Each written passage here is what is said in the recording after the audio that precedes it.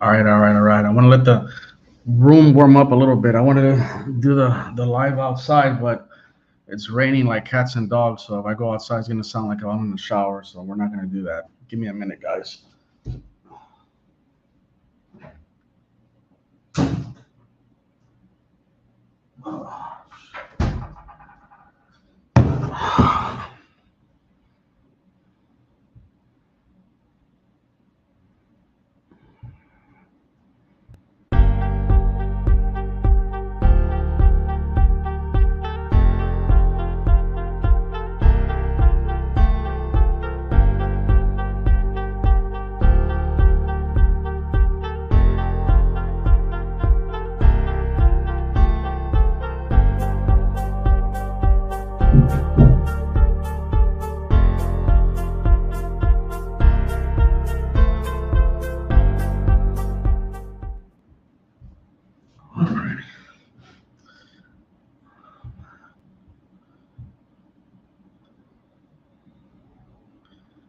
All right, all right, all right, all right, all right.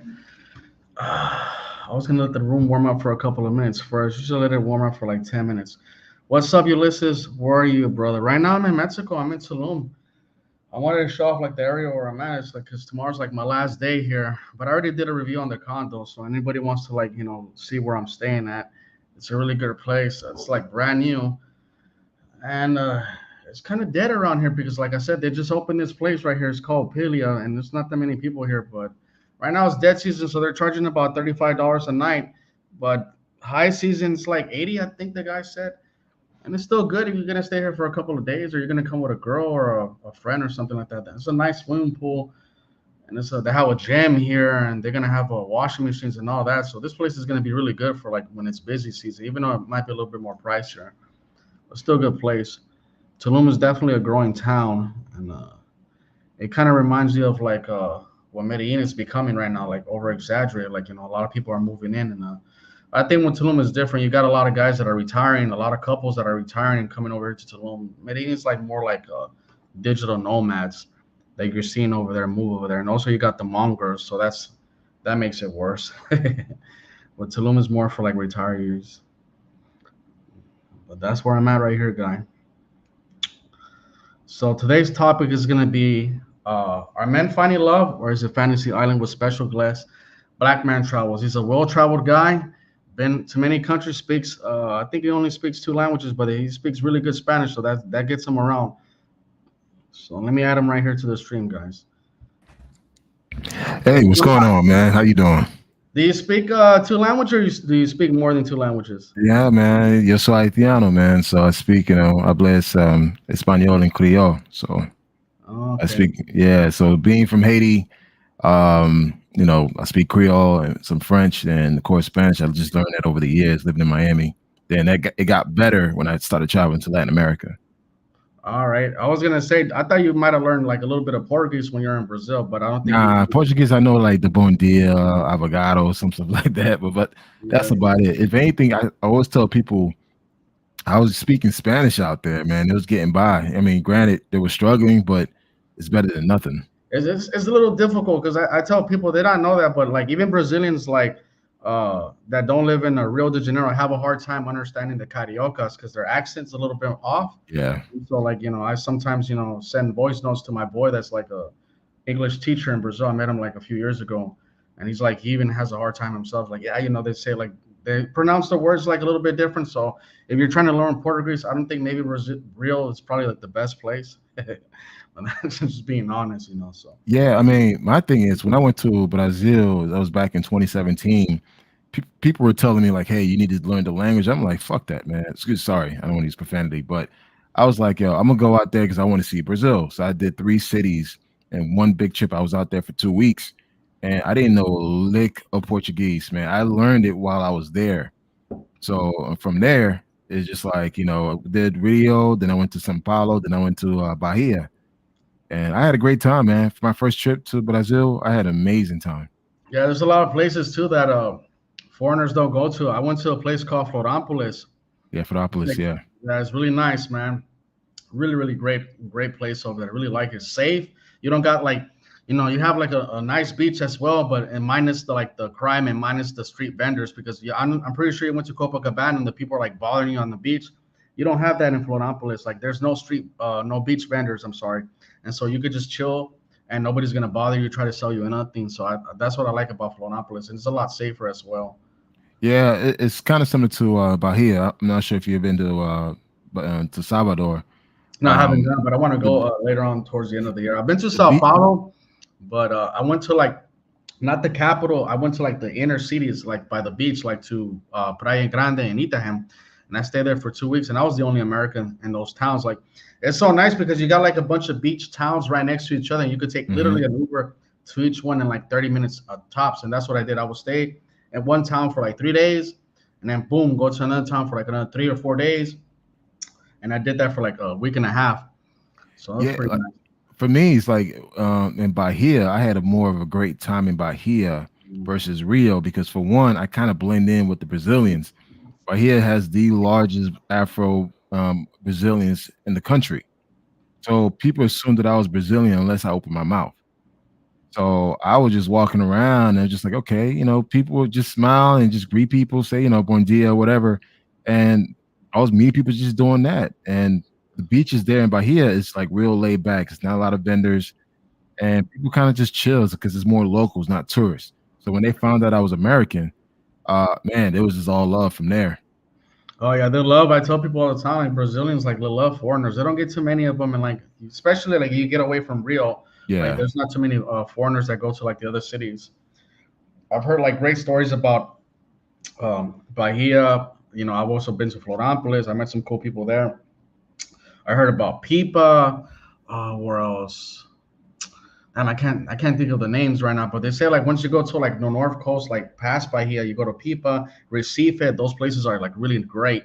From what I'm hearing, I had a friend that stayed in Brazil for a whole year. He got his visa as a retirement visa, and so he stayed and he just went backpacking all through the north coast, and he loved it. He stayed there for a whole year. So he was I, just I telling.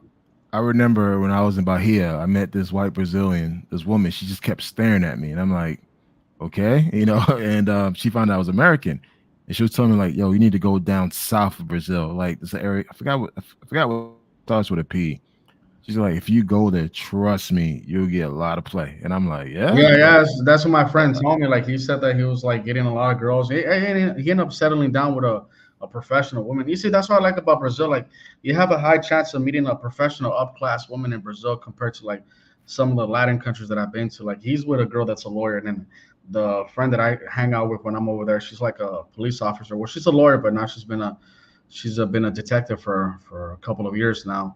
So I think it's easier in Brazil to meet like a professional compared to like Colombia or DR in my experience from going over there. So yeah, yeah. I mean, I say this, man. A lot of women, because you have to understand, in Latin America, women are starting to get their rights. A lot of women are getting more opportunities to go to work and create opportunities for themselves with their careers. So they want to meet a guy that's going to respect that. And for me, what I've learned, I've been meeting professional women through all my travels mm, across Colombia, Ecuador, and all these other places because I never carried that machismo energy. It was just like, yo, I'm just chill. And majority of the time, they just want to practice their English with me. yeah, for sure. Yeah, And I find that fascinating. Like I'll do like the class sessions, like dancing sessions. Like I did salsa lessons, bachata lessons in these countries, and that's how you meet people, man. yeah. And That's I've been saying that for a long time, for a whole like year. I tell guys like when I did the bachata classes in Medellin, there was a lot of like professional women in those places, and also when I did the language foreign exchange, I met a girl that was a dentist, and she was traveled. She had been to Paris and to London, and like she was trying to learn her English, but she was a professional. And so I told guys like you're not really gonna meet them in Tinder and not in the clubs. no, No, you you're gotta not. go outside. It's funny. I was in Ecuador last year. I went to Guayaquil, and I hired a tour guide, a lady. And she's a college student. She's into the whole feminist movement, and everything. And I find it fascinating because again, they just want to get equal rights just to work and not be abused and not deal with femicide. And after the tour, I asked her, "Hey, listen, man. You know what? This is my first night. why won't you invite your friends with me to go out and show me around? Don't worry about it. I'll pay for everything. And she called her friends. Like she brought 5 girls with her, all college students, all attractive women, and they all went to practice their English. So we're at the restaurant taking shots, drinking wine, everything, and it's just like they just wanted the opportunity just to be around someone foreign, but also, it was like, hey, listen, we want to talk politics or talk about whatever, and we talked about the whole feminist movement in these countries, and it's like, you know what, it's fair.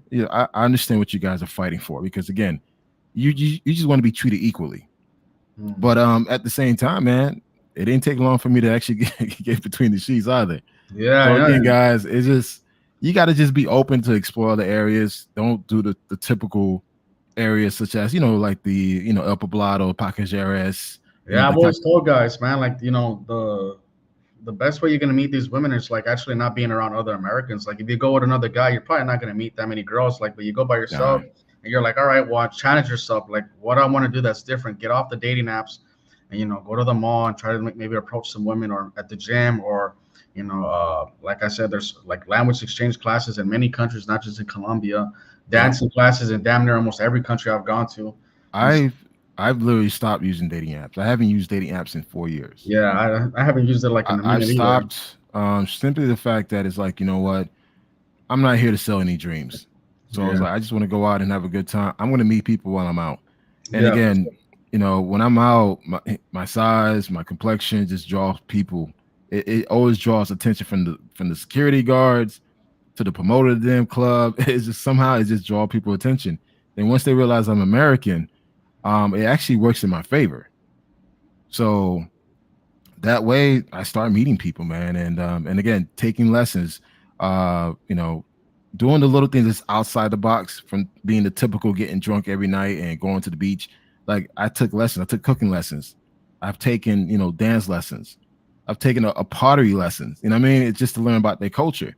And whenever I've done those things, I met people, and you'd be amazed. I had mothers who try to hook me up with their daughters. Like, hey, listen, I got my wife, my yeah, yeah. daughter. Yeah, I'm like, 100%. okay. And then we'll go Outside out and the hang out. And guys. here's the thing, we'll go out. I have no expectations. Like I'm not trying to smash or whatever. It's just like, listen, I just want to have a good time. And that energy alone attracts people. When you there, smile and have a good time. And again, guys, take pride in how you look, how you smell, how you present yourself. All Yeah, that shit matters. yeah, I agree 100%, man. That's why I tell guys. I've been telling guys like stay away from the apps. Like, go do like the unexpected. Go do what like the 95% or even 99% are not doing. Because most guys that are going to these countries, they ain't going to no salsa classes. Let's just be honest. So you already like you don't have no competition because you're probably gonna go to that class and it might be one of the American and maybe just local. So you're already sticking out, and that's a good thing. Like you want like those girls are gonna see, oh look, this guy's actually trying to learn something. Yeah. And also too, guys, smile. Smile. Guys, you don't realize how big that is overseas. When you smile and you show personality and you're having a good time, that energy attracts other people. Like for me, I'm really big on hotel rooftop parties. I love hotel rooftops. So every country I go to, I try to find out where which is the best hotel rooftops to go to. When I go there, and guess what? I'm not meeting pros. I'm meeting more of the middle class, upper class type of people. Mm. And damn, trust me, they're curious. You got the energy, you're having a good time, you're buying people drinks here and there. Like I'm not afraid to buy a group of guys drinks. Again, buying drinks in Colombia will cost me $10 to get everyone a shot versus, Yeah. and again, that way I'm building relationships. And again, if you get into a situation, them dudes that you offer to buy a drink, they may get your back. So a lot Yeah, of guys yeah, like, yeah, yeah. I would agree 100%. Like I said, like you got to do different things. And it depends which countries, because some people are open and some people are not. But I've always said, like, yeah, when I was living in Europe and well, I did a study abroad semester. I was gonna say, well, yeah, I guess you could say I was living. I was there for 6 months. But like, I have friends that are from Kenya, and like they used to get a lot of attention just because like the way they presented themselves, and like they would get hmm women that come up to them, and they wouldn't even have to do nothing, not even talk that much, but it was just because the way they dressed, the way they look, and just girls sometimes are just trying to have a good time. And on where I was at in Prague, and so guys were just like my friends were hooking up with girls left and right. Now I don't recommend guys to do that if they wouldn't want to learn their culture, but these guys were actually living there, so they didn't care. But I seen it. I seen it with my two eyes, and I told guys sometimes like, you know what, y'all guys go to Colombia and DR a lot. Why don't you try Czech Republic, or why don't you try Poland, or the Balkans? And like, nah, we want to go to Sasua and Cartagena. I'm just like, oh, man, come on, man, like. I mean, a perfect example would be Thailand. I went to Yeah, yeah. Thailand in November. I did 2 weeks out there. I did 5 cities in 2 weeks. I could have easily just gone to Pattaya and spent 2 weeks out there, but I was like, you know what? I don't want to be the typical guy that's into that. So I purposely explored the country of Thailand. I spent a couple of days in Bangkok, then took another flight from Bangkok to Chiang Mai. Then from Chiang Mai, I took a pickup truck ride with a Italian and a Spanish girl up to Chiang Rai. Then from Chiang Rai, I flew to Phuket. Then from Phuket, I flew back to Bangkok. Then finally went to Pattaya. And by doing that, I met so many people, and it made my trip so grand. And again, did I, smash a few things? Yeah, I did.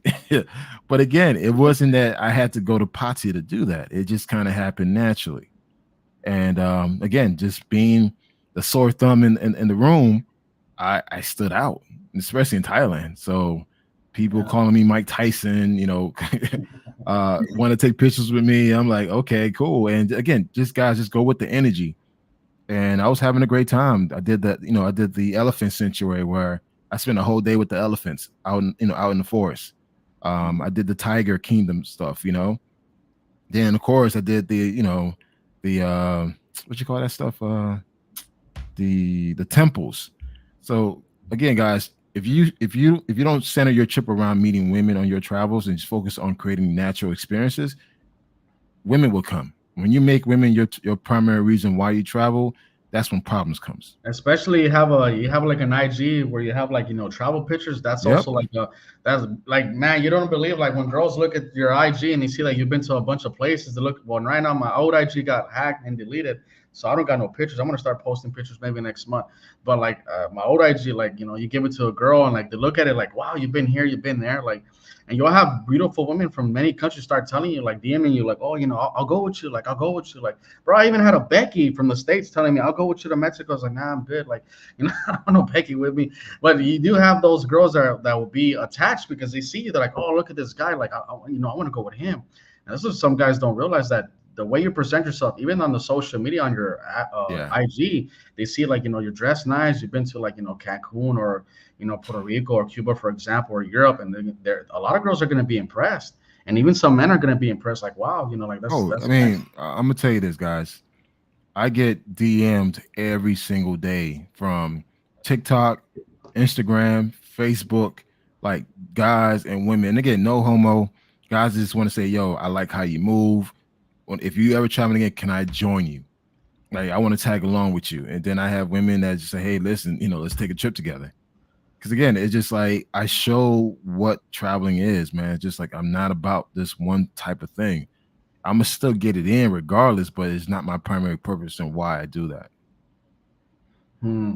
Yeah, yeah, that's the way, like, people should move. But unfortunately, you got guys that, I mean, it's not even just guys. It's also women too. Like, I know Yeah. girls that have money. Like, like I said, I did the study abroad, and like, professional women now, they're all graduated, they got their masters. But some Hmm. of these girls have been to 30 plus countries, and but like their experiences is going to be a lot different from me and yours, because like they'll go to Rome and they'll take pictures by the Colosseum, and then the next day they'll leave, and they don't really talk to the locals or make friends, or like, Yeah. and I have friends that, I could go to Europe right now and I could, like, stay. Actually, I met up with a guy in 3 different countries. I met him here in Cancun 6 years ago when I went to Europe to go study abroad. He was like living in Zurich, Switzerland, so I stayed with him for a week. And anybody that's been to Switzerland knows it's really expensive. Now, even a hostel there is like $100 a night. A hotel is like Hmm. $200. Like, it's expensive. And so I saved a lot of money just by staying with him for like the week. And then last year he came and he saw me. He saw me in Medellin and stayed with me for like a whole week. So that's, you make connections with people, and like you could travel, and like you can meet up in different countries, and I think that's really dope. And so I like I, doing that. Those are I the could kind give of friends you I like fucking with and shit. I could give you one perfect example. When I was flying back home from Thailand, from Bangkok, I had a layover in Japan, and this girl sat next to me, and throughout the entire flight from Bangkok to Tokyo, we spoke. Like, we talked from start to end, from takeoff to landing. We spoke. And she basically say like, listen, if you ever in Japan, you need a place to stay. You can stay with my, you can stay with me. Like, like, and even now to this day, we still talk to each other on Instagram. Like, hey, how you doing? Whatever. She checks on me, and I'm like, damn. You just never know the people you meet when you're traveling, man. If you put yourself out there and just talk and mingle, dude. Again, I got a special invited guest to fly back to Japan if I wanted to. So again, it's all about networking. I see things as networking, building relationships, but also too, hey man, just it's okay to talk to people. Yeah, you meet good connections. Like in Brazil, like I said, I met this one. I met the police officer at the beach, like Florianopolis, a while back, and when I went back 2 years later, she picked me up from the bus station, and she actually got like an Airbnb. We went to like this one place. Oh man, I forget the name of it. But you know what? I'll send it to you on IG. It's like a popular place for like the Brazilians. They go during like when it's cold. Their winter time obviously is like December through April, I believe. Oh no, Yeah. that's their summertime. My bad. Their winter time starts from like May or something like that through like October. But anyways, it's like a real like kind of remind me that town kind of remind me a little bit of Switzerland. But it's a place, a beautiful place where a lot of Brazilians go, like families and stuff like that. And we stayed like for 5 days. She got like a cabin, and she paid for it. And like obviously I would like take her to dinner, and I would pay for that. But still, it was like a good experience. And I was like, just by opening up to this girl on the beach and like meeting her, I was able to make like a good friend. And like, she's like, police officer. So when she knew I was going to Rio, she's like, be careful. It's so dangerous. And I said, yeah, yeah. And Rio is dangerous. And so, she's like very Well, caring. but you have to understand, Ulysses. A lot of guys they feel like they need to smash every person they meet. It's like, dude, sometimes not every woman you meet, you need to have some type of relations with, Yeah, like yeah, yeah, some for type of sure. sexual relations with them. Sometimes it could just be a networking thing. She may connect you with some business opportunities, or or make you, connected to your future wife. You just never know. You don't have to smash every person you meet. And I think a lot of guys they're not there at that level yet with their travels. A lot of guys are still easily struck by just seeing something pretty and they want to Yeah. jump on it. Yeah, for sure. Like I mean, that's the way it is. I don't, and not every girl that I go out with, I'm trying to like get. Like I have homegirls that I know for many years, and I don't do nothing with them. But I mean, it just depends on the person how they move. I think sometimes you got a lot of newbies, and it's like new to them, so like they don't have the discipline to just hold Well, you'd back. be And amazed. You listen. I mean, not even the newbies. You got veterans still acting like children. I've seen yeah, it. I've seen it. Yeah. Like even some of the veterans tend to be the most thirstiest ones out there. Yep. Oh man, that's exactly why I don't fuck with the expats in Medellin. I could tell you some stories like, bro, like this dude like recommended me this girl that she cleans apartments, and like I don't know what happened that this dude got mad for some reason, and like he's telling her like, oh, he's sending me news. That's not true because like we kept professional. I would like she would clean my apartment. I would walk off for 30 minutes, come back, and it'll be clean. Yeah. And for some reason he felt like he needed to tell her. And this is a guy that owned a business, and I was always like going to his place and spending money on his business. And I was like, why would you Hmm. even do that? That's dumb. Like you're losing a client that's been going there for 2 years. And I stopped going. I was like, nah, dude, you're a clown, bro. And this is like a dude in his 50s. Like, and so I'm just like, why do you need to tell her this, girl? Like you're surrounded by pros every single day, different pros. Like I don't understand this, dude. Like, oh, man. I mean, that's why I stay away from those guys. They're just like I'm cool with some mongers, but then some of them can just be a little bit too much for me. Here's the thing about with mongers, man. They tend to be the most sensitive, insecure guys out there. As much as bravado they try to show, like, hey, I don't care, this and that, whatever. No, you do care. You, mongers tend to be the most sensitive, most insecure group of men out there, and Mm. I could read them so easily, man. I'm like, yeah, Yeah, you I, ain't I got your I shit seen it. together. I seen it. I seen it. Like I got kicked out of a monger group, a WhatsApp group. They put me in. It was like white guys too. So I was in there for maybe like a few days, and I just said something like, "Yeah, Colombia's Medellin's like a little bit dangerous, guys. Be safe out there." And like one guy's like, "We don't care." One guy said like, "Man, I wish I still had the messages I was sending to me. Like they're saying they didn't care if they get drugged. Like one guy's I almost got drugged, but I caught the girl, and it won't happen next time. Like, bro, you caught the girl because she probably was not slick enough, and like she should have waited for your dumbass to go to the restroom, and then she would have got you. Like you didn't do nothing special to catch the girl, but it's just like just those comments that they're leaving me, and they're like, we don't care. Like, and I told one guy, I'm like, look, bro, like you're risking it too much. You're doing like things that are very like reckless, and like he's like, well, you know what? It comes with the territory. Like I'd rather die here in Medellin than die in the States. So if it happens, oh well. I And you know you I got hear guys that are like that, bro, that really don't care. I You hear know, that dumbass statement Like, yeah, I'd rather die overseas. Like, dude, you don't want to die overseas, man. Nah, It's like bro. that's Nah, the worst place to nah, die. bro. Nah. And dude has a family and everything. Well, he's divorced, but he still has like kids and shit. So Kids, that's yeah, and that's yeah, selfish, man. This yeah. is, and that's why, like, for me, I'm really big on not like I don't need to be cool with everybody that I meet overseas, man. Some people I just not gonna gel with. And again, I look at your behavior, look at your mindset, and again, I'm good just saying what's up with you and keep it moving. We don't need to Facts. sit down and have a beer. We don't need to sit down and talk. Like I'm good. Like I don't need your presence around me if you're on that negative tip. Salute KG. Salute KG. He wrote, Thailand is one of the easiest places to meet women. You don't need to try. Do you agree with that? um, I can't. Well, you have to understand. Depends where you are. Hmm. That was my first trip. I don't Not expect to including that. track. No, no Pattaya though. That just say Bangkok or something like that. No Pattaya. Yeah, I mean, Pata is easy, yeah, because you're paying for it. Yeah, yeah. But but outside of that, you're gonna have to put in work, man. You got to put in. You can't just show up, be a 300-pound dude from the states. Like you could have any person you want. It doesn't work that way. It's just they do have standards. They do have expectations. Now, if you're in Pata, they don't care. I seen man getting pushed in a wheelchair. Like literally, he's like 99 years old and he's getting pushed around, man. I'm like, wow, he's pretty much on his deathbed right now, but he's enjoying it, man. He's having a good time. It's like, all right, cool, going out with a bang. I seen it too when I was in Port Vale. I saw like a 75-year-old man with some pros, and I was just looking at him, bro. Like, who am I to tell this guy anything? It's like, man, he's probably divorced, been there, done that, don't Yep. want to have a and I respect that. Like, I met a Russian guy, and when I was at the beach in Santa Maria in Cuba last month, he was with like two pros. He was an older dude, like in his 50s. Like, he's like, I don't want to be married no more. I've been through that, have kids and divorce, and I'm just like, I look at the life I'm living, and I'm happy to say, hey, man, as long as you're happy, that's cool. But like, my issue is when guys start to like, say like, oh, like they actually like me or that's my girlfriend. That's where I'm just like, come on, bro. Like, uh, I mean, Yeah, sometimes when you man. see these idiots do this shit, it truly lets you know you're living in a third world country. You're just like, you're out of breath and you're just looking at this dude, and this dude's like 55 years old, overweight, telling you the 23-year-old is his girlfriend. Oh And man, I'm like, bro. Let me tell you this.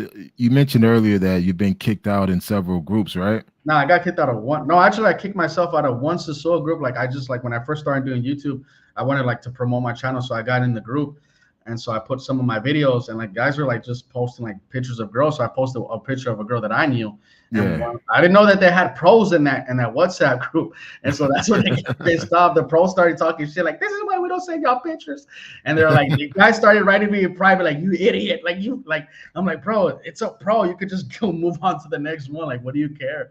But it was like 3 years ago. They kicked me out, and it I've recently the meeting one was like a month ago. I've been kicked out of at least 4 WhatsApp groups. I've been kicked out of 3 Facebook groups.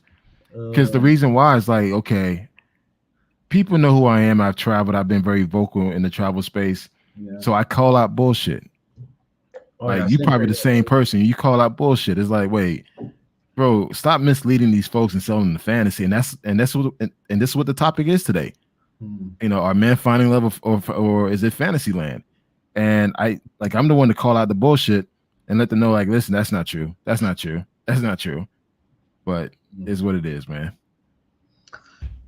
You know what? I also tell guys like, don't give up on the girl that you talk to when you meet overseas. Because I've had girls that ghost me and shit, and then like a week or 2 weeks later, they'll come around. Mm-hmm. It happened to me recently over here, and then actually happened to me when I was in Cali, Colombia, with this one girl, Venezuelan girl, and she like I got her WhatsApp because she like worked where I was like getting my coffee at, and like I text her like, hey, what's going on? It's me, Ulysses, man. She left me on scene, and I was like, shit. I was like, shit. And I didn't message her more because I texted a girl twice. I'm not kissing no girl's ass. I don't give a fuck. And shit. So I'm and then like a week later, she started warming up to me, like, hey, and then like after that, she was like video calling me out of nowhere, like, hey, what are you doing? And like we gotta go out. But I was already leaving to meet up with one of my boys that I met in Europe to go to Cartagena. So I never got a chance to go out with her. But like it took like 2 weeks for that girl to warm up to me. And she started video calling me. But at first, man, first week. So I tell guys, don't be like, don't give up easily, but don't push it either. Just chill, man. She I'm might gonna come tell you around. this, man. I'm at a point now. I mean, if it's a pro, dude, all these numbers I have, as soon as I board the plane, block, block, block, block, block. I'm blocking phone numbers, man. I don't want to stay in touch with you. There's no reason for me to stay in touch with you. I'm not gonna be your lifeline. I don't want to hear your sad stories. So now, if it's a genuine person, like someone that I know, okay, she's a smart girl, she's going to school, whatever, and all Yeah, that. All right, cool. we're talking about regular girls right now, not Oh, pros. okay, okay, okay, okay. No, But no, no pro, no but pro. but No but pro's but gonna t- leave you on scene just trying to make her money and shit, like yeah, yeah, but tips for the guys, don't stay in touch with pros. Don't. It's not worth it. Just enjoy yourself and come back home. Now, if you meet a genuine girl that has an interest and has something going on for herself, yeah, don't be thirsty. Don't be too pressy either. Like Ulysses said, just send a message, hey, what's up, how you doing, whatever, tranquilo.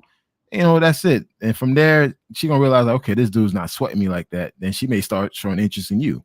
Yeah, I mean, she told me some real shit. She was like, well, she said that like when she heard me talking in English, she was like, oh, he probably thinks that I want him for money. I'm not that kind of woman. So I think that's why she didn't talk to me at first. That's what she was telling me.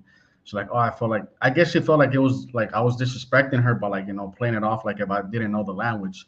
And so, but when she's like we became cool, she was like, oh, like I see how you are now. You're cool. But I'm gonna read this guy's message. Did you see the gringo go home signs in Colombia? These signs are just for the rent increase caused by the expats paying more, but for the pay to play culture, they're bringing into Colombia. I mean, I think the rent prices are increasing all globally. Miami, Yeah. New York, Tulum, Medellin, Rio de Janeiro, Barcelona. This is a price. This is thing that's going everywhere. Even in cities that don't have mongering, it's increasing.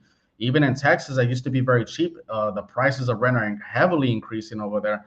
So this is a world global event. Like this is not just like just due to like the mongers. But I would say that yeah, do I believe that some gringos are overpaying in Medellin? Yeah, but most of them are staying in Poblado, and I don't stay in Poblado. Like I never pay more than $500 a month for an apartment anywhere in Medellin. Like I'll go to Belen or Loretes, I pay like 450 or 500 for a whole month, and I'm good. But if somebody wants to live like a luxury penthouse or two-bedroom apartment with a gym and a swimming pool and pay 1,000 or 1,500, that's on them because some guys really do got that money and but unfortunately they don't know how to move. I understand that some guys are saying that it's like Colombia or Medellin is becoming like Costa Rica, just very expensive, and the same thing with Panama.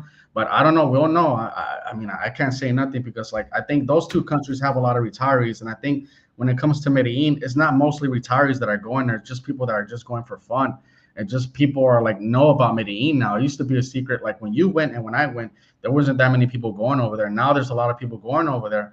So I mean, Yeah. it's like just like for me, just to answer that question, that gringo go home is more based on the residential areas. It's not about pay for play. Um, guys, Colombia is the size of Texas. That's how massive Colombia is. People get stuck on stupid in one little area called Paquejeres, El Poblado. Colombia is the size of Texas, man. There's so many other provinces you could actually hit from Cali, Bogota, Benaventura. I mean, there's so many other areas where you could go and experience Colombia for what it is. You don't have to be stuck on stupid on Paquejeres and complain about the cost being too high. Compared to Colombia, to Costa Rica and Panama, Colombia is still cheaper than both of those cities. yeah, facts. Yeah, yeah, So again, when someone tell me Colombia's getting expensive, I'm like, okay, for one, you're not making any money. Two, you haven't explored Colombia yet. And yeah. you have guys all like quick to relocate to Colombia, but never been outside of El Poblado. Do Yeah, you that's know if you go to Ambagado, you go to Laureles, it's cheaper. yeah. There's You cheaper could areas within Medellin. You don't have to stay in El Poblado. you could go to areas that are just a little bit outside of Poblado. The first time I went like a few years ago, I stayed in an area like maybe a mile away from Poblado, and it A was like right Seminata? there. Is the area where there's like the big bridge and there's like a skate park underneath. So Yeah, okay, yeah, I know I exactly was what you're right talking there in that about. area, right? I was like one block away from the skate park, and I paid 500 for the whole apartment. That's the thing that sucks about Colombia. I'll tell guys too that over there their laws are like you can't rent an unfurnished apartment. Like you have to have a residential visa. And other Yeah. countries you can, like in Mexico or DR, you could just get an apartment that's unfurnished. But in Medellin, you have or Colombia, I'm sorry, you have to get a place that's like through Airbnb or like a lease, and it sucks because it's going to be more expensive instead of paying $200 a month. Now you're paying 500, but it is what it is. That's just the way Colombia is.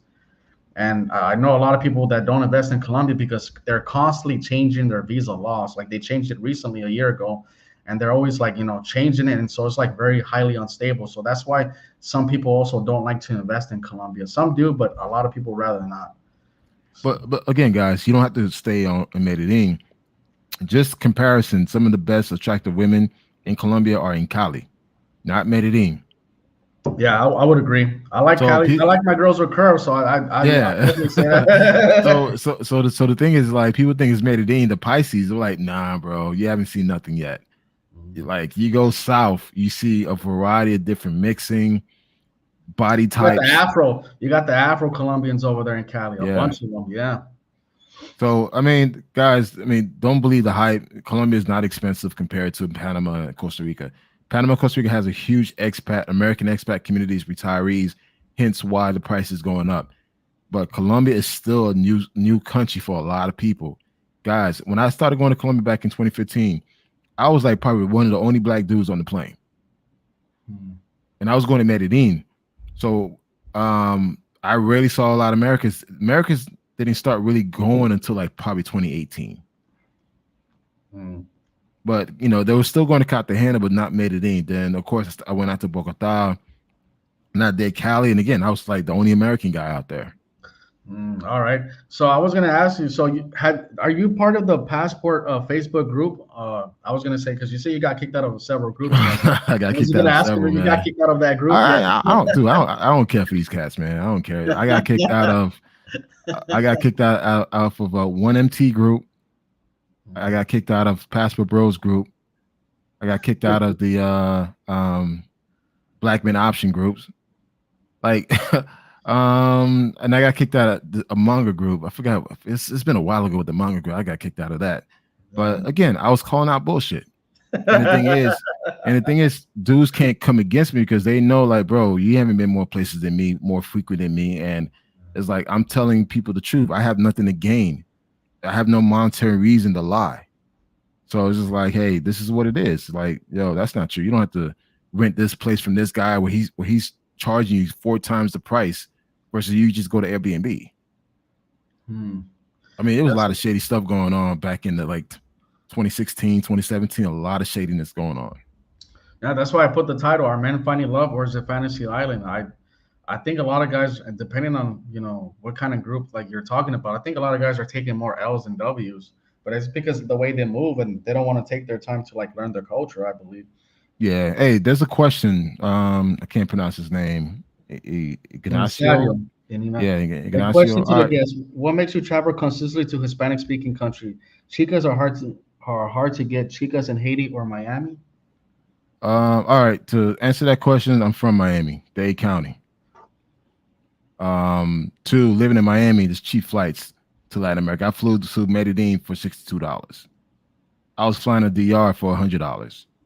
So flying all across Latin America, living in Miami, knowing that your back door is Central Latin America, South America, why not? I've been all over the Caribbean as well.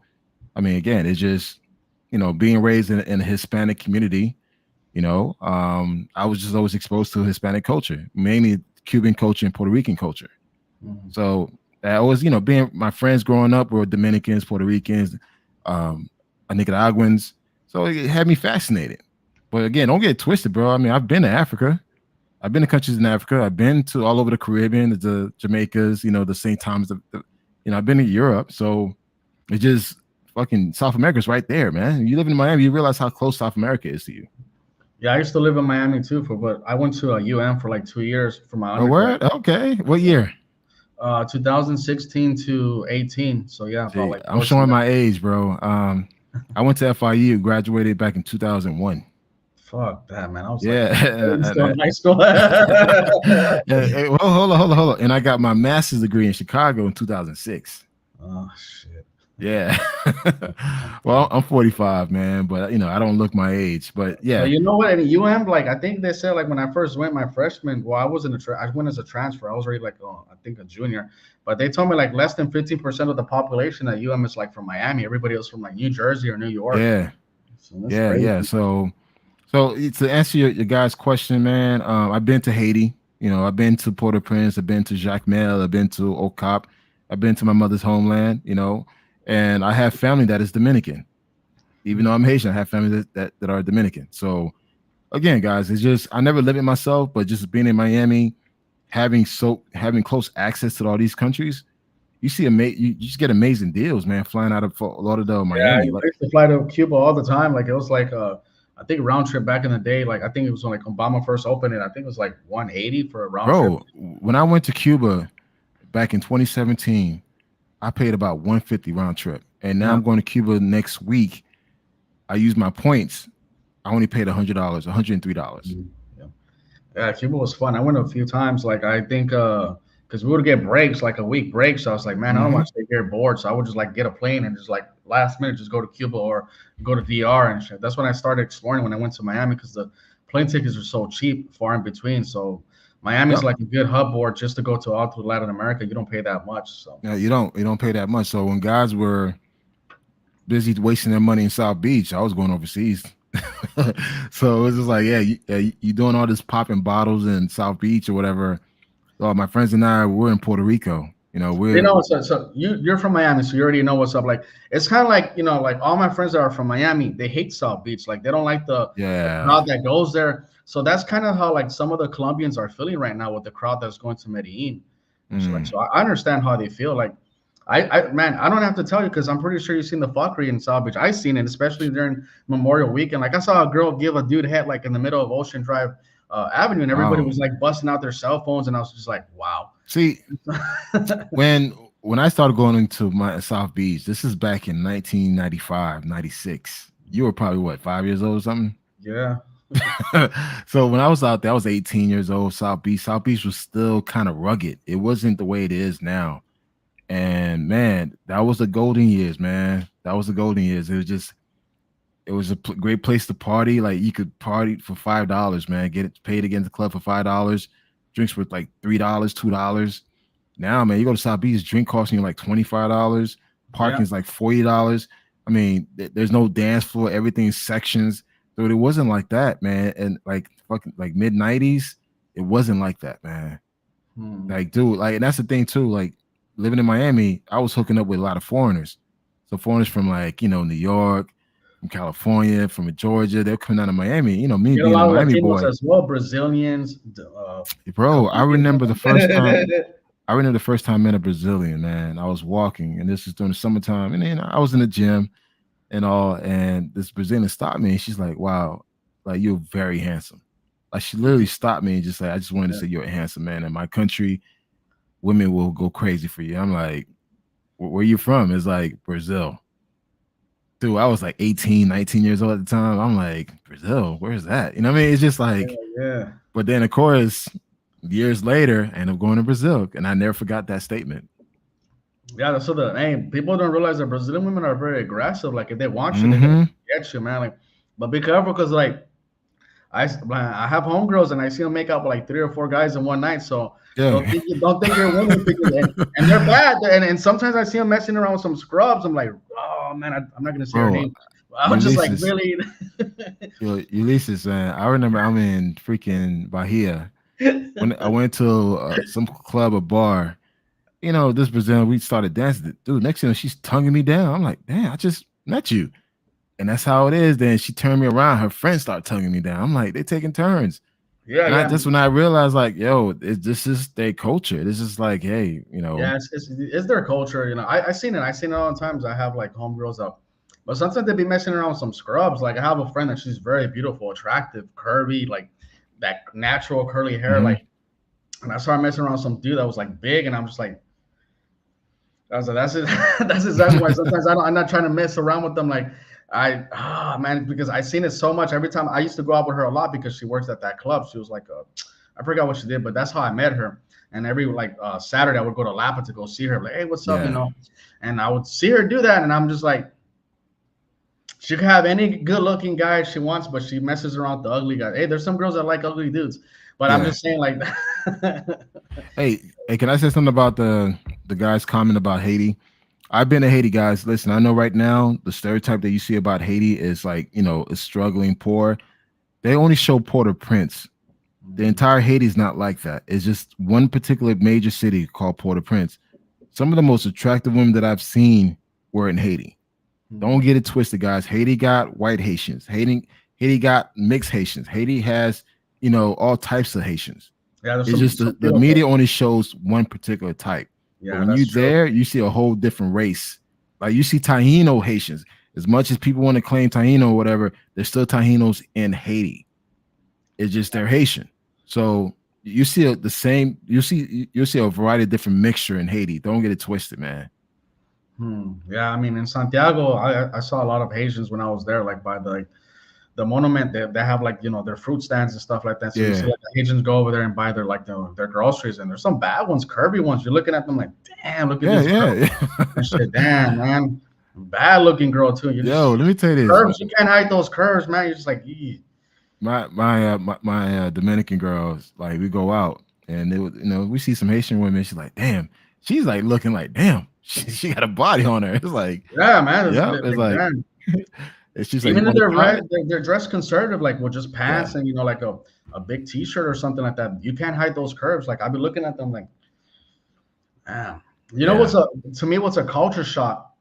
When I went to Palestine, I didn't think the women were going to be attractive, but they're just as beautiful as the Israeli women.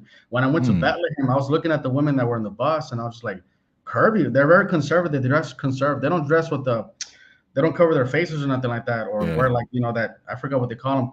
I think the burqa or something. But they still like you can see the curves, like you can see the curves on them. And you're just looking at them like Palestinian women are like that, like mm, man. I was in the bus and I was looking at like, oh man, that's definitely a. If somebody asks me what's a hidden jewel that's probably never gonna get discovered, I'm gonna say Palestine. Palestine. Yeah, guys are never Can gonna go there, and it's never gonna get discovered because there's no bars or nothing like that. So it's just like it's cool, you see the Jesus of where he was born in Bethlehem, yeah. like but you go Can there. tourists can tourists go there? Yeah, yeah, I went to Bethlehem as a No, touristy but I'm spot. saying can Americans still fly there with no issues without being Yeah, you could go to Israel. no, You not don't. Israel to Palestine, like without Nah, causing any red Palestine flag? doesn't have an airport or nothing like that. That's the thing. You have to land in Jerusalem or not Tel Aviv. And so from I went to Jerusalem. I took a bus, and then like by the old wall city, you take like a shuttle bus, and they take you to Bethlehem. I think it's about an hour, and you get off and then you walk. You go to the. It's like a church now where they say Jesus Christ was born. Mm-hmm. So there's people taking pictures and stuff like that. But yeah, man, like Palestine is not one of those places where I don't think it's ever going to grow with tourism because, like, the violence and shit like that. But Yeah. yeah, that's why I say it's a hidden jewel that's never going to be discovered just because, like, what's going on. Maybe like in 50 years, I don't know. But Palestinian women are very beautiful and shit. They have the same grassroots as the Israeli women. Like, if you go to Israel, Israeli women are gorgeous. They're fit.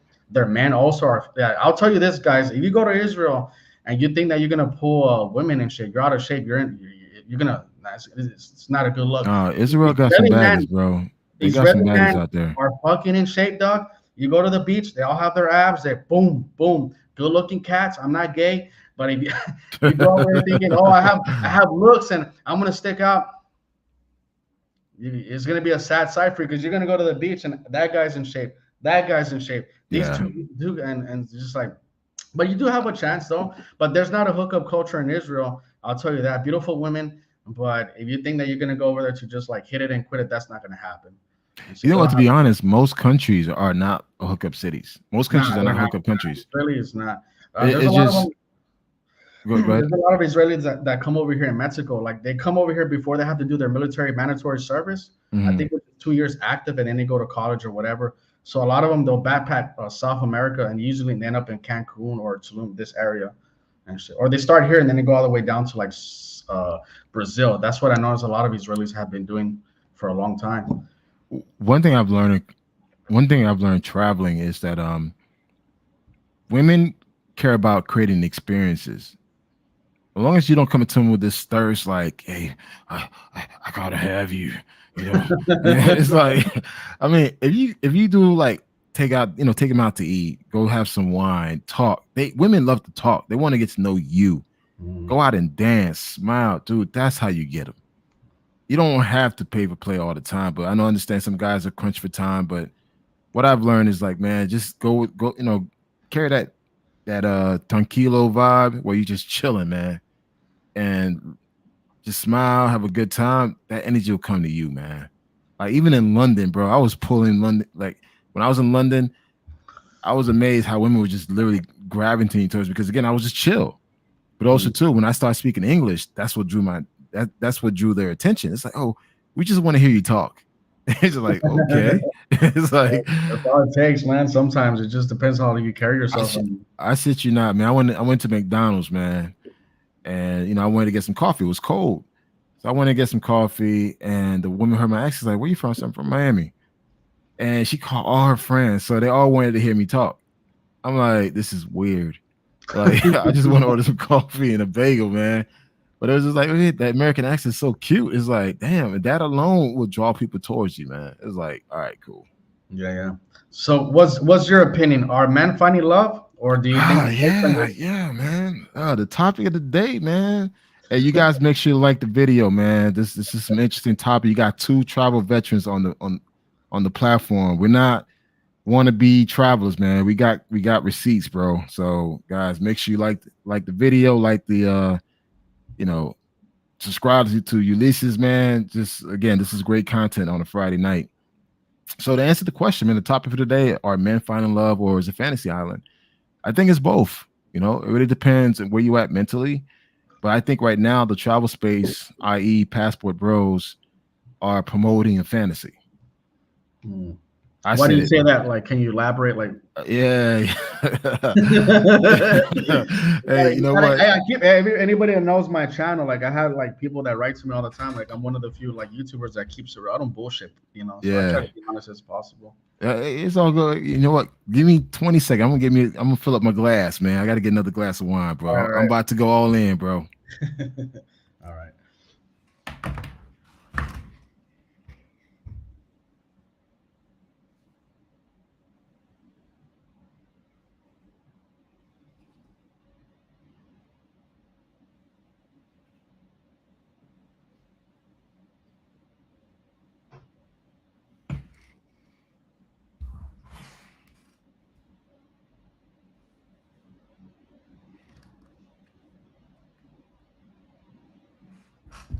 All right, I'm back, man. You ready? Yep, yep, yep, yep. Yeah, I fill up the cup, bro. Got my port wine ready to go. About to go in. All right, man. Look, this is my thing. I understand this whole Passport Bro movement is picking up a lot of steam. I don't even consider it a movement; it's a lifestyle. Passport Bro is a lifestyle, not a movement.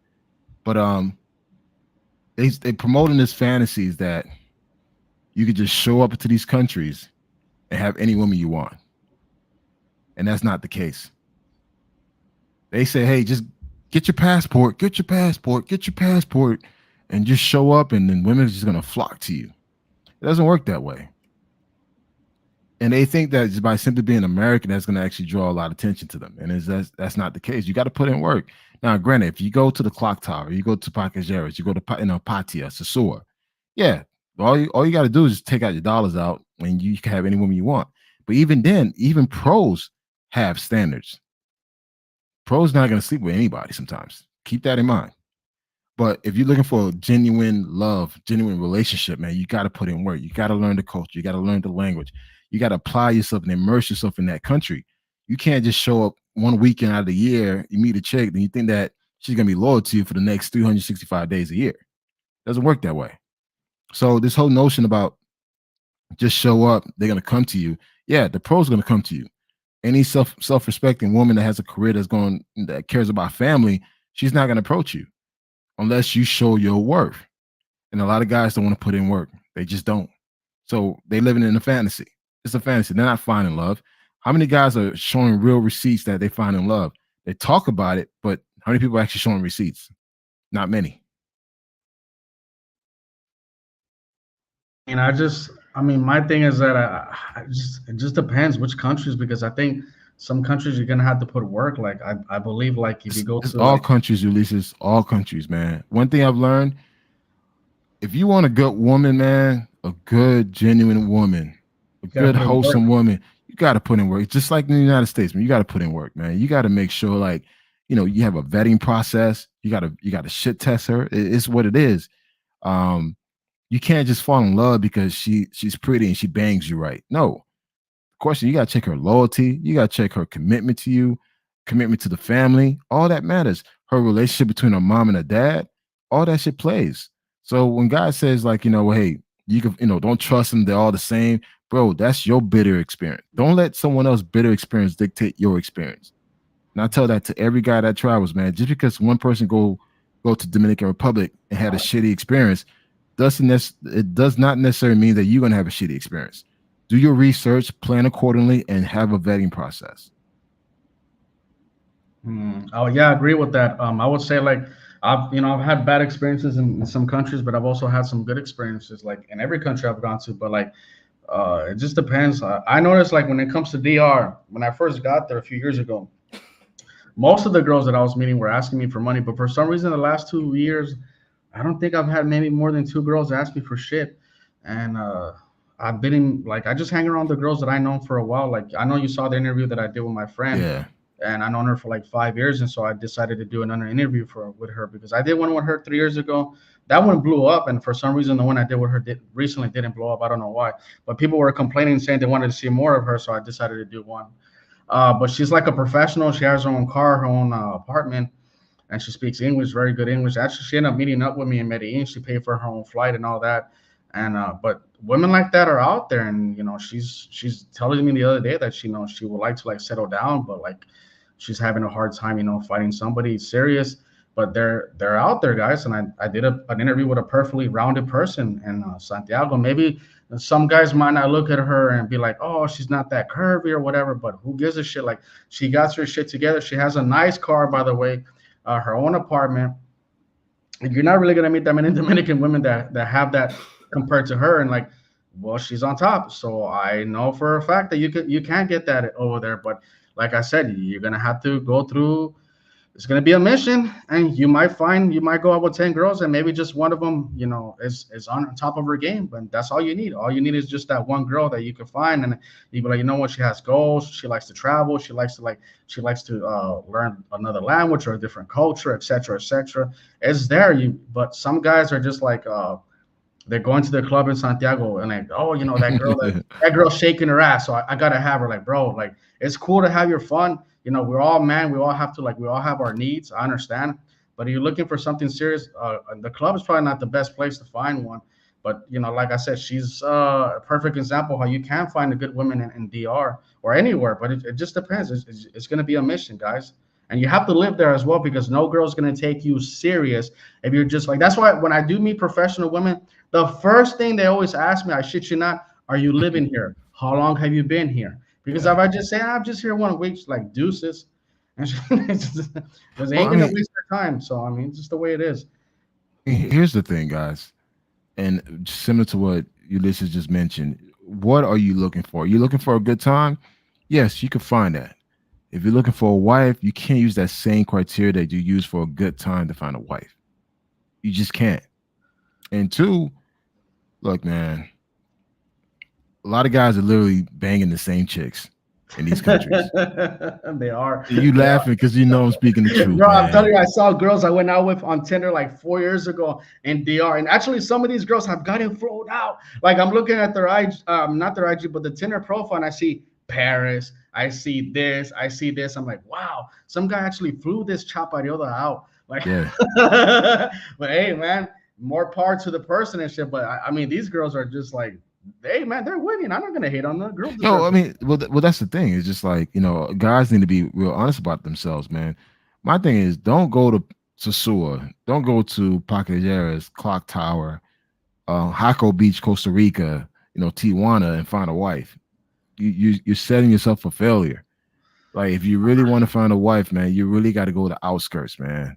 I mean, Go yeah, away from the typical spots that guys go to, and really be patient, man, and just go out there, talk, mingle, and don't show that level of thirst, because trust me, there are women out there that will take advantage of you because they see that thirstiness in you. They see it. yeah, guys need to realize that women nowadays can be very cynical. They can look at you and be like, "What can I get from this guy?" And you see a guy that's like, lonely. Like girls are not stupid, man. That's what guys have to realize. A girl can be with you, and the way you present yourself, a girl already knows. Oh, this guy can get women. But if a girl sees this guy, he's slouched over, doesn't speak, and just like, oh, this guy doesn't get shit. I got him. And so hey man, I'm just keeping it real. That's how some women are. They could be very cynical. and so they're gonna get that guy that they can drain their pockets. They ain't gonna get a guy that, let's say, for example, black man travels that he sits up right, he goes to the gym, and he presents himself respectfully. The girl's gonna be like, nah, this dude gets girls, so I'm gonna fuck off because he ain't gonna give me shit. But she's gonna go towards the guy that's just like a little dorky, and it's the way it is. Like I see it happen in Colombia all the time, and I see it in Sosua, or not Sosua. I see it. I'm sorry. I see it in DR and other countries as well. So I tell guys all the time, you gotta be careful how you move because like some girls can definitely take advantage. And that's the thing when you learn the language. I can't tell you how many women from DR have told me, "Oh, I have a friend that gets $300 from a gringo she's never even met," and I'm like, "What the fuck?" Like, Yeah, yeah, and that's the thing because again, guys, all right, with OnlyFans right now, that's like OnlyFans seem to be a huge issue within our country. These women are making tons of money off of OnlyFans. That shows you the level of desperation men have nowadays for attention that they're willing to pay for it via online, guys. And the thing is, like, people are starting to pick that up. So when you go to these countries and you show that level of thirst, that level of eagerness, dude, they could capitalize on that. mm. So they see that, okay, this guy haven't been touched in over a year. He haven't had sex Oh over a man, yeah, year. it's great. Some of They these women are sense great that whites. they can pick that up real quick, man. And the thing is, sad to say, you have a lot of guys. I see them, man, all the time during my travels. Man, it's just like they carry their emotions on their sleeves. And dude, the first girl that call them Poppy, Poppy Chulo or whatever, dude, they fall in love. I'm like, bro, that's the It's always game, the same man. story. Like, mira, papi, quiero una cosa seria, and they're just like, oh, and I understand some guys don't get women like that in the states, and I'll be the first one. I never got really that many attractive women either, but still, I did my research, and even the few YouTubers that were out there before I started traveling a lot still give good information. So when I got to these countries, I already knew what's up. I was like, nah, you ain't gonna get me. Like the first Dominican girl that I met asked me for $300 for a stove for that it broke or some shit. I was like, nah. You know what? You know what? I'll tell guys something. You can still get it if the girls are choppy. Don't give up. But you got to play the game. Like if you're not interested in something serious, you're like, oh baby, I got you at the end of the month. And shit, man, I was getting it for a whole month, but after the month ended, she's like, where's the money? I was like, baby, I gotta go. And I was actually out of the island by the time she figured out that I wasn't there no more. But hey, man, like they're trying to play you, so you could play them. You know what? I shouldn't. That's bad advice. But this is just for the guys that don't want nothing serious and they're trying to take advantage of you. Like, hey, man, because they're lying to you. I mean, you ain't the only guy that they're talking to. Like some of these girls you meet on Tinder, like I remember I fell asleep next to a chick one time in Brazil, and we're watching Netflix on her cell phone. She kept getting messages on Tinder. She had like 60 conversations, and I was like, shit. And like I was like, bro, this girl wasn't even all that. And I was like, imagine if a girl's like really beautiful, how many guys that she's talking to. Like that's why I don't like the dating apps, because like you're in competition with so many other guys, and that girl might be just doing it for validation. So you're just wasting your time as well. Bro. Man, and that's the thing, is like people don't pay attention to that. So you have a lot of guys, these guys within the passport bro movement, telling these guys, get your passport, go overseas and find a wife. But you're not giving these guys criteria what to look for. And understand, these people overseas are more street smart than you. I don't care if you're from New York. I don't care if you're from LA, Chicago, Miami. Trust me, when you go to someone else's country, they have more street smarts than you. Oh yeah, So I check agree. your ego. Oh, I'm from New York. I'm from Brooklyn. I'm from LA or Chicago, Chi-Town, West Side, South Side, whatever. Man, listen, you're in their country. They got the advantage over you. And trust me, these women in these countries are a lot smarter than you think. Yeah, oh yeah, that's why I say like they could be very cynical. Like they can know how the game works, and like sometimes when I've always found out the girl has a boyfriend or some shit like that, I don't find out because I do the research. It's like the friend tells me like, hey, ella tiene un novio. I'm like, hijo de su puta madre, and it's always it's always the friend that tells me, and I'm just like Jesus. And I tell guys be careful too, because like I will say about this about DR, man. Some women over there are players, and sometimes they'll talk to you even if they're married, and like I'll tell you guys, don't fuck with no girl that's married in DR, because if the husband finds out, he's gonna come after you with hell have no fury, and you could believe that more than you could believe the fucking Bible, because like you don't definitely Dominicans are nationalists, and even if that guy messes you up with a baseball bat, if they find out that you're hitting the wife, they're gonna take the Dominican side because you're not from that country. So it's not worth it. You find the girls like in a relationship or anything like that, Don't touch it because you don't want no consequences and you don't want to get into no trouble. That's happened to me before, where I find out and I'm just like, I immediately just cut the girl off. I don't even respond to her and tell her, oh, why didn't you lie to me? You don't got to tell that girl shit. Just keep it moving. You understand? It's gonna happen. You understand? But just don't be caught in a bad situation because you wanted to be a player. You know, it's not worth it. No girl in the world is worth getting hammed up in a foreign country. My thing Yeah, is, facts. I agree. Shout out to both of y'all. hey, what's up, man? Yeah, yeah, we out here. Yo, my thing is this, man. Why do you travel? You took the time off, PTO, bought your plane ticket, reserve your hotel space to go smash the same chick everybody's smashing. I never understood that message. Like, I have guys hit me up on DM, hey, yo, what's that girl number, man? I wanna see her. I'm like, look, yes, I understand this whole mantra about, you know, made for everybody. But dude, where's your pride in just going out there and hunting for yourself? This whole thing, like, hey, can you give me her number? Will she talk to me because I'm interested? And it's just like, bro, you can find her on the street, man. Ain't that hard. But it's just like I just never understood that where people have this scarcity mindset and how they approach life. They take that same tact and apply it to women, whereas like, hey, I want to do do the chick that everybody else is doing. Mm. Yeah, it's because they got low self esteem, man. Like they, yeah. At the end of the day, it comes down to low self esteem. Like, because there's no reason for you to be chasing after somebody's sloppy seconds when you're in a whole new country. There's a bunch of beautiful women everywhere, but you want a guaranteed thing instead of getting rejected. The chance of getting rejected by her by saying, "Well, I don't want you. You too fat. You too ugly," or whatever she's gonna say. Or I just don't feel like talking to you. It's insanity. And also too is like your experience will not be the same as my experience. So don't ever try to compare someone else's experience to yours. Yeah, And a lot of guys don't understand that. They think that, well, because I had a great experience doesn't necessarily mean that you're gonna have a good experience. So yeah, this whole fantasy notion thing, yeah, I think a lot of guys are being sold a bad goods, i.e. passport bros. I'm not afraid to throw them underneath the bus. Um, is what it is because again, they're not teaching these young guys how to maneuver in these countries. They're not teaching them like, listen, you got to put in work, man. If you fat out of shape, take your ass to the gym. If you got bad teeth, go to the dentist. Like if your money's low, pick up a new skill.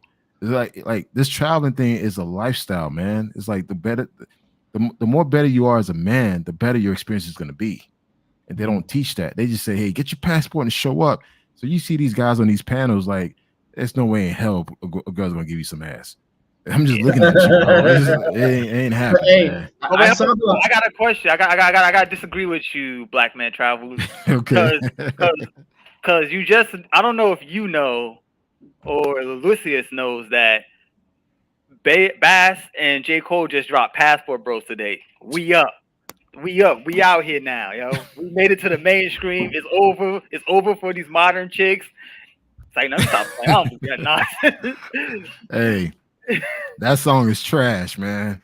That song is weak. Is what it is, man. Look, again, I encourage every man to go out the world. Yes, guys, the one of the best self-enrichment that you could ever do to yourself is travel. Because it gives you an opportunity to look at yourself, empathize with other people go through, and it just makes you a better person. But if you go in with this notion that, hey, listen, I can find a better wife, like, dude, if you're a shitty person in the States, you're a shitty person overseas. It is what it is. You can't Yeah, change that. facts. Yep, So that's it's true. just like, unless you take the proper steps to better yourself in all aspects, then, dude, you're going to get the same results. If you got played in the States, you're going to get played overseas. And trust me, a lot of passport bros are getting played and killed overseas. Yeah, I agree. Yeah, just for everybody who's not familiar with me, I'm joking. That song is mid. That song is not it. But yeah, I've seen a bunch of people posting it like, yo, this is it now. We up now. Everybody know about us. I'm like, yo, are y'all serious? Yo, the song is obviously a publicity stunt, but I don't want to derail the conversation. Yeah, go ahead. I was gonna ask you a question because I saw the debate that you had with Big Boss, and I remember you were saying I watched the whole thing, and I was gonna ask you like you're there's a part where you're saying like some of these guys are complaining about American women, but yet they go overseas and they're messing with the bottom of the barrel. So can you elaborate? I know what you mean by that, but can you elaborate to the audience? Oh, you talking to me? Are you No, talking no, to Black Man Travels. Oh. Yeah, Big Boss. Shout out to Big Boss, man. Real talk. That's my boy right there. But he knows I'll be quick to get on them passport ass, man. Yeah, it's what it is, man. These guys are traveling. Even your leading passport bro members are dealing with bottom barrel, women. Yeah. Is what it is. The lowest of the lowest. And it's just like you give me guys, tips on how to find women. And I'm like, bro, you try way down there for that. And I've been to Thailand and I see some of the women they mess with. I'm like, ugh. Yeah. Okay, you're not in a position to give advice, my friend. But hey, I mean, you got some of these guys just messing with porn stars. I'm like, oh wow, okay. Oh yeah, I know what you're talking about. I Yeah, know. yeah. Yeah. Again, shots taken, shots Yeah. taken. No, Is They ain't what gonna it like I'm is. not that gonna one. say no names. I know who you're talking about. Yeah, it was a Bro, big deal. listen, let me tell you this, man. I had me a couple of wine, and again, I haven't drank in a while, so I felt like I want to have some drinks tonight, man. So I seek violence. So is what it is. It's just like you have a lot of guys out there giving poor piss advice on how to travel and how to maneuver, and it's just like it's not the real deal. So you selling them a fantasy that just show up and they're gonna gravitate towards you, and that's not always the case. It's what it is. It's like sometimes if you want to find a good, genuine person, dude, you can't go to Patia, you can't go to Susua, you can't go to Upper Blotto, you can't go to Clock Tower. Like you really got to go out and mingle. And two, take it easy, man. Like just chill, enjoy yourself, and let the energy come to you. But between your travels, man, you should be hitting the gym. You should be studying that certification to get your money up. You should be like learning a new language. You should be doing everything you can to better yourself so you can stand out from the crowd. If you're not doing anything to better yourself in general as a man, just as a man, dude, you're gonna get the same results that you get in the States, you're gonna get overseas. And the thing is, too, a lot of these guys within this movement don't want to tell you how many guys are actually losing while overseas. Yeah. A Yeah. lot of guys are losing. Yeah, They're losing more overseas, dollars, businesses, their lives overseas. That's why you gotta be careful, man. There's a YouTuber that I watch his videos named Where's Wes, and like his wife left him, and like that's what she did to him was pretty dirty. Like she took like $500 out of his credit card, and like obviously he got kicked out of the house, so he lost everything that he purchased, like TVs, sofas, and furniture, etc. But for like 2 years, he was on YouTube talking trash about gringos. He even had like you look at his titles, like "Why are gringos so dumb?" and making fun of the sugar daddies, and like he ended up getting played at the end, and like, and I feel bad because nobody deserves to go through that. But at the same time, I see that as a learning lesson because I'm just like, it doesn't matter what type of girl you have, like it could happen to you at any moment. And that's why you have to be, I feel like a humble person because you could come after people like, oh, look, I have a badass wife. And then 2 years later, you get dropped and you're just like looking like a fool, just like everybody else. Yeah. I would. Go ahead, KG. Go ahead. No, go ahead. Go ahead, KG. You got it. No, I was about to say, like, yeah, Ulysses. I'm not saying your name right. Yeah, you got it right. You got it right. Yeah, no, I'm just saying, like, because a lot of these dudes don't spend enough time overseas to actually see the bad stuff and actually have the conversations with these dudes. Like you just brought up Thailand, Pattaya. Pattaya is notorious for stuff like this. Dudes going out there, chicks stealing all their money, emptying out their bank account, getting them to sign stuff in their name, and then they disappear, stealing motorbikes from them, stealing cars from them. It's because these dudes go out there for like a week, a weekend. Well, Thailand, you're not go out there for a weekend. You go out there for a week. You get see all the glam and all that, and then when you leave, like, okay, everything's Gucci. But then when somebody speaks out about it, oh, they're a hater. Oh, they're a clown. Like you can ever see this, like Travel Time with Paul. He's blowing up a lot of spots in Pattaya, and I agree with him because I had these conversations with people. Like everybody's saying Pattaya, this whole great place, but nobody even mentions the Pattaya Flying Club. Y'all know what that is, right? Yeah. So yeah, sorry, yeah, go ahead, Black Man Shark. I just wanted to no, I agree with you. Yeah, I kind of lost my thought there. Yeah, I mean, again, they don't talk about the real things. And when guys like Travel Time with Paul, when he comes out and mention the real deal, what's really going on. I mean, even you got your boy Flip Flop that tells you what really goes on. People don't listen. So you got guys on these platforms that's telling you what goes on in these countries, giving you the real information. But guys want to be sold a fantasy because people use travel as an escape.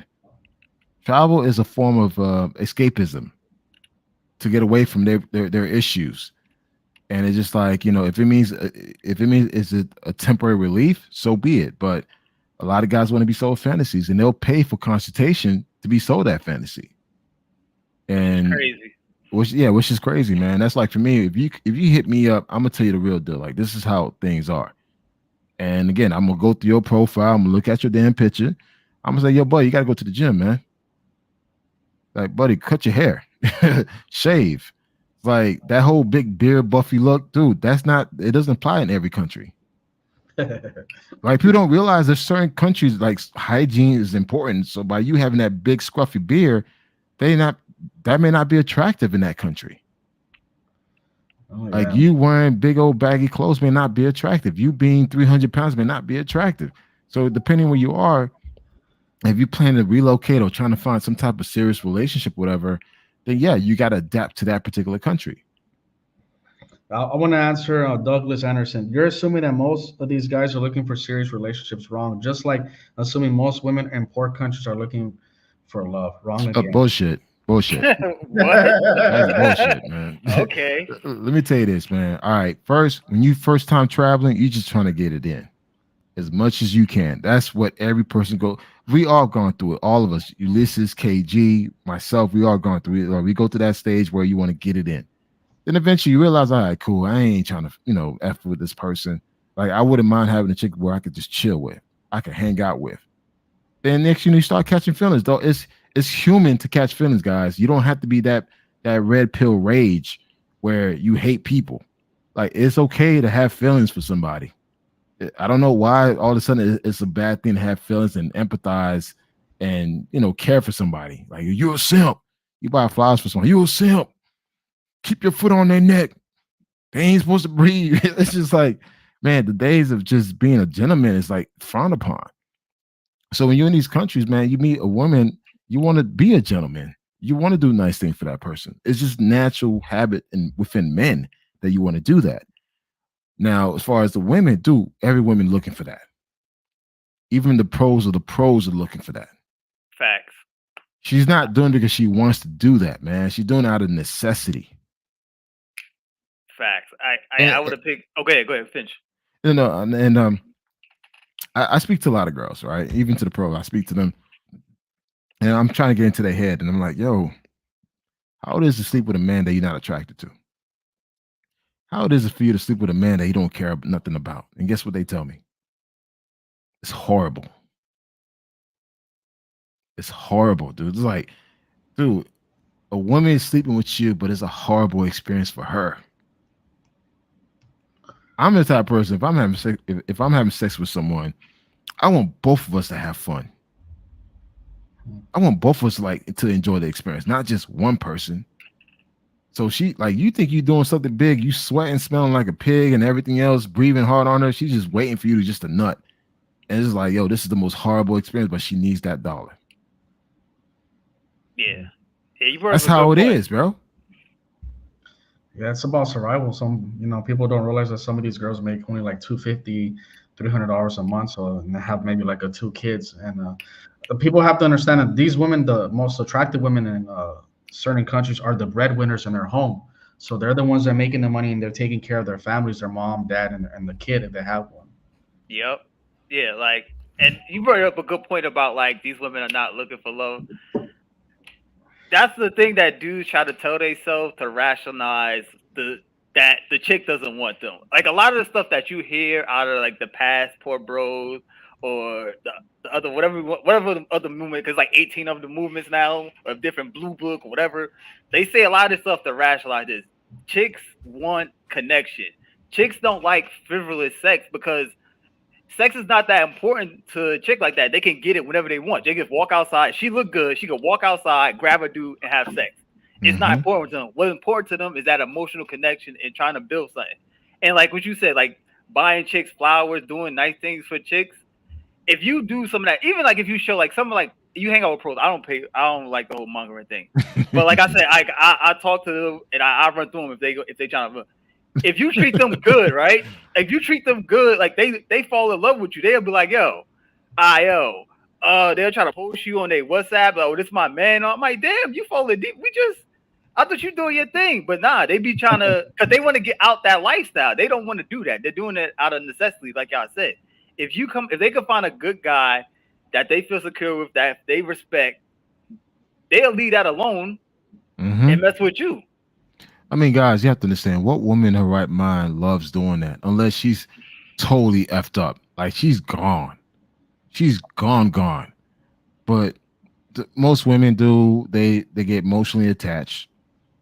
They want to be treated with respect. Just the little things, man, will get them.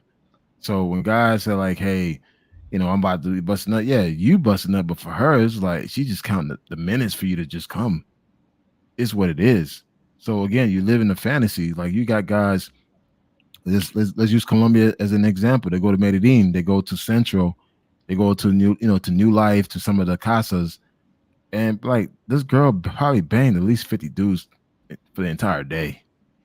You're just a number. You're just a number, man. It's like you just releasing your load, and that's it. But at the end of the day, man, it's like for her, she did it because she got to feed her kids, man. Or maybe her mom or dad made her do it, man. You'd be amazed. A lot of them are pushed out at a young age to do certain things, man. Like talk to these people. That's why I tell guys, man, when you're in these countries, talk to these people. Get in their head, man. Try to understand why they do the shit that they do. Yeah, you speak of facts. Because a lot of the chicks in Pattaya, they family sent them down there from Isan. Yeah, I heard the same thing. They get sent by their families in Pattaya. Yeah, that's why. But people don't talk. Like people don't talk. They just look at the women like it's an object. But yeah, you gotta remember these are human beings. And I think that's a lot with the whole red pill stuff now. Guys are not looking at women like they're human anymore. They're just looking at them like they're evil creatures trying to like destroy their lifestyle, put them on child support or some other dumb junk, or they whatever. Just pick your metaphor. But you remember, this is a human being. They have goals, ambitions, and dreams just like you. If you could tap into that and actually learn about the person, you will learn a lot about the culture. That's why guys don't spend enough time in the country just talking to people, relaxing, not chasing pussy. I'm sorry, I mean chasing tail. Just talk to people and learn. Just interact with the people, learn their experience, and you'll get such a better experience. And then when you go back to that country, you're gonna have way more knowledge. You're gonna be able to move more efficiently. I don't know, man. And guess what? Everything what KG just mentioned, passport bros don't talk about that. When the last time you heard a passport say exactly what KG just said? Never. Name one passport bro that said that. Never. Bingo. So it's like for them, they sell like they pushing this whole manosphere talking points, red pill rage, bringing that whole matrix mentality to these countries. And again, like, dude, you're surrounded by beautiful women. Why are you still angry? Fact. Why are you still mad, man? I'm like, bro, damn. I don't know if you hear that clapping. I'm giving you a standing ovation right now. Hey, I'm just saying, man. It's like these red pill guys, these manosphere, all this stuff. You're a simp. Like, dude, you just open the door for women. You're a simp. You're a simp. Oh no. But I'm like, man, dude, what happened to just being a gentleman, just doing nice shit? Like for me, I ain't gonna lie, man. Now I'm taken, so I'm kind of off the market. But when I was single, traveling, man, dude, I'll bring gifts with me, man. I'll bring some lingerie, I'll bring some perfume samples and all that stuff, dude. I used to like get Victoria's Secret. Like again, I'm spilling the beans on Elise's channel, dog. So that's what it is, man. I'm giving you guys some notes here, man. All right, I'll go get me some Victoria's Secret bags. Again, this is back in the 2017, 2016, whatever. I get some Victoria's Secret bags. I get some perfume samples, get some lingerie, and again, everything is bought at the local store. You can get that shit at a discount. I'll put it in the Victoria's Secret bag. Then, dude, I got a chick over. Like, hey, you know what? Thank you for coming over. Here's a little gift bag. I get them a little gift bag, and I'll be like, yo, put it on for me, dude. Guess what, man? Her whole energy changes. Like, she want to like look sexy and feel beautiful, dog. It's like, dog, every woman wants that shit, man. Like for guys to say, oh, Don't do that. It's like, bro, you taking away the womanhood, the essence of a woman to be feminine around you away because you mad? Because you got red pill rage? You want to apply manosphere talking points while in Colombia? That shit don't make no sense. So it was like for me, by doing these things, man, dude, that made my experience more grander than a dude, a fat ass dude just coming in through like, hey, oh, I got a passport. I'm a passport bro. You know, you should worship me. It's just like, no. so Yeah. for me, so for me, it's like me creating an experience for both of us, man. Like again, I used to do. I'll go before every travel. I get shitload of perfume, lingerie, all this stuff. And again, this stuff, everything probably cost me $100. Shit. All right, cool. I expense that shit. That's part of my travel expense. That's one thing, guys. Guys, Black Man Travel is a LLC, so all my travels and trips are expensed, and it's a write off. So I'm dropping some game to you guys. Create an LLC to cover your travels, man. That's it. And so when I do those things, man, I have a chica come over, man. I got the music playing. I set the mood right, man. Dude, she wants to feel sexy, man. She wants to feel beautiful. That's your job as a man to make it feel that way. And trust me, dude, when you create that experience for her, and trust me, she's gonna take care of you, man, it's a whole different level. And I did that in every country, bro. Now I'm Yeah. kind of off the game. I can't do that shit no more. You dropping gems there, because dudes don't like. I do similar things too. Like, if I'm rocking with a chick, like I'll surprise her with like flowers or do like they just drop simple little things. Hey, yo, them chicks be falling in love. They'll tell like all their friends know about you. Like you have girls.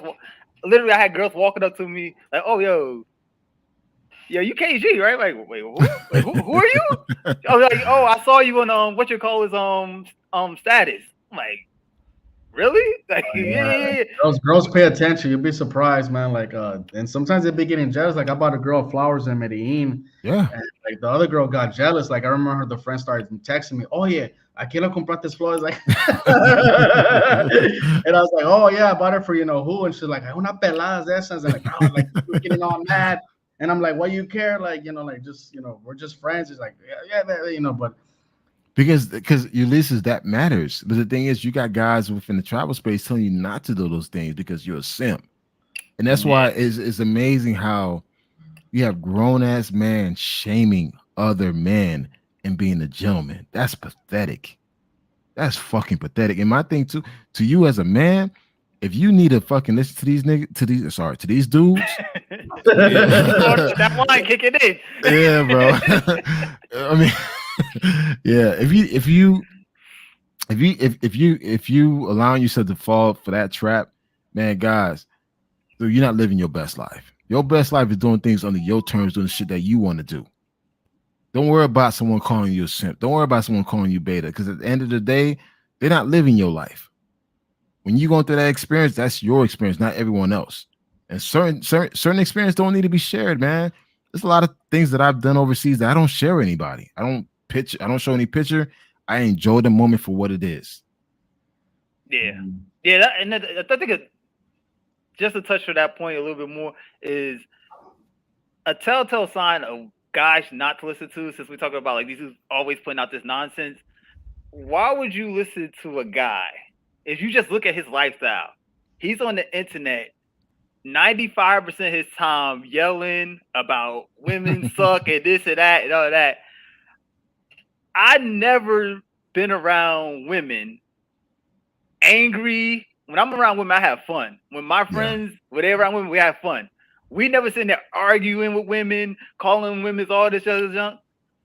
Why would you listen to some dude he spend 95% of his time arguing with women, or he's by himself? He's not even with women. He's by himself somewhere 95% of the time bashing women. Would you want that lifestyle? If you don't want that lifestyle, why would you listen to these clowns? X. Yeah, it's true. Like I said, like there's not too many YouTubers out there throwing the real wretches to get the job done. Like, I mean, I met Mara in person. He's a great guy, but like if you watch his videos, you'll like be like, oh, you could meet all these great women and Medina. It's not that easy. Like you have to go through like certain obstacles, and you have to like really vent them. And I definitely tell guys, don't be messing around with the barrio girls. I mean, I'm a very open person, and like even me, the way I move now, the Colombians that I meet are usually stratus 4 and above. Like I don't, not because I think I'm better than the people from the bodies, but from my personal experience, it's always like sometimes they eventually try to take advantage. So I'm not about that shit. So the Colombians that I meet now are guys that travel, that have their passports, and I have no issues with none of them because like they got their own shit and they live in like good, areas, nice houses. They got their careers. And I told guys like when you move around people like that, you're gonna have a better chance of less bullshit. Because I think when I was like in hanging out in the barrios, I was inside Harvey A out in the West. Like eventually you're gonna have some of those girls that will try to take advantage of you because they see you as a walking gold chain. Even if they known you for a while, they'll be like, well, let me try him. And so to me, eventually got annoying, and I eventually just stopped hanging around those type of people. So I will say, be careful who you open up to. Hey, Uh, can I share something? yeah, All right, I just want to share my screen real quick. I'm gonna show you guys like when you move with the energy where you just want to have a good time. You guys see my screen? yeah, yeah, Nah. yeah. Hold on. Wait, is mine not working? Oh yeah, now I Yeah, see yeah, it. yeah, yeah, yeah, yeah. I All see right, it. yo, I'm in Ecuador, dog. Look at this, man. I'm just chilling. These are girls that I met. One of them is my tour guide, and I was like, yo, bring your friends. Let's go out and kick and have a good time, bro. Again, guys, it's just you got to go out and have a good time, man, and just not be worried about trying to smash everything you meet. And again, you can bring the energy towards back to you, and that's I do that in every country, man. It's just like go out there, mingle, meet quality women. Cause trust me, quality women want to have a good time too. They don't want to be home. They want to go out and enjoy themselves, man. But also too, man, they don't want to be around any creep. And a lot of guys within the movement are kind of creeps, man. It's like Yeah, they widows. they just do some weird shit. I'm like, really? Yeah, they would run off the chicks real quick. Son. I So know what you're talking about. yeah, man. So the whole fantasy thing, yeah, it's being guys are being sold a fantasy. Like just show up. You don't need to you don't need to know the language, whatever. They love you because you're an American.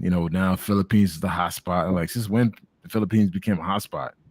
It's like, dude, it's just you gotta apply yourself, man. You gotta just take the time, learn the culture, learn the language, learn how to move and work on yourself. Yeah, don't take things personal. I mean, I would say like Yeah. Colombian women can be very jealous. Like I remember like a year ago, I posted a picture of this girl I went out with, and then, like another girl's like, she left a comment, "Te vio," oh my god, "Te vio muy contento."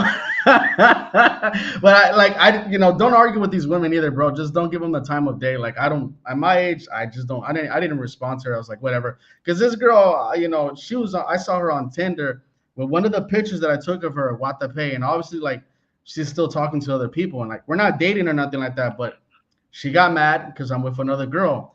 But at the same time, me and her, we never even had sex or nothing like that. So she doesn't have a right to complain because she told me like she goes out with like other guys and stuff, and I don't give a damn. And so, but she's like, leaving a slick comment. So don't take things like that personal. That's how you know a girl really might be into you if she's taking the time to like write something like that. Facts. And but just don't get mad. Just don't be like, oh, I see you on Tinder as well. Like, nah, I didn't do none of that shit. I was like, you know what? I'm having a good time. You enjoy your night, man. And shit. And I just kept it moving. So don't fight with these girls as well, man. Just there's Nah, and plenty that's of the thing, and that's the thing, man. It's like, guys, you having that calm, collect, power control, dude. That quietness and calm about you speaks volume. Like you not sweating the little things. All right, cool. If you are mad, don't show it. Just block her ass, man. Sometimes the less thing you say, the better, because you already know. Like, listen, you as an American have American income. You're in a better status. So it's like, hey, listen, you being around me, you should be happy to be around me. mm, Guess what? You know what? You're totally ungrateful. Guess what? You're done.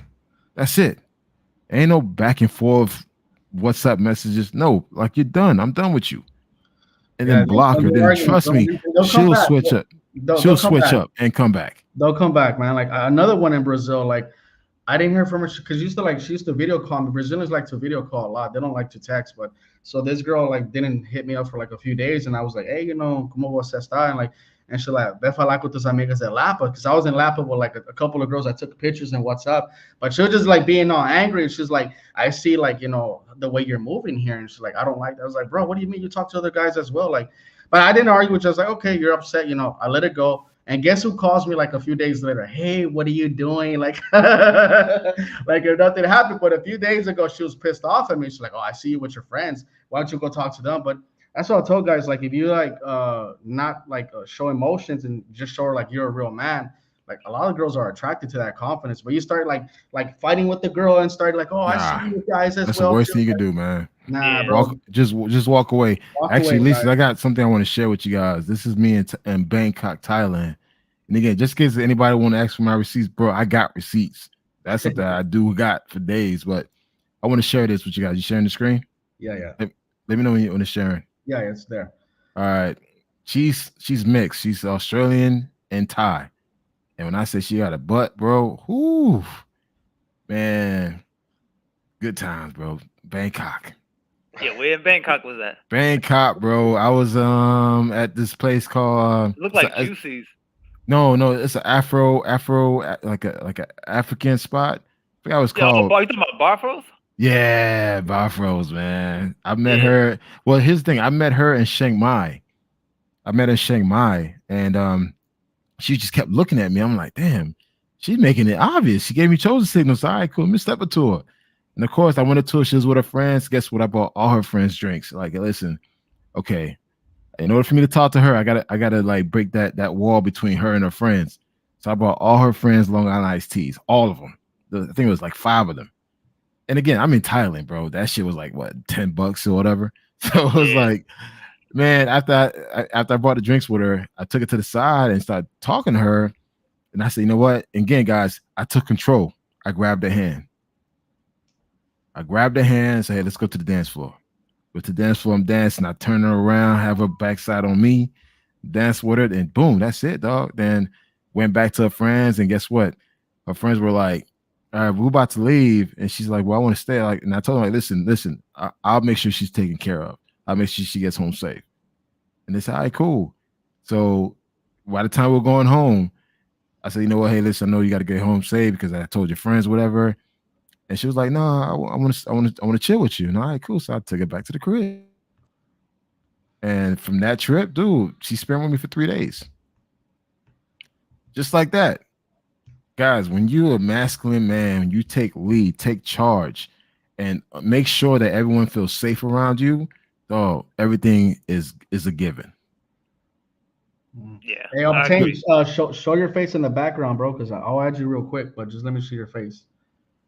Obtain, that's her name, right? Yeah. So I'm not trying to get like Yeah, you don't want to get like I got flash one time, Ulysses, man. I got flash a couple times. I know, I've seen it happen. Oh, they caught you? When did they catch you?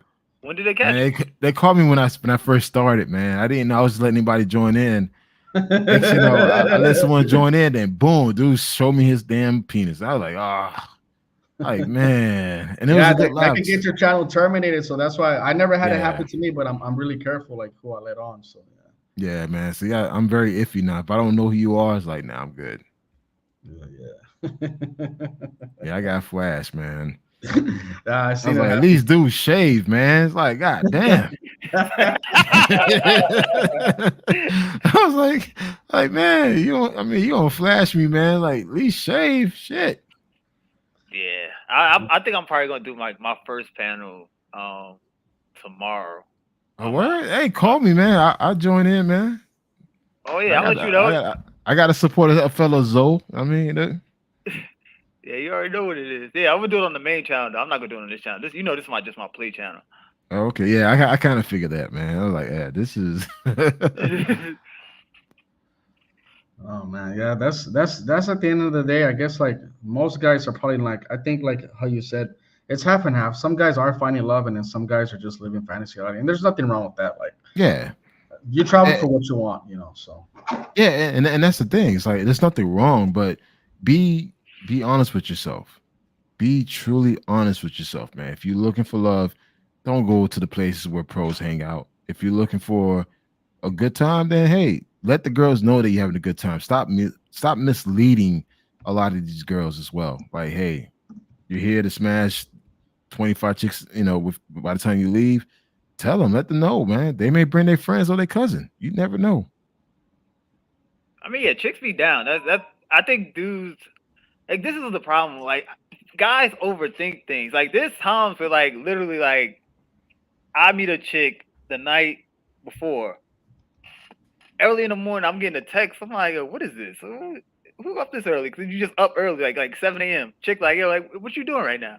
I'm like, I'm about to go to sleep in a few. What's good? Like, what's popping? Oh, can I come over? I can't sleep in my bed. So some nonsense Yeah. excuse. Like, I just want to come chill. Like, yo, I'm like, all right, bet. And that's being honest. Like, that's not trying to like sugarcoat nothing. If you be straightforward, like, yo, I'm here. I'm gonna be here for like 7 days. I'm about to bounce the next day. Oh, I might see you next time I come here. If the chick knows, oh, yo, he's about to leave. I might lose my shot. Let me hit him now and see if I can get it in. They just like, yo, this is what I be trying to tell dudes. Women are just like dudes. They love sex. I don't know where guys think women don't love sex. The thing is, women love sex more than guys. Facts. Because they enjoy it more because their experience is way better than ours. When a woman comes, it's like it's nothing compared to I mean, guys, like let's we're all men here. We're grown men here. Guys, when you're having sex, who's doing all the work? Yeah. Duh. Yeah. And, like, look at who's doing all the work. Who's getting pleased? Who's actually getting pleased? Now the thing is, if she needs to pull out the oil out, that means she's not into you, bro. Damn. If she has to pull out the damn oil out to moisturize herself, that tells you something, man. Because a woman is into you, though, she don't have to do that. Yeah, facts. So that's what the thing. A lot of guys are used to dealing with pros because the pros take out the oil, the lubricant. They take out the lubricant out to loosen themselves up. But hey, you guys are laughing, though. I'm speaking facts. Ulysses, come on, bro. You've been around. You know what it is. Pros carry lubricant in their purses, man. If a pro need to take out a lubricant out to put in between her legs, dude, she's not into you, man. That means she had to like put something artificial to make it moist for you.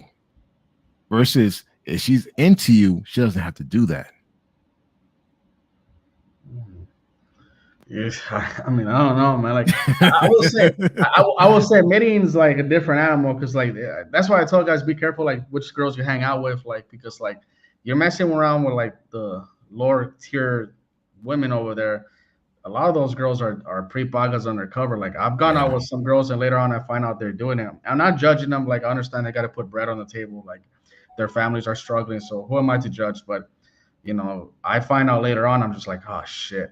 So that's why I tell you guys, when you go over there, just be careful. Don't get upset if you do find out, because it is something that's culturally accepted in Medellin. Maybe not in the other cities in Colombia, but in Medellin, it's known for a fact either some of the girls are either doing a webcam or they're like selling underneath. And not every girl is empaque yet is selling. Some girls are undercover because they don't want their families to find out, so they do it on the down low. Yeah. Hey, Ulysses, don't forget, a lot of them use the website. I forgot the name of the website in Medellin they use in Colombia. There's a website there where they do it on the low. You don't even know. So again, she may have a 9 to 5, but they yet be on the website. Yeah, that's for sure. A lot of them have boyfriends on the side as well. You gotta be careful. Like, I mean, I had I went out with this one girl that was studying medicine, and I went to her house and everything. I met her family, really nice family. But I think when she went back, because she was studying abroad, and then when she finally left, she deleted all her social media accounts, and then she came back 6 months later. She added her stuff again, and I was just like, I'm gonna go ahead and say she probably had a dude over there that's paying for her stuff because she comes from a stratus 2 and she doesn't work and her family doesn't work. So somebody's like giving her money. So I'm guessing she didn't maybe want to get discovered. So I'll tell guys, be careful how you move, because sometimes it takes a minute to like find out what a person's doing. And I didn't take it personal. I just saw that happen. I'm like, whatever. And so, but just the way it is. So. Wait, I got a question though. Like, but instead of like have to like accept that you dealing with the bottom of the barrel chicks, why don't you just not deal with the bottom of the barrel chicks? That's a fact. That's a fact. I think when I first got there, I was very accepting, and I'm talking about just not even dating, just like as friendships and stuff like platonic. Because I'm open with everybody. I don't care like where you come from. But I think that's what I told guys. Like you have to realize how the culture is in Medellin. Like there's a lot of women that do it, and I'm not gonna shit talk the women because I understand that they don't get paid nothing, and so they're trying to do it to put, like I said, bread on the table. So I don't take it personal, but I will tell guys like if you're gonna mess with these bottom of the strategists like one and two, don't be surprised if 6 months later you find out she's working at a casa and she never told you because to them it's not considered cheating, it's considered work. And so so a guy that's brand new might be like, yes, it is cheating, like she's sleeping with all these guys. No, to them, it's not considered cheating. It's considered I have to take care of my family first.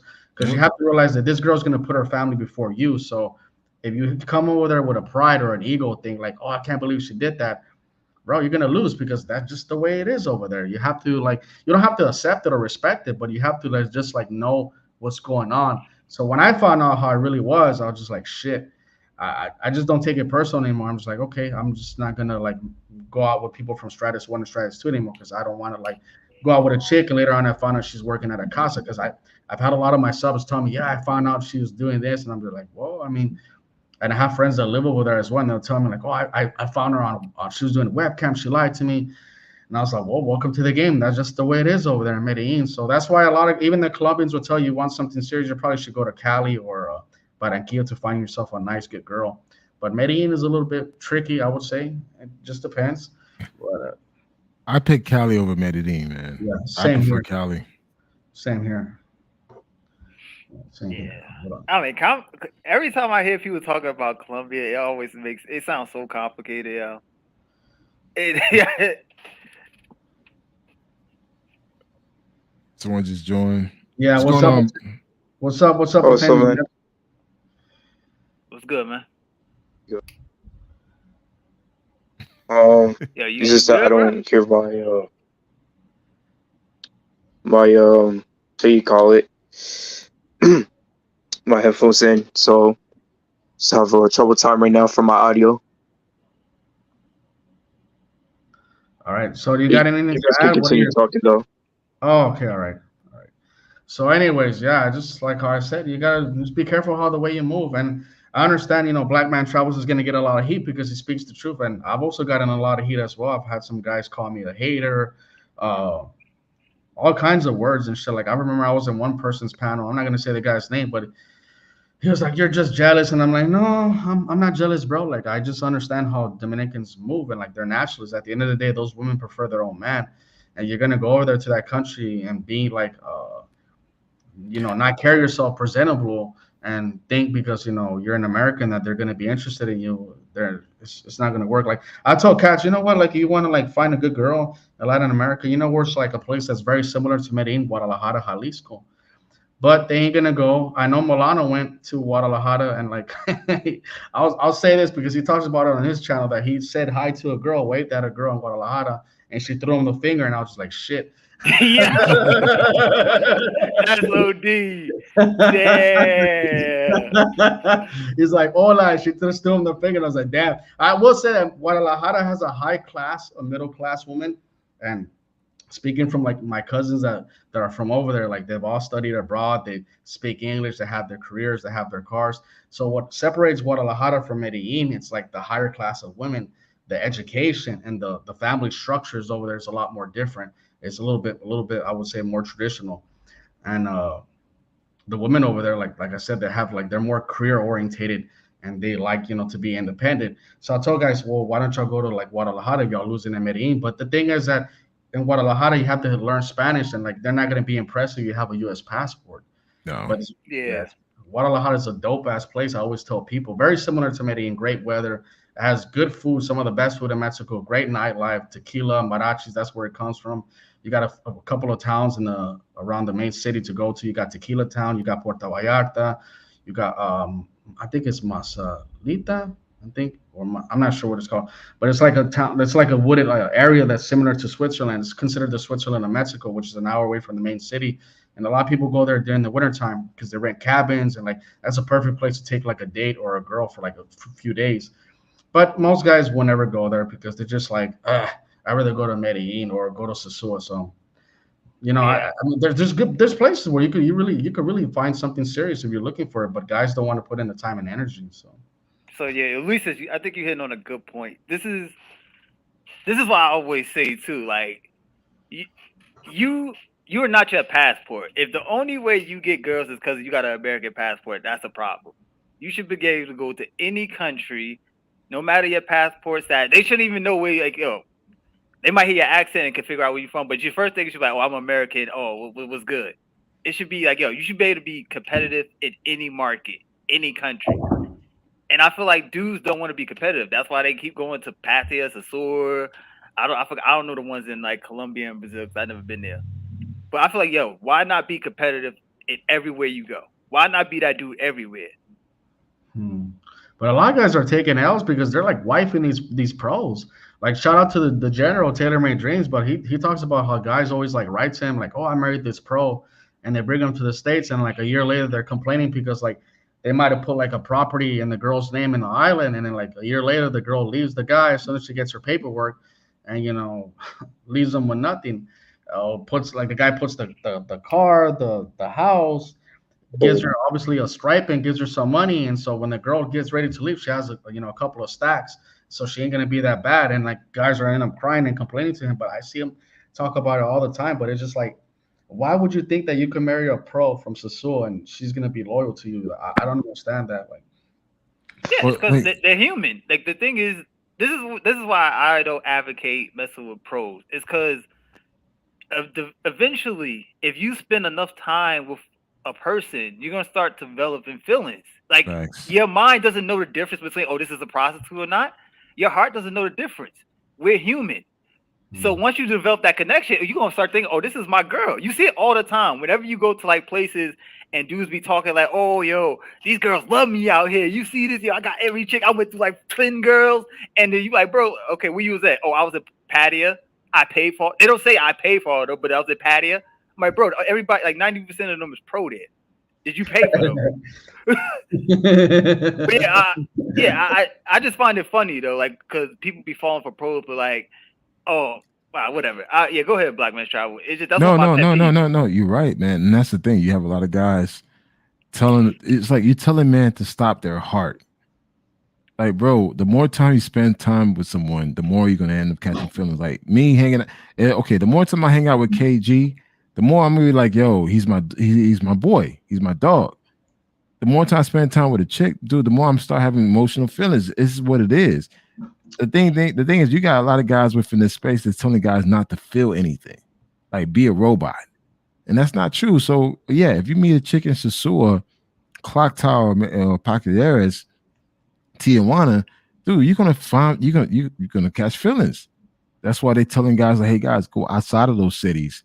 So if you do catch feelings, at least you got a chick that got a decent, career going on for herself. But dudes don't talk about stuff like that.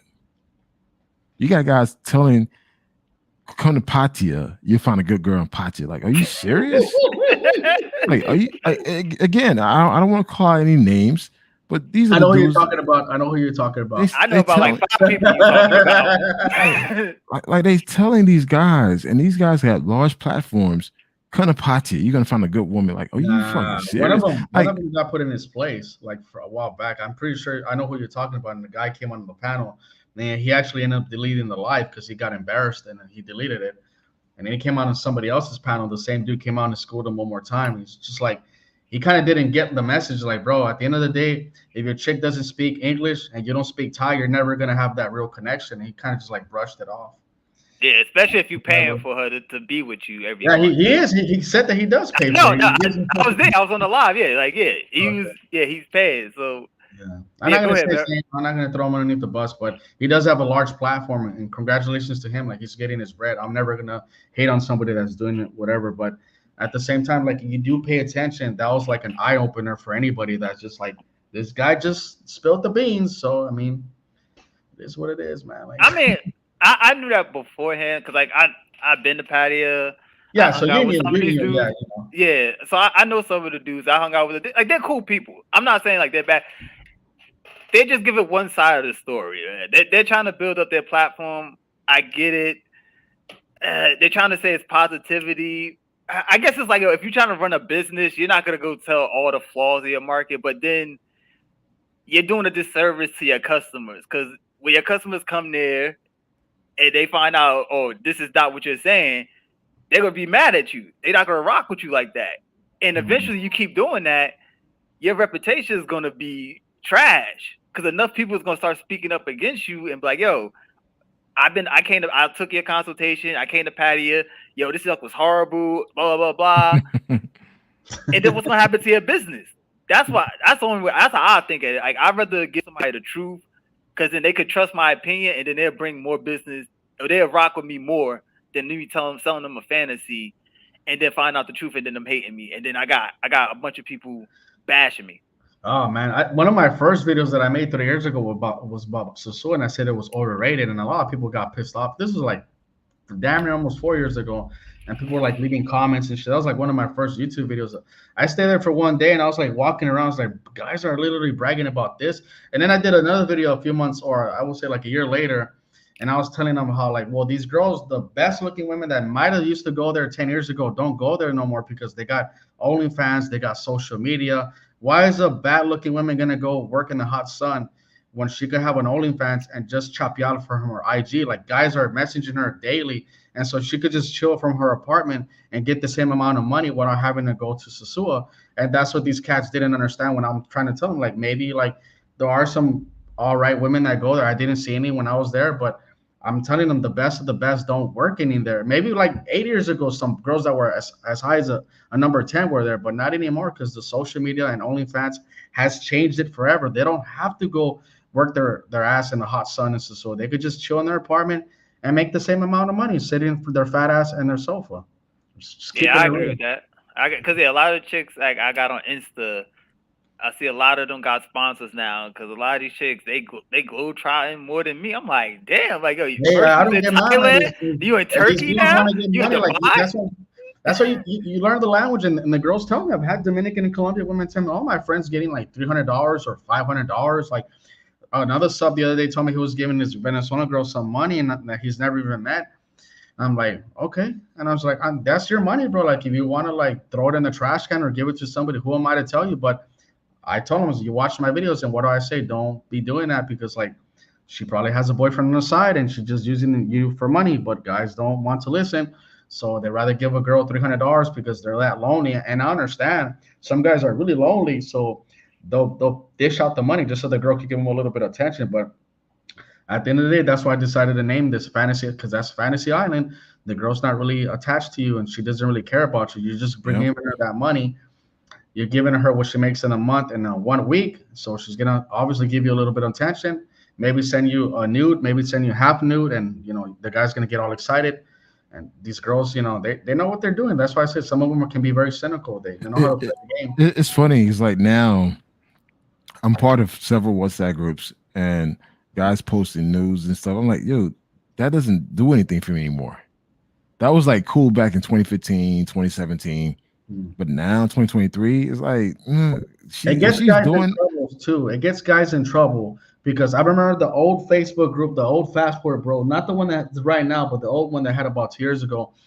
I would see guys do that, post girls' nudes, and then guys would get in trouble. One guy posted a girl's breast on there from DR, and a week later he was bitching like somebody snitched me out. And another guy posted some girl from Brazil. I never saw those pictures, but I saw his after post. He's like, this girl came to my apartment and threatened me. And I was like, yeah, that's why you probably shouldn't be posting that shit on there because like you don't know who the girl is and what the consequences could be. Because like, those girls have families and they have a reputation. They don't want their shit all over the internet. So that's something that you have to be careful with as well. I'm not sure if you heard about what happened in Sasua.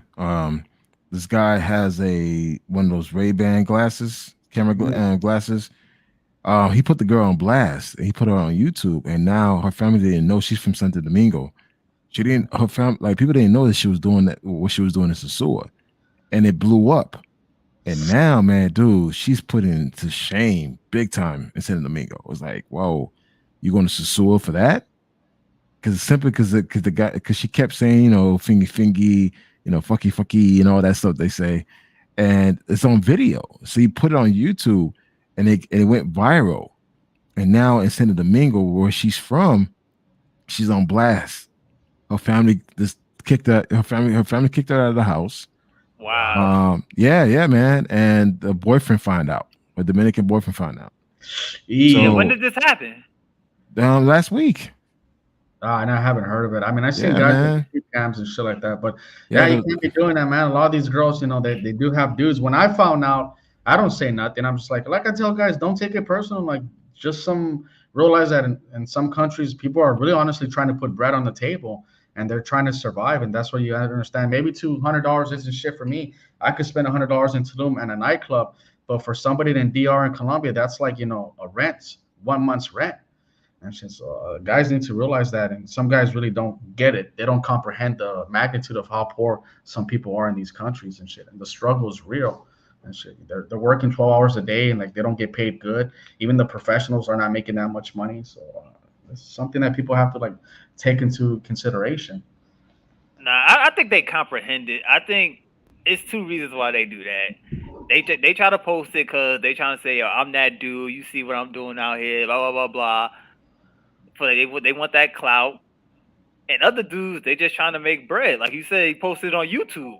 They trying to build up their YouTube so they could be the next big YouTuber, so they could do it full time and live overseas full time. Because that's a lot of guys' goal is to leave the matrix, as they say, and go overseas. But they don't have a path to leaving the matrix. Hmm. Yeah, it's just, I mean, some girls just want to be private. Like, who was it? Damn, I was gonna bring it up and shit. Like, uh, God, I lost the train of thought. But some guys, they put on their YouTube channel to get popular. I mean, I'm never Yeah. gonna do that. That's bullshit. Because I'm not gonna expose a poor person like that. That's not how I was raised. So I ain't gonna do that. I'm not about that. If some guy wants to do that, I can't. I'm not responsible for somebody else's actions. But I will say, when shit like that happens, is the reason why we get a bad reputation. And sometimes it makes it harder for somebody that's a regular guy to try to meet somebody because of dumb shit like that. People don't want to learn the culture. They're simping. uh, People don't even realize how pissed off Colombians are.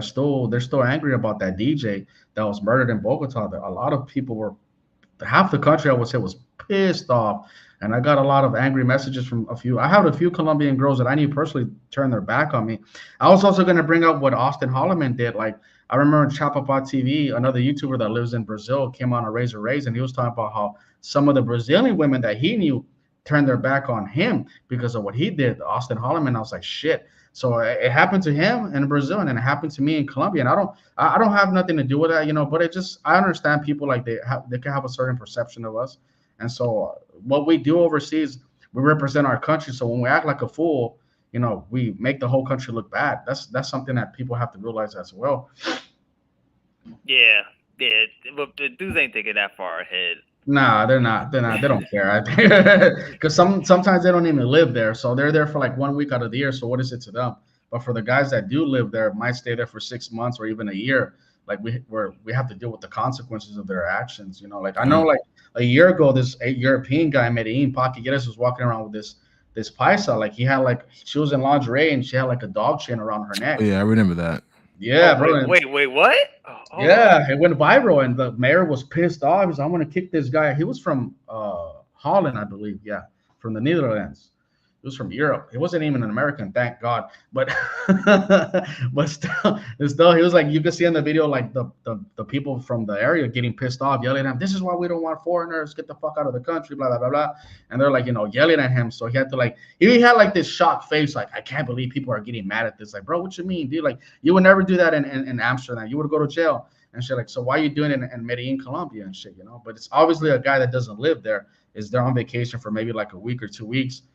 But that's just dumb shit, dumb behavior gives us a bad reputation. It's just the way it is for us.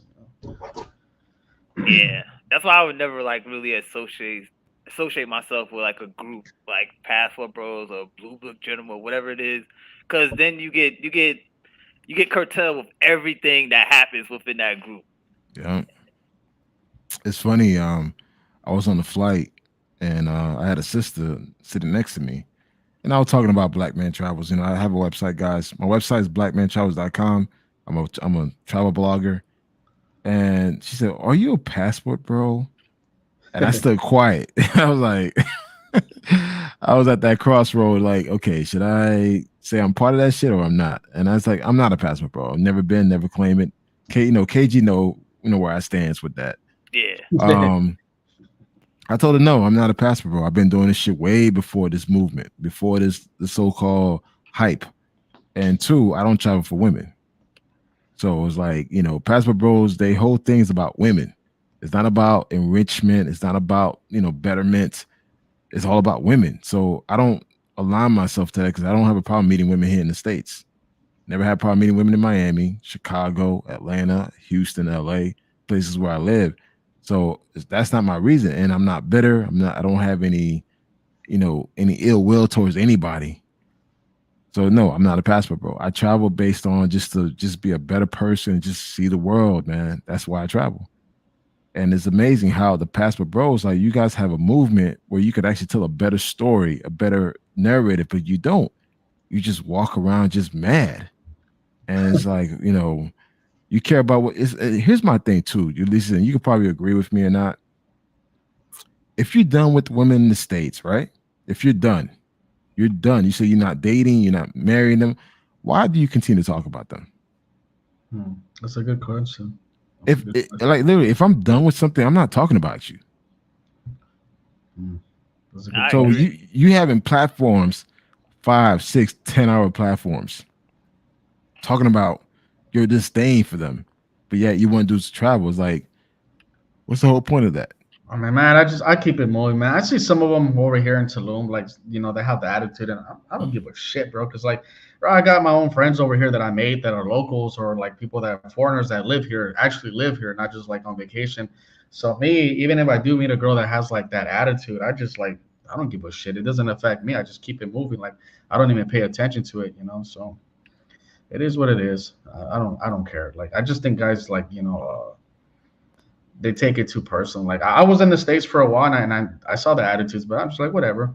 Like I'm not dating them. I haven't dated an American girl like in 8, 9 years, damn almost. And like I said, it doesn't affect me because I don't pay attention to them. I just keep it moving. And shit. So I just want to say it, but like I feel as though there's no difference between American women and foreign women.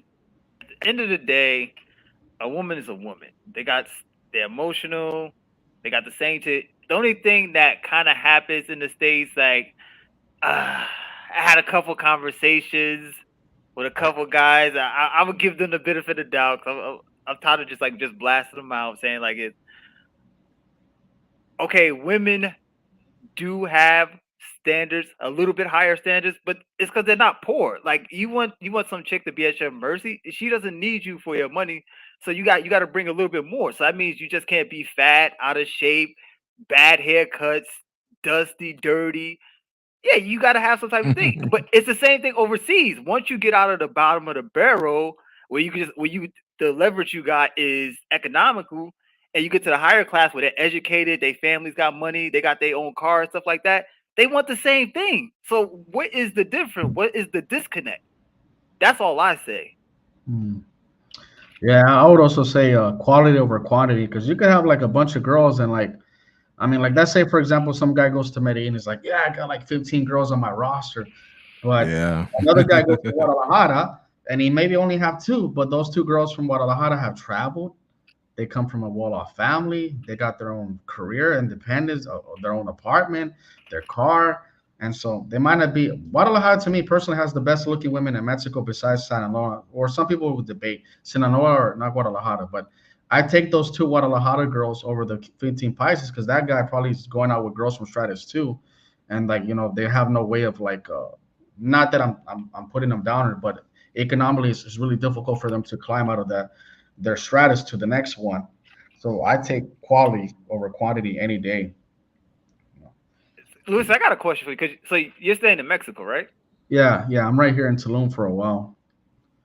Okay, so why do you feel like Mexico's not a big passport bro country? Like I said, it just depends. Um, if they were to come over here to the Gitana Row area, they could meet women. There's women here that are looking for a good time from all over the world. They just want to have fun, drink, and go to the beach, go clubbing, have enjoy the beautiful sun, the beaches. They could come over here, and there's a lot of them that do come over here. But I think, you know what, I can't answer that. I was talking to QB Flexing the other day about it, and like he couldn't answer it either. And he's just like, I just don't understand because in Guadalajara there's a lot of beautiful women. Also, Sinaloa has a lot of beautiful women, but you don't see those guys going over there. Veracruz too has a lot of gorgeous women, and you don't see a lot of guys going over there. I think maybe because the language barrier, and also because like the upskill, the way the women are over there, like they're not that easy to like approach. Like I said, we saw what happened with Milan. They threw him the finger, and I've also had it. Well, I haven't had a girl throw me the finger, but I've had like girls where they're kind of like they are known. What a lot of women are known to be a little bit American. Now I wouldn't say Americanized, but they have like their independence. And so you come to Guadalajara, you might go up to like five girls, and four of them are not going to be attracted to you, or they're going to be like, "Nah, I'm good." You might get that one, and so maybe that's what discourages some men from coming over here because they want to get with like a bunch of girls, and I think that's why they end up going to Colombia and DR because it's a lot easier to get a bunch of numbers over there compared to over here. Like the same guy might get 15 numbers in 1 week in DR, he comes to Guadalajara and he might only get two or three. But depending on the guy, right? Like I said, every guy's different. So I think maybe it has to do with the confidence or just like the it factor. Like, oh, it's not that available over here compared to like Medellin. Medellin, it's guaranteed. I come over here in the first week, I have five girls in a jacuzzi. Hell yeah. The guy could come over here to Guadalajara, get the same condo with a jacuzzi, and it could be empty like the first 5 weeks. It's just it's just like some guys don't have the time too. Like we got to be honest. Like if you got like a week vacation, you don't got time to be dating these girls. So I could understand why they go to these other countries and not Guadalajara. But if the guy has time, he's a digital nomad or just has his own boss, so he could take like a month off. I don't know why they're not there. That's a good damn question. I can't even answer it myself if I could be honest. I'm just like saying, but I think that's one of the reasons why it's a hidden jewel gem, I would say. And I think it's always going to be like that just because the quality of the women there are high class. And so a lot of guys are not going to want to deal with that. They're going to be like, fuck it. Let me just go to Medellin or Cartagena and shit, man. Let me have a good time. I think maybe that's one of the reasons. But QB Flexing would probably get on here, but he had a live earlier, and he could explain it to you. It's one of his favorite cities is Guadalajara. He loves it a lot. He always goes there, and I think one of his main girls is from over there as well. And so he will tell you like very like openly like why he loves Guadalajara. Like I say, great food, great weather, architect is really nice, cheap cost of living, but you don't have to worry about crime like you do in Medellin. Not that there's no crime in Guadalajara, but not compared to over there where you have to worry about some guy rolling up in a motor at a restaurant and pulling a gun on you and taking your shit. Like that doesn't happen in a Jalisco and shit, dude. But I don't know, man. Maybe one day people will start going over there more. But I always tell people like, y'all should go over there to Jalisco. If you're not really traveling for women and you want to like get good food and culture and stuff like that, go over there. There's a lot to do, man. You can go watch a soccer game, go to Tequila Town. You could take a bus and go to Puerto Vallarta to the beach for a couple of days and then come back to the main city. So I think Guadalajara is that place where you have a lot of good things available to a person. But I don't know. There's just some places that people just don't go to, man. That's just the way it's gonna be. So Well, I mean, there's a reason why because only the popular places being promoted. So it's like when you think of Mexico, you think of Cancun, yeah, Cancun, Tijuana, now Tulum. Los Cabos. Yeah, Los Cabos. So you think of the area. So like when you start going outside those areas and you showing that you can have a great time outside of the norm, I mean, guys are curious, but they're not gonna go though. Yeah. I just find that interesting because we got like what was it like the big five? No, so the big four. So The big four. Thailand, Yeah. Thailand, DR, yeah. But it's all these other countries like because when you meet up with other travelers, they're like, yo, you need to go check out like Iceland, like go check out like the Netherlands and all that. It's all the other places, and they show their receipts, and I'm like, yeah, bro, you was out there doing your thing, but these dudes are just focused on those four countries, not even those four countries, those four red light districts. They don't go anywhere in the country. Like, if you ask somebody about like Thailand, like, hey, yo, have you been to Chiang Mai? No. Have you been to Phuket? No. Have you been to Koh Samui? No. So it's like you spending all this time in red light districts, and I'm like, yo, don't you get bored? Honestly, I'm gonna ask y'all this: if y'all spend only every time you travel, you just went to like Pattaya, Sasua. Wouldn't y'all get bored after a while? Because I personally, I was going to spend like probably like a weekend in Pattaya personally. Yeah. Depends. Like 'Cause for some guys, me, Pattaya, I was there for 2 days. After 2 days, I was ready to leave. yeah, some guys are just looking just to monger, and that's okay. Like, who am I to judge them? Like, if they only got 5 days vacation out of the whole year, and like they don't got time to like go out with these girls, and Susu and Pattaya is like available to them, fuck it, man. Go over there, have your fun, meet people and shit. I'm not judging that. No, I'm not judging them, but I'm just saying like when you think they get bored, and it's like let me try like at Nah, least some okay, guys you love got that. Some 5 guys days. love that shit, bro. Some guys love that shit. You know what? I'm really surprised though. Most guys don't go to Amsterdam. I've been to Amsterdam, bro. You really like. I'm surprised most mongers are not going over there, because I'm just like, bro. You realize in Amsterdam you got Dominican girls there, Venezuelan, Colombian, and shit. Like you got girls from all over the world, bro. And so I'm really surprised these guys don't go over there more. And it's more safer. It's cheaper. You know, the girls get tested. Um, I don't It's know. That's a cheaper. I thought it'd be more expensive when you It'd start be nah. more going to like. expensive. It's a good place, Amsterdam. I had a good time. I was there for like 4 days. So I'm saying it's one of those places where everybody likes to go. Like in Europe, it's like a popular place. It's definitely a good time. Oh man, I had a good time when I was That's what there. I was thinking. I've been thinking of this whole time because I've never been to Amsterdam either. Nah, But I figured it would be more expensive because it's closer to like the Scandinavian countries. So yeah, it like, is. But you know what? It depends. Europe could be cheap, but if you go during the winter time. So when I was there studying abroad, it was during the winter time, like January, May. And so it was like not that many people during that time. So like places where I was staying, it was like bottom cheap because it's slow season. But now when I was there last year during the summer, it was really expensive. Summer, oh shit, Europe was so expensive during the summer. But I still have a good time. You know what? Another place that's well, it's not a hidden jewel because everybody goes there, but Barcelona. And shit. If you like Latina women, like Barcelona is a good place. I was meeting girls from all over Latin America, from Cali, Colombia to Dominican Republic to Mexico. Every girl from Latin America seems to be over there in Barcelona. So You know, I've been to Barcelona. I was not. I don't know. I wasn't impressed, you man. weren't impressed? It was. I felt like you know what I'll have a better time in Colombia. Hmm. But I don't know. It was cool to see the buildings and everything else, but the nightlife just sucked. Really? really, Wow. It's known Yeah, yeah, for. that's Oh, it sucked. I mean, maybe I went during the wrong time. I don't know what it was, but it was just like after 4 days, I was ready to come back home. damn. Yeah, well, dang. everybody's different. So I've been to Yeah. cities where I didn't like Paris. I went to Paris, and after 3 days, I was like, I'm good. I'll never come back again. But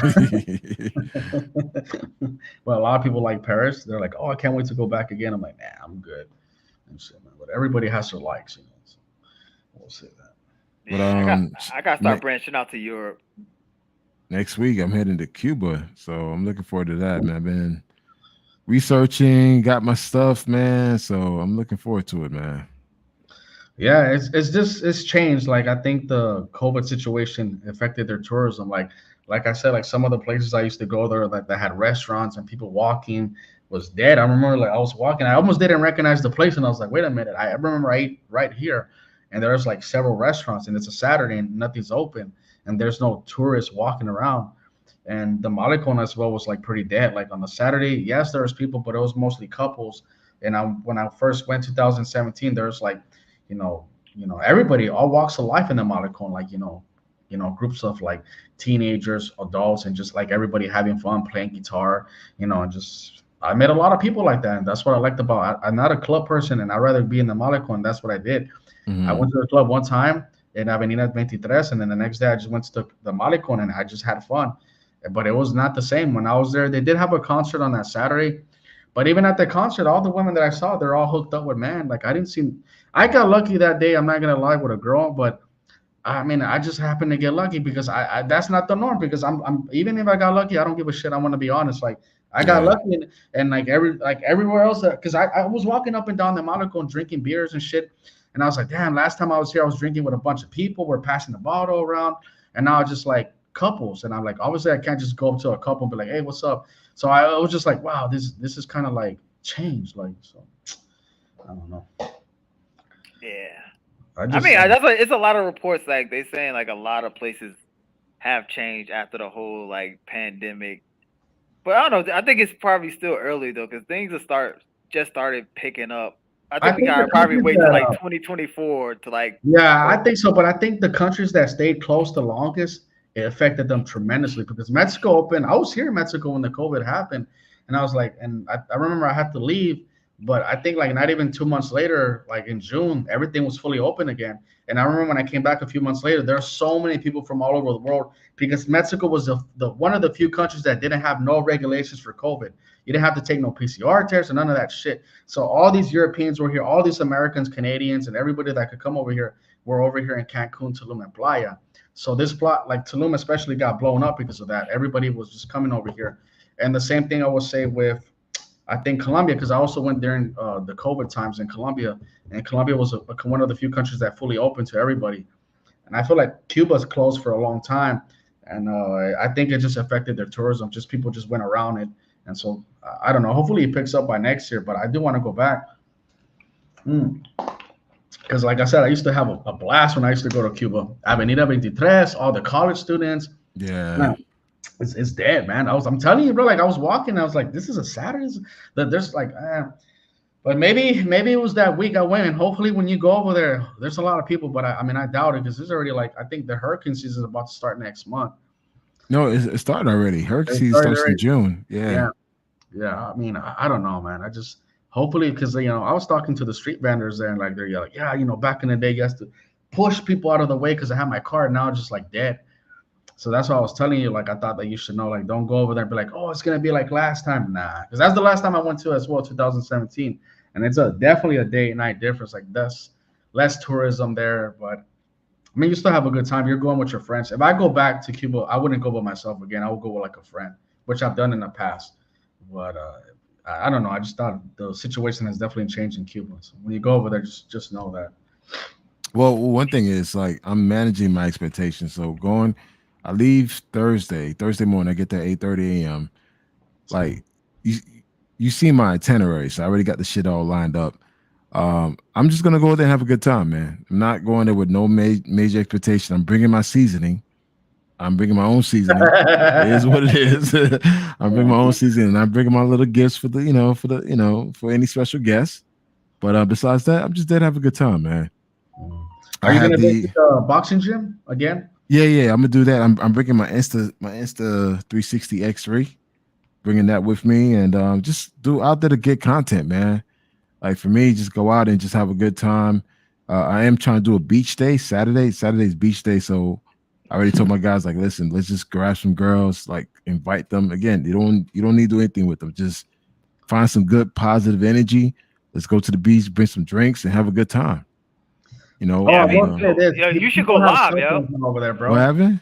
People have cell phones. Like in 2017, the last time I went, you never saw that many people with cell phones. Now people have WhatsApp and stuff like that. So now it's easier to communicate with people if you do meet them. Be like, hey, write my WhatsApp. Back then it was like write my home phone number down, and then you have to like call them when you got home and shit. But just so you know that as well. Yeah, Communicate. yeah. I mean, my thing is like I'm just there to have a good time, Yeah. get some content, and enjoy myself. And like I said, Saturday's beach day, and I already told the guys that's gonna be out there, like, yo, listen, just find some chicks that you cool with. Let's invite them all to the beach. We go to Santa Maria, and just hang out on the beach, man. Get some rum, get some food, and just hang out on the beach, man, and have a good time. Bring the football out.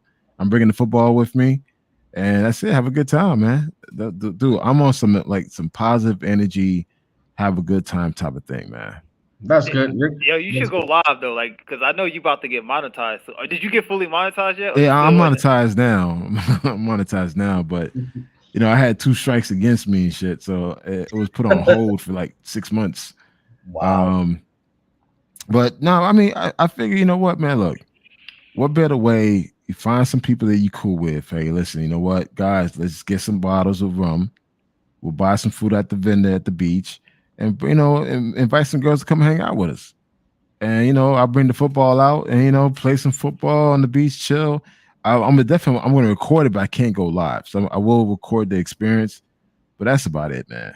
I can't do anything too much because I know my girl probably looking that damn video very Oh hard. yeah. So there's certain things I can't show. Like, all right, guys, okay, all right, camera's off now. I could enjoy myself. Yeah, I could attest to that. Yeah, I got blown up on live before too.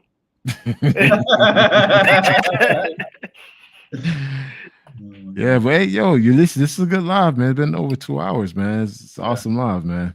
Yeah, I was gonna wrap it up already because I know it's already getting pretty late. But we gotta do another live like after you come. Or you're gonna do a live when you come back from Cuba, correct? Right? I'm doing a live on Monday to talk about my trip preparation. Then from there, when I get back, I'll do the post event. So I'm doing a pre-live, just talking about what I'm planning to do. Like, you guys see my itinerary, so you guys know what I'm about to do out there. Then when I come back, to basically just do a walkthrough, like, yo, this is what it is, currency, where to stay, where to go, the typical shit. All right, that's good. So yeah, then after that, I understand that you changed your plans. You're gonna go to some countries, and now this year, like you changed your itinerary as well, right? This year is just really like, okay, my first time in Cuba, dude, I was on some party shit. This is 2017. Obama just lifted the embargo. I went there, dude. I was drunk every night. I was drunk every night. Right here. I was doing nothing but foolishness. I don't want to say effery, but I was doing foolishness in Cuba, and I was there for 7 days, man. So I had a good time. But this time around, I'm a lot older, a lot wiser. I'm gonna take it easy and just enjoy myself. There's a comment to the Haitian guy. Did you get demonetized because you talk too much? Do I talk too much? Nah. Damn, bro. I mean, I thought you were cool with me, man. Yeah, he wild for that. Yeah, it was like I was kind of quiet. I was like just listening you guys talk. Nah. No, I got demonetized because I just do. I posted 2 videos back to back that was not YouTube friendly, and I talked about it. And the first one was warning, and the second one was like, all right, we got to strike you on this. So they basically put a hold on my account for like 4 months, 90 days. Yeah, you gotta be careful. There's another YouTuber out there, Timmy, like he said, like he posted a video of like nothing like bad and shit, but he said he got a strike for it. He's like, what? I didn't even do nothing bad, and I was like, and YouTube is real strict. Like even if I post like a girl with a bikini on a thumbnail, they'll take it down. I'm just like, I don't do that shit no more. I'm like, nah, I'm just. Yeah, and that's what happened to me, man. I posted a video of something going on in Cartagena, and I posted a video that happened at Spirit Airlines. So it was back to back. So they hit like, yo, dude, you got back to back strikes. So they hit me with a 90 days strike.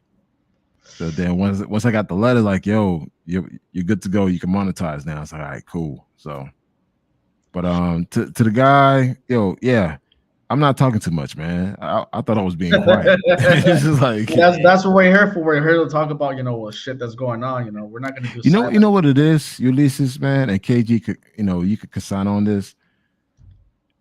When you have guys like yourselves out here that's really traveling, dudes don't want to hear the truth. Like guys don't like hearing their bubbles being burst.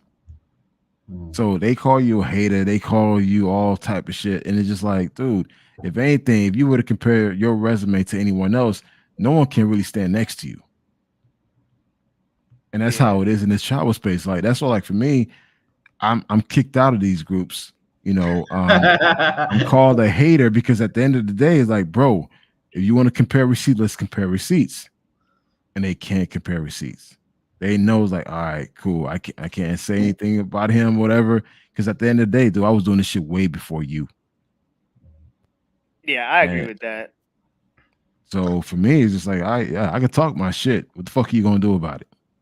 It's just like, what you gonna do about it? It's like, and at the end of the day, they can't say nothing to me. None of them. I think it's just a phase. It's just a phase. This passport bro movement is actually just people will forget about it like in another year. Like, dude, my thing is this. All right, look, men have been traveling for ages. All right, cool. What's the flex? Like, my thing is, okay, the flex is you started a business. You have a beautiful, successful family overseas. Like, you doing something with yourself. You going smashing the same chicks that everybody's smashing. Bro, shut the F up. That's not a flex, man. And you know what's crazy? Add to that, you going over there paying to smash these chicks. If we went over there, we could get it off the low price of $3.99. Man, you know, it's all good, man. But yeah, yo soy Haitiano, man. I'm Haitian, but I've been here in the United States since 1978. So I'm pretty much American. I was raised in Dade County, Florida, Liberty City. Dude, trust me, I could switch up. I could become a hood ass dude real quick. But also, I have a master's degree. So it's just like, hey, why not just embrace the positivity and then focus on the negatives? I mean, and like Ulysses, man, you're doing your thing out there. You're producing great content. You're giving guys the real deals. Now, a lot of guys going to respect that, bro. Yeah, I understand. So let me ask the parcero. Ulysses, before you go, tell us how your DR trip. It went good, bro. Like, some people say DR is ruined. That's bullshit. I didn't see that. Nah, Because it's all right. I never see any foreigners in Santiago, so I'm cool. But about Santana's barbershop, bro, it's a good place. Like I said, DR has some of the best barbers in the world, and I always like going over there and getting my haircut because it's one of those.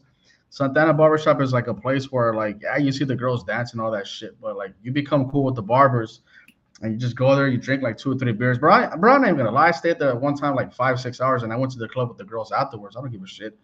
And they were dancing, having a good time, dancing bachata inside the barbershop. You just, just kicking it, bro. Just drinking your rum, like talking to the girls. Like you don't have to spend money like that. Like I just got my hair cut, and we all pitched in for a bottle.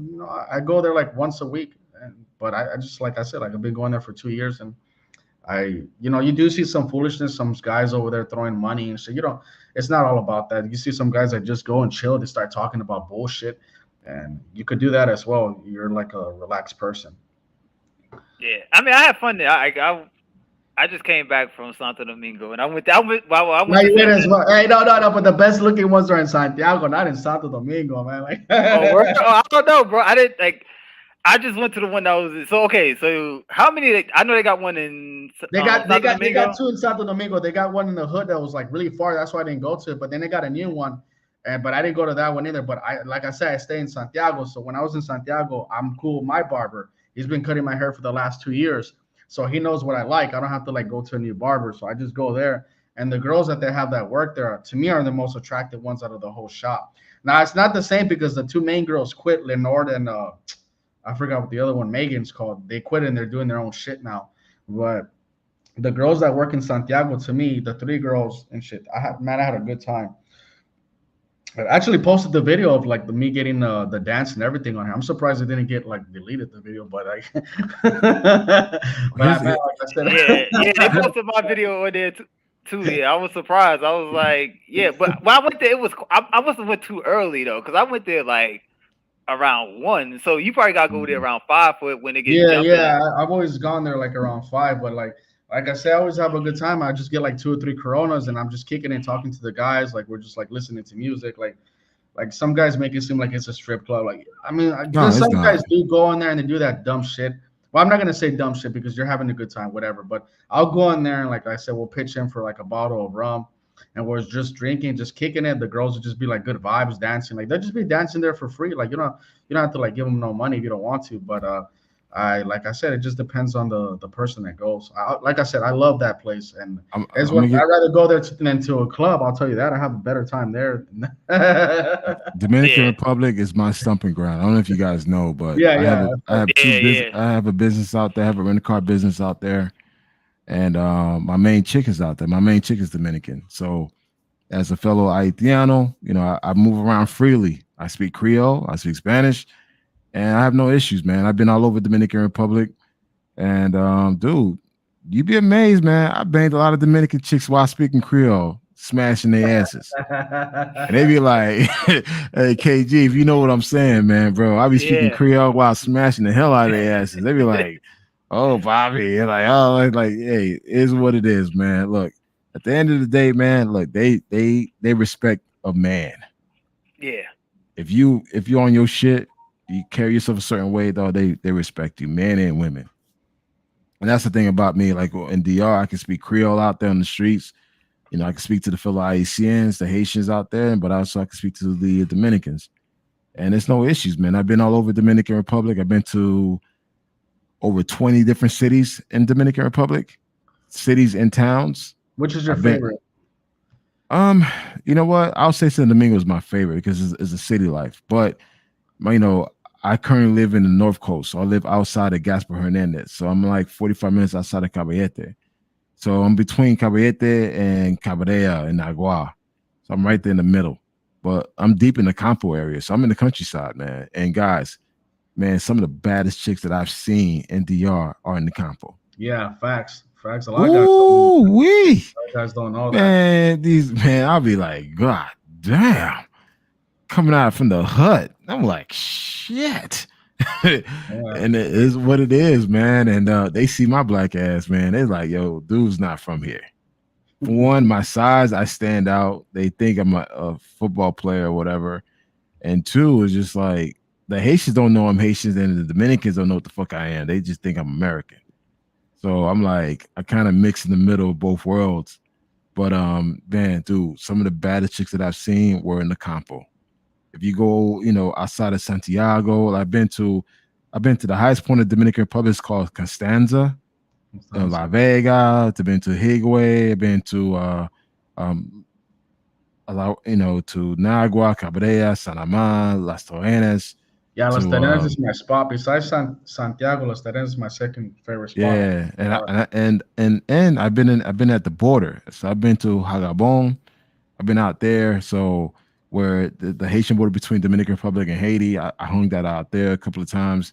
And one thing about hanging out there, dude, late at night, there's no electricity. So you walking to the bars, it's pitch black. Dude, everybody's walking around with machetes. Dude, and the thing is, you can't do literally, you cannot see more than 5 feet away. It's so black, it's so pitch black. So the stars are fucking huge because it's so dark. So the stars are like you could touch them. And man, you go to the Campo area, you go to the bar area, man, it's lit the fuck up. You see Haitians, Dominicans partying, man, like partying together. And that's the thing. That's like when I hear this narrative, what's going on. I mean, yes, is there ignorance on both sides of the country? Yes. However, the everyday people, man, they fucking gel, man. They realize like, yo, we got to work together. And when you out there in the border along the country, you see Dominicans and Haitians marrying each other. You see Dominican and Haitians working together. And it's just like, it's what it is. Yes, it's not a perfect world, but man, they make it happen. And, you know, and it's just like, again, you walk around, everybody's caring. Everyone is caring. So you try to do something stupid, you probably get chopped up or get shot. Yeah. I mean, I was blown away. That was like my first time in DR. What was that, like 2 weeks ago? Yeah, man, it's dope. Like, I don't know. I still don't want to go to Sasua. Like, I think I'll be happy going to like Santiago next or somewhere.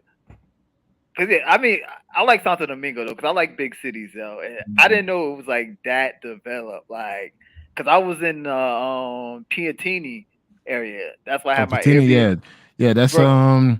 Yeah. Oh, you in the bourgeois area, Bro. You like, know how we gotta travel. We ain't staying in no hood spot. So no. Piantini, you're right next to the Blue Mall. You're near the Blue Mall area. That's like the upskirt area. That's a lot of the baseball players actually live at too. So you see the Maseratis, the Porsche trucks. I was like, yo, where am I at South Beach? Like, yeah, I thought I was in South Beach for a minute. No lie, yeah. So did you go to Paris? Paris Lounge? Nah, I didn't go to Paris Lounge. I hanged out in Colonial Zone or I stayed in the Colonial Zone. I wasn't. How about Venezuela Avenue? Did you go to Venezuela Avenue? Nah, I just chilled because I wasn't out there that long, so I just chilled in the Colonial Zone. Ah, man, you got to go to the Venezuela Avenue. That's where all the spots are. And it goes to the Blue Mall. There's a Fridays there. That Friday is like the hot spot there. Yeah, I went to which malls I went to? I went to Sam Bill. I went to Agora. I went to what's that one that's down the street? It was like 15 minutes. Acapellas. You didn't go to the Blue Mall, so that's the spot. That's the spot you need to go to. Man, bro, Ulysses, man, I was pulling chicks that were cashiers in Santiago. I go to the supermarket. And I'm buying groceries, and I talk to the chick, like, yo, let me get your number, and I get a number, bro. Next day, I'll tell you a story. What happened to I'm me? clapping chicks. I'm clapping chicks on the next day, bro. I'm like, man. I was in a Comado, like right there by the monument. Like a lot of people go and like drink right there, like down the street from Calle del Sol. And so I went inside like the restroom, and I remember like I was coming on. The girl's like, "Hey, my friends want to have a threesome with you, a trio." And I was like, and I just like turn around, and they weren't that good, but the girl that was talking was like, she had cake. And so I ended up just like, getting their numbers. I ended up going out with that girl like a few days later and shit. But man, those Santiago girls, man, I'm telling you, like, it's just out of nowhere. They're just like, hey, my friends can tell you're not from here. Would you have a threesome with them? And I was like, those two girls weren't that good, but the one that was talking to me was cute. So I ended up getting that girl's number and going out with her like the next day. But yeah, man, I'm telling you, I was just there for like 1 month, and I was like, man, I need to stay here longer. I'm actually probably gonna go back next month. I have to go back. But I went out with like at least maybe like 3 girls. Have you gone to La Vega? Because I was about to ask you, have you gone during the carnival? They said that they hit you with a stick. Is that true? No. You know what? I never been to the carnival, but I've been like, because I fly into Santiago, and I got family in Santiago. But I normally go over to like Habacon. To Habacoa, to Costanza and La Vega, which is outside of Santiago.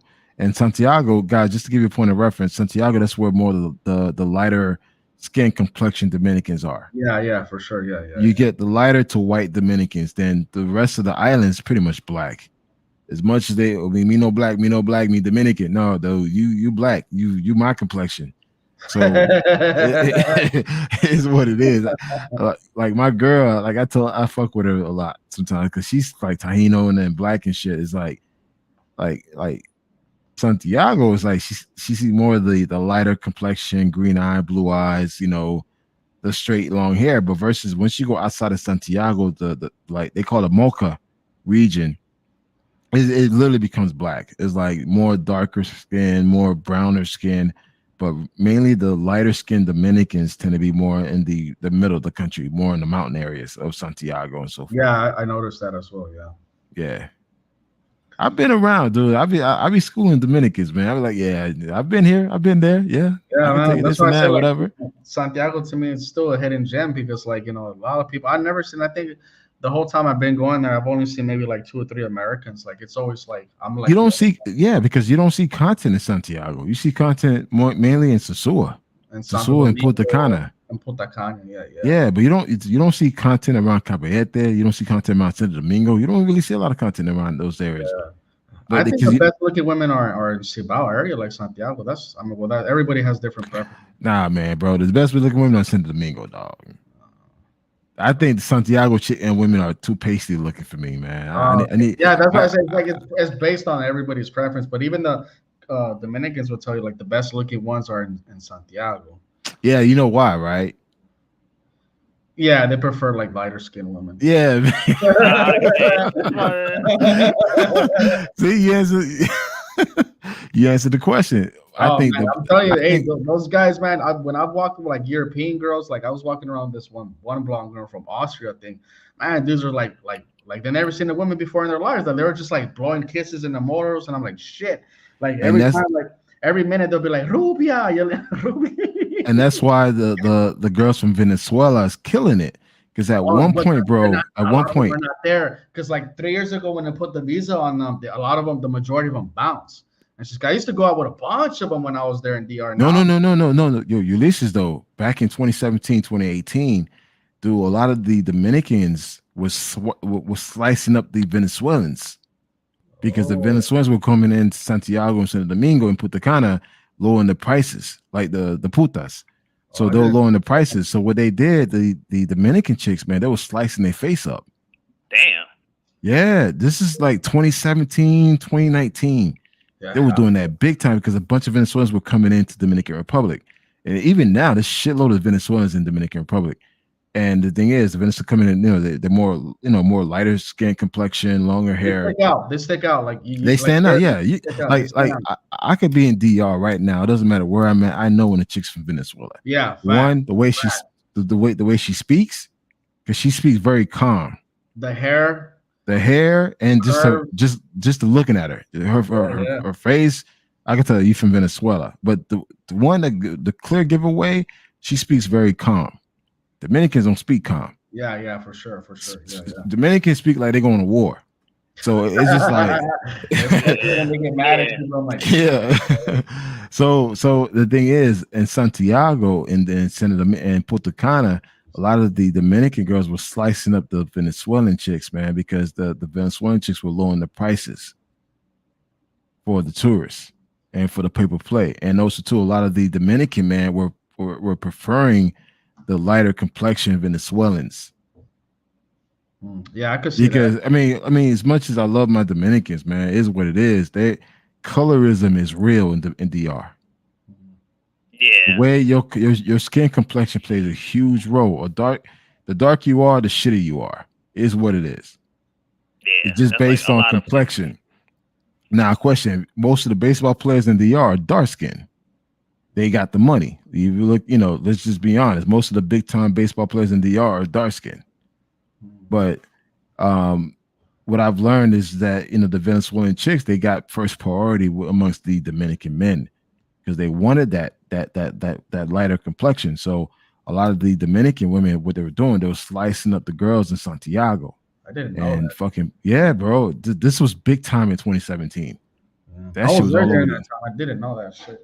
yeah. So what a lot of the Venezuelans were doing, they were telling people that they're Dominican, but they didn't. Fuck that. And then those two, they So, started going to Sosua. No, seriously. I started meeting like when I was going to Sosua at the time, I was meeting a lot of Venezuelans in Sosua. Because they couldn't get any money, because for one, they didn't have any work visas to work. So all they had to do was just become pros. And they were charging a lower price compared to what Dominicans were charging. That's a mm. fact. But I know that the Venezuelan girls that I met in DR, they don't like dating the Dominicans. Like they always tell me, like nah, they're too aggressive. Like I'm good. I'd rather date my own. So I mean, that's what they tell me. So I don't know if they told you that. So. No, I mean, I met a lot in Santo Domingo too, and a lot of them, you know, they were just proposition themselves, man, and I'll talk to them whatever. And of course, me being American, I kind of stood out because as an American, but um they didn't have any rights because they didn't have any papers, so they couldn't really find a regular job. Mm, So of course you got the Haitians at the lower tier, then you had the Venezuelans, then you had the Dominicans. But mm, here's the thing: most of the tourists that were coming into Dominican Republic, a lot of the tourists from Europe and from Canada wanted the Haitian girls because they want dark skinned women. So that's why when you go to DR, you see a lot of the Italians, the French, the Germans messing with Haitian women because they want dark skinned women. They don't want another light skinned person. So if you go to Boca Yeah, Chica, you go to Sua, and the area Caballete, you see oh man. Europeans with Haitians. I'll tell That's you a story too as well. Like in Santiago, I had a boy that used to work at a center where they used to help the underprivileged kids over there in Santiago. So they used to get like study abroad students a lot. And like all the white girls that were coming from the States, like they'll be hooking up with the Dominicans, my friends, all the time. Because they would just stay for like a month, part of their program. And so man, they would just like wild out. They'll rent like an Airbnb with a swimming pool and so the Dominicans that were dark skinned were getting them because these girls were just like seeing them as exotic. So it works both ways. mm-hmm. And shit, it works Yeah, both. yeah. So again, if you kind of look at it, most of the Europeans that you see in Dominican Republic, they want the Haitian women. Most of the Americans want more of the stereotypical Dominican color. They're not gonna mess with a dark skinned Haitian. So it's weird. It's just like I think you desire something that's completely different from you, which is common because again, majority of the time you see Europeans from Italians, Germans, Spaniards, dude, trust me, they messing with the Haitian. Mm. That's yeah, I agree with interesting. that. Cause yeah, I was hanging out with these group of guys. Yeah, one was from what was it? What was it? Saudi Arabia. The other dude was from Brazil, and I forgot what the other two guys are from. And yeah, they was looking for the darker berries. That's what they was looking for. They wasn't they wasn't Yeah, looking for the light skinned baddies. So I was like, yeah. So yeah, and what you black say makes sense. the blacker the berry, the sweeter the juice. It's true. It is what it is. Hey, And but that's like wouldn't you say that the women in Santo Domingo kind of have like worse attitudes than the ones in Santiago? no, I wouldn't say that. Okay. Santo Domingo is the big city. It's the first city. Yeah. Santiago is the second city. I think Santiago is just real chill. But Santo Domingo, it's just like they know, like, yo, we're the shit. Like I think Santo Domingo chicks have more arrogance than Santiago chicks. Yeah, I've seen it. Yes. Yeah. I can see that just from being there because it's some baddies there and they know they bad. Yeah, they know they bad, and they'll tell you like, yo, Santiago's country compared to what Santo Domingo is. Santo Domingo is like, yo, we're the first city. We got the infrastructure, everything else. Santiago is very slow compared to Santo Domingo. And Santiago, really, it's only a few spots to go to in Santiago. You got the monument area. That's my spot. Yeah, which is like all the restaurants, but after that, there's a few other spots you could go to, and that's it. That's it, really. Santo Domingo has everything. Then, of course, if you want to go to the beach, you could actually go out to Boca Chica. Santiago, for you to go to the beach, you got to go to Puerto Plata or Sosua, which is about 2 hours away. Yeah. Shout out to Razor Rays. I see. Hey, Razor Rays, what's going on, man? He's like the Oprah of the YouTube game. He having like some of the biggest YouTubers on his channel, like pulling up and like talking shit, you know? yeah, Razor Ray doing his thing, man. Hey, Razor Ray is doing it, bro. He's getting paid money just to sit back and drink his beer, so I ain't gonna hate on that. You know? I've called out Razor Ray. I say Razor Ray's on steroids. There's no way in hell he could drink all that damn beer and stay in shape. It's like, bro, you on some steroids, man. It is what it is. Yo, Razor Ray, just let us know though. What are you on trend? I mean, just let us know though. What are you on? Because you can't drink all that beer and still be in shape. Yeah, not just beer. He be mixing like beer with Hennessy. Dude, he's taking shots. I'm like, yo, this is crazy. He's taking all type of things. I'm like, there's no way in hell he's still like he still gets over. Oh, I gotta go run in the morning. Like, this bullshit. You know what it is? This is my conspiracy. Razor, I hope you're listening. I think those cans are water. You know, I think he got one of those cans, you know, where you could like put, you know, like unscrew the bottom and pour your own little liquid in it as a disguise, and just pretend like, yeah, I got another ceviche, and it's like, nah, bro, that's apple juice you drinking. He drinking sparkling apple cider. Yeah, apple cider. Like, stop fronting, Razor. Yeah, I never seen nobody drink for like 5 hours and just be like, still be coherent. Still coherent, could still keep a conversation. He's not slurring. It's like, nigga, dog, you're on steroids, man. It's what it is. He doesn't have to do much because like you'll have people like they're talking or arguing, so he just kicks back and collects, man. Smart move. Nah, but the thing is, the fact that my problem is with Razor, he stayed calm and collect. There's no way in hell you drinking all that damn shots, drinking all that beer, and you stay calm. My ass would have already turned up already. Yeah, same here. See, look here, Celtec creatine. They see, look. I told you it was some shit. I knew exactly it was on something, man. Razor boy, taking all the damn shots. That's my boy right there. He's gonna start traveling soon. He says so. That's pretty good. Oh yeah. Oh man, you know I what? think once he gets into the algorithm, because I know his live is on the algorithm, but once his videos get on the algorithm, he should be blowing up soon. Like, you know, Razor be putting me on hold, man. That's the only thing I don't like about Razor, man. I be on the backstage like for freaking 2 hours. Like, yo, I'm in the back. It's like, dude, of all people, you want me on your damn platform, man. I mean, dudes be arguing. You just got to take that. Like, you got to wait till stuff calm down. Because dudes be arguing for like a hot hour for no reason. Yeah. Man, but that's part of the show, man.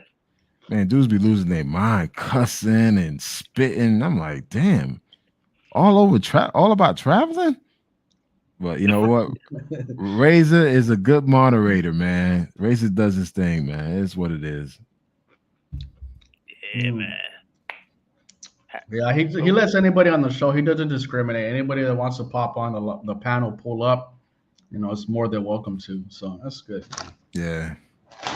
Oh, there's a comment. I'm surprised at how much knowledge of the Haitian of DR your Haitian guest has.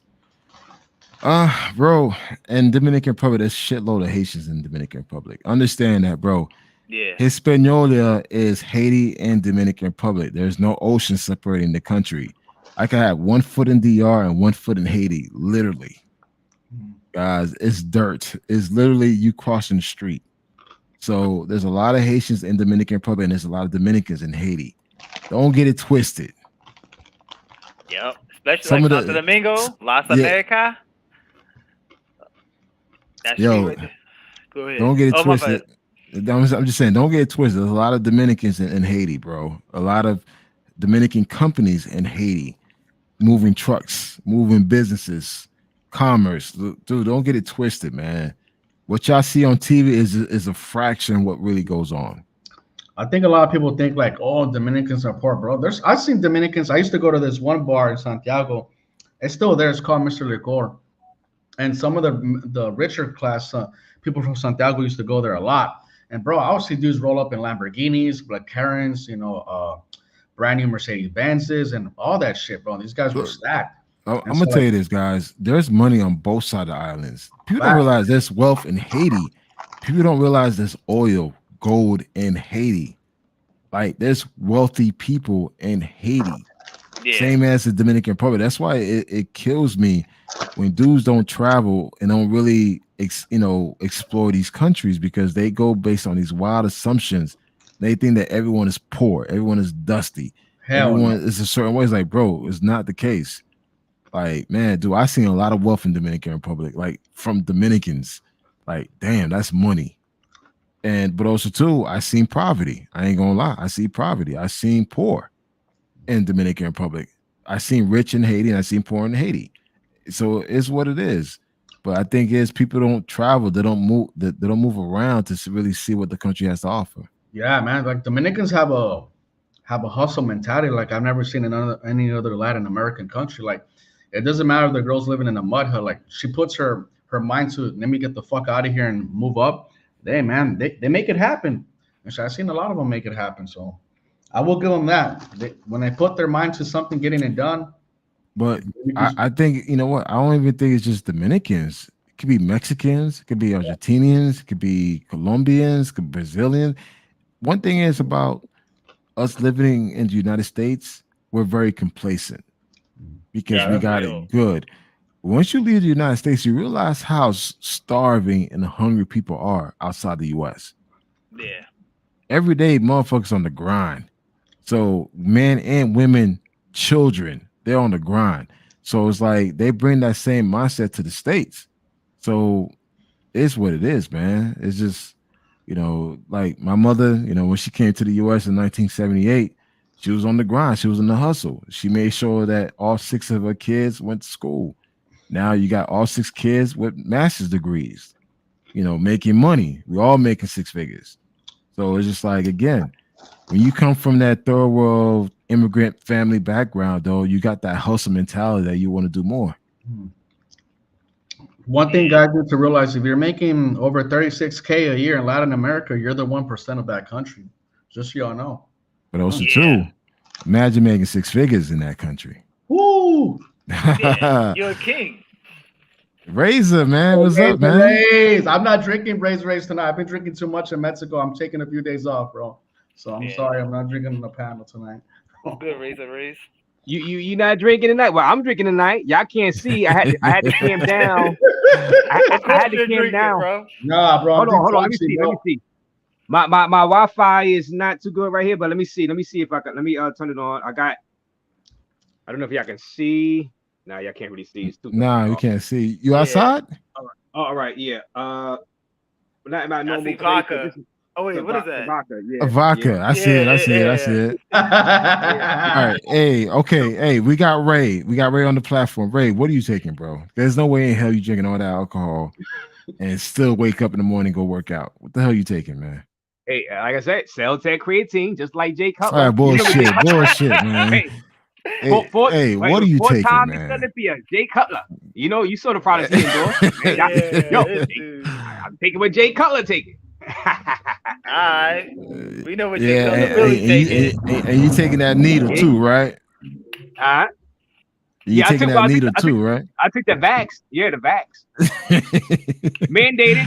No, we ain't gonna get into the vax stuff. Yeah. Dude, I'm like, bro, how the hell are you taking all them damn drinks and shots? And my thing, he's mixing. Like, how the fuck he's mixing all that shit? Yeah, but those are light. You know, when that drink calls light, it's like drinking water. People be teasing me. Them Dominicans out here in Brooklyn, they be, yo, that's just water. That's water, Poppy. Stop being a pussy. Stop being a pussy. Drink something, you know what I'm saying? So I know my body tolerance. I can drink a pretty good amount of those small cans of Coors Light without getting drunk and like. But yeah, when I start taking shots, that's why I stopped taking shots. If you notice, like I thought you were still taking shots.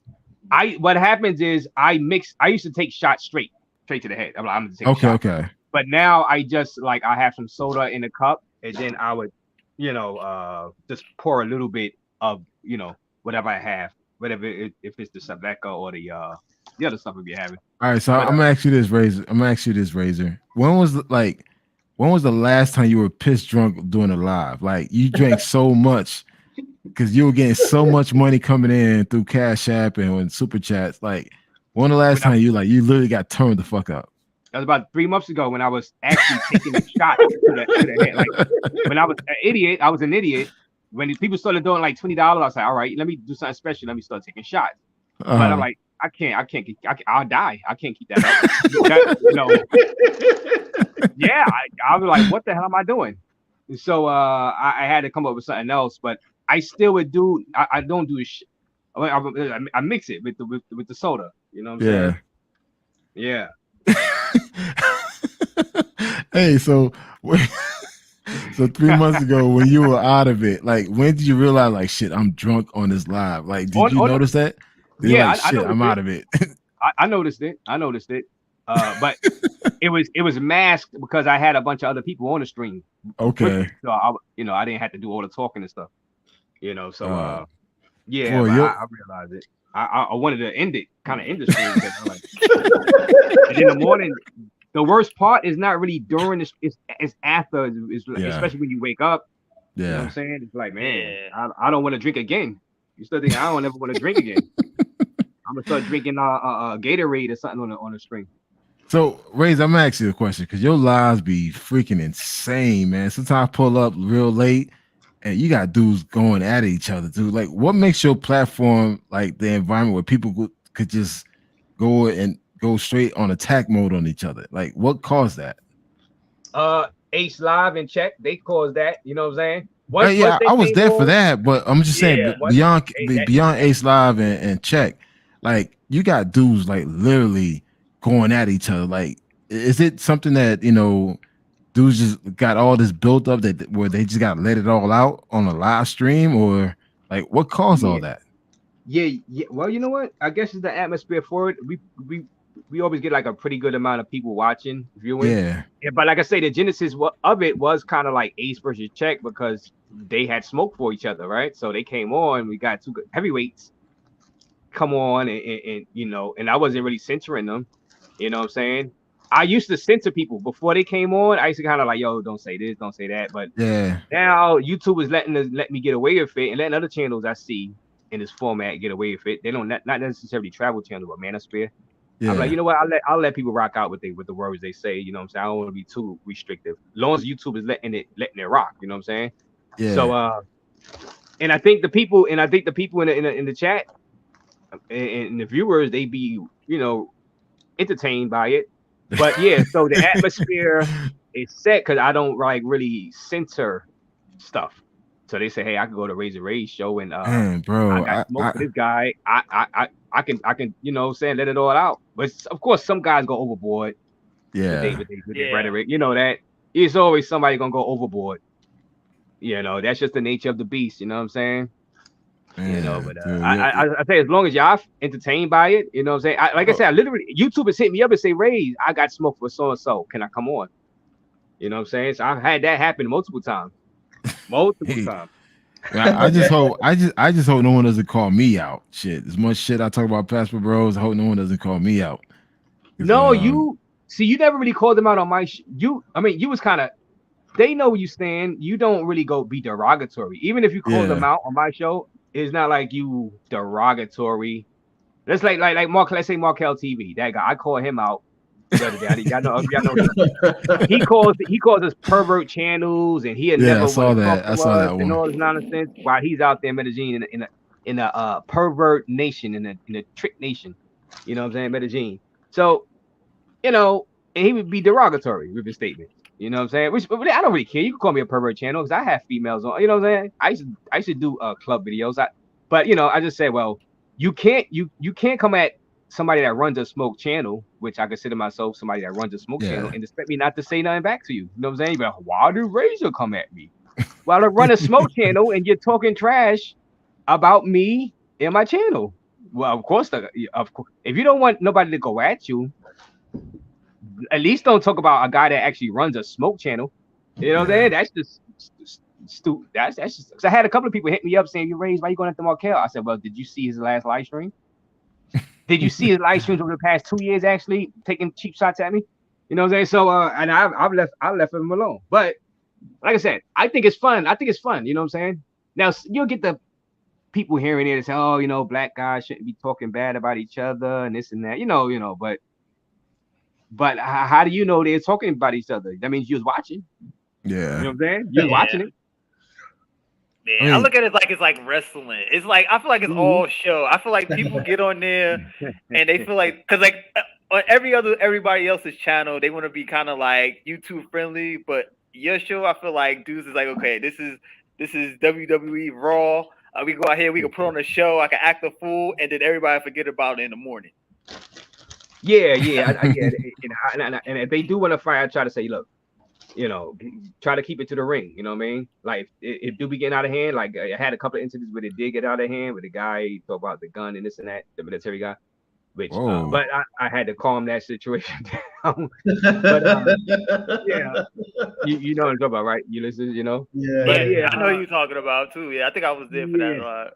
Yeah, but as long as they have fun, as long as they're not taking it too serious as far as violence, you know what I'm saying? Because that's I don't want nobody to get hurt, and I don't want to get flagged by YouTube for promoting that either. So that's true. So it is a fine line, but YouTube have been letting more stuff go lately. That's why I let some of the language and stuff go. Like, well, they letting it go.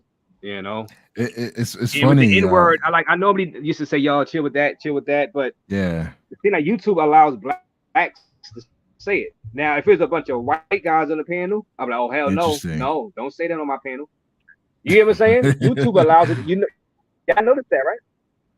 Not just my channel, but a lot of other channels I see. I'm like, wow, they be saying N-word all day. I don't use it, but I know a lot of guys that come on the panel, it's just automatic in their head. That's what that word since like 3-4 years old.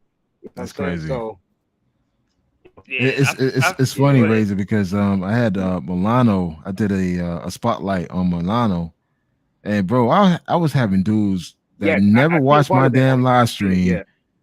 And I'm like, bro, I don't have a big following, whatever. It is what it is. It's all good. But I had dudes coming from your show, coming to my show, like talking shit to Milano because Milano was on.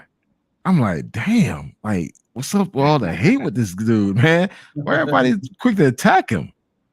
Yeah, I see. I'm not gonna go into here, but I seen a couple of videos on YouTube explaining why they hate him. I don't know, man. I can't speak on that though.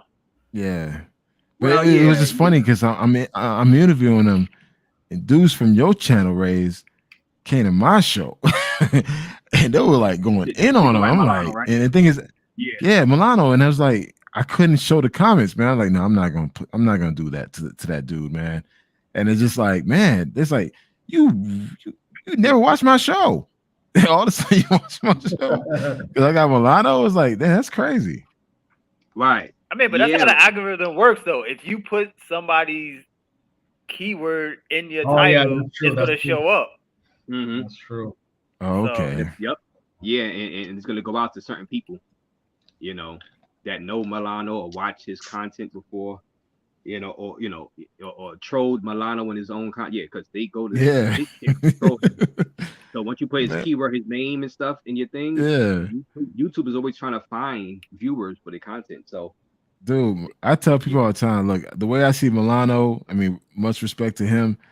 He's like a honey badger. If you guys know anything about honey badgers or like Wolverines, like don't sleep on that type of character, man. And everybody calling him out, wanting the boxing ring, boxing fight, whatever. I'm like, man, look, leave that dude alone. Y'all keep messing with that dude, man. I'm like, leave him alone, man. He's trying to do his own thing. And he just got back from Cuba. I met with and I actually met up with him to get some information on Cuba.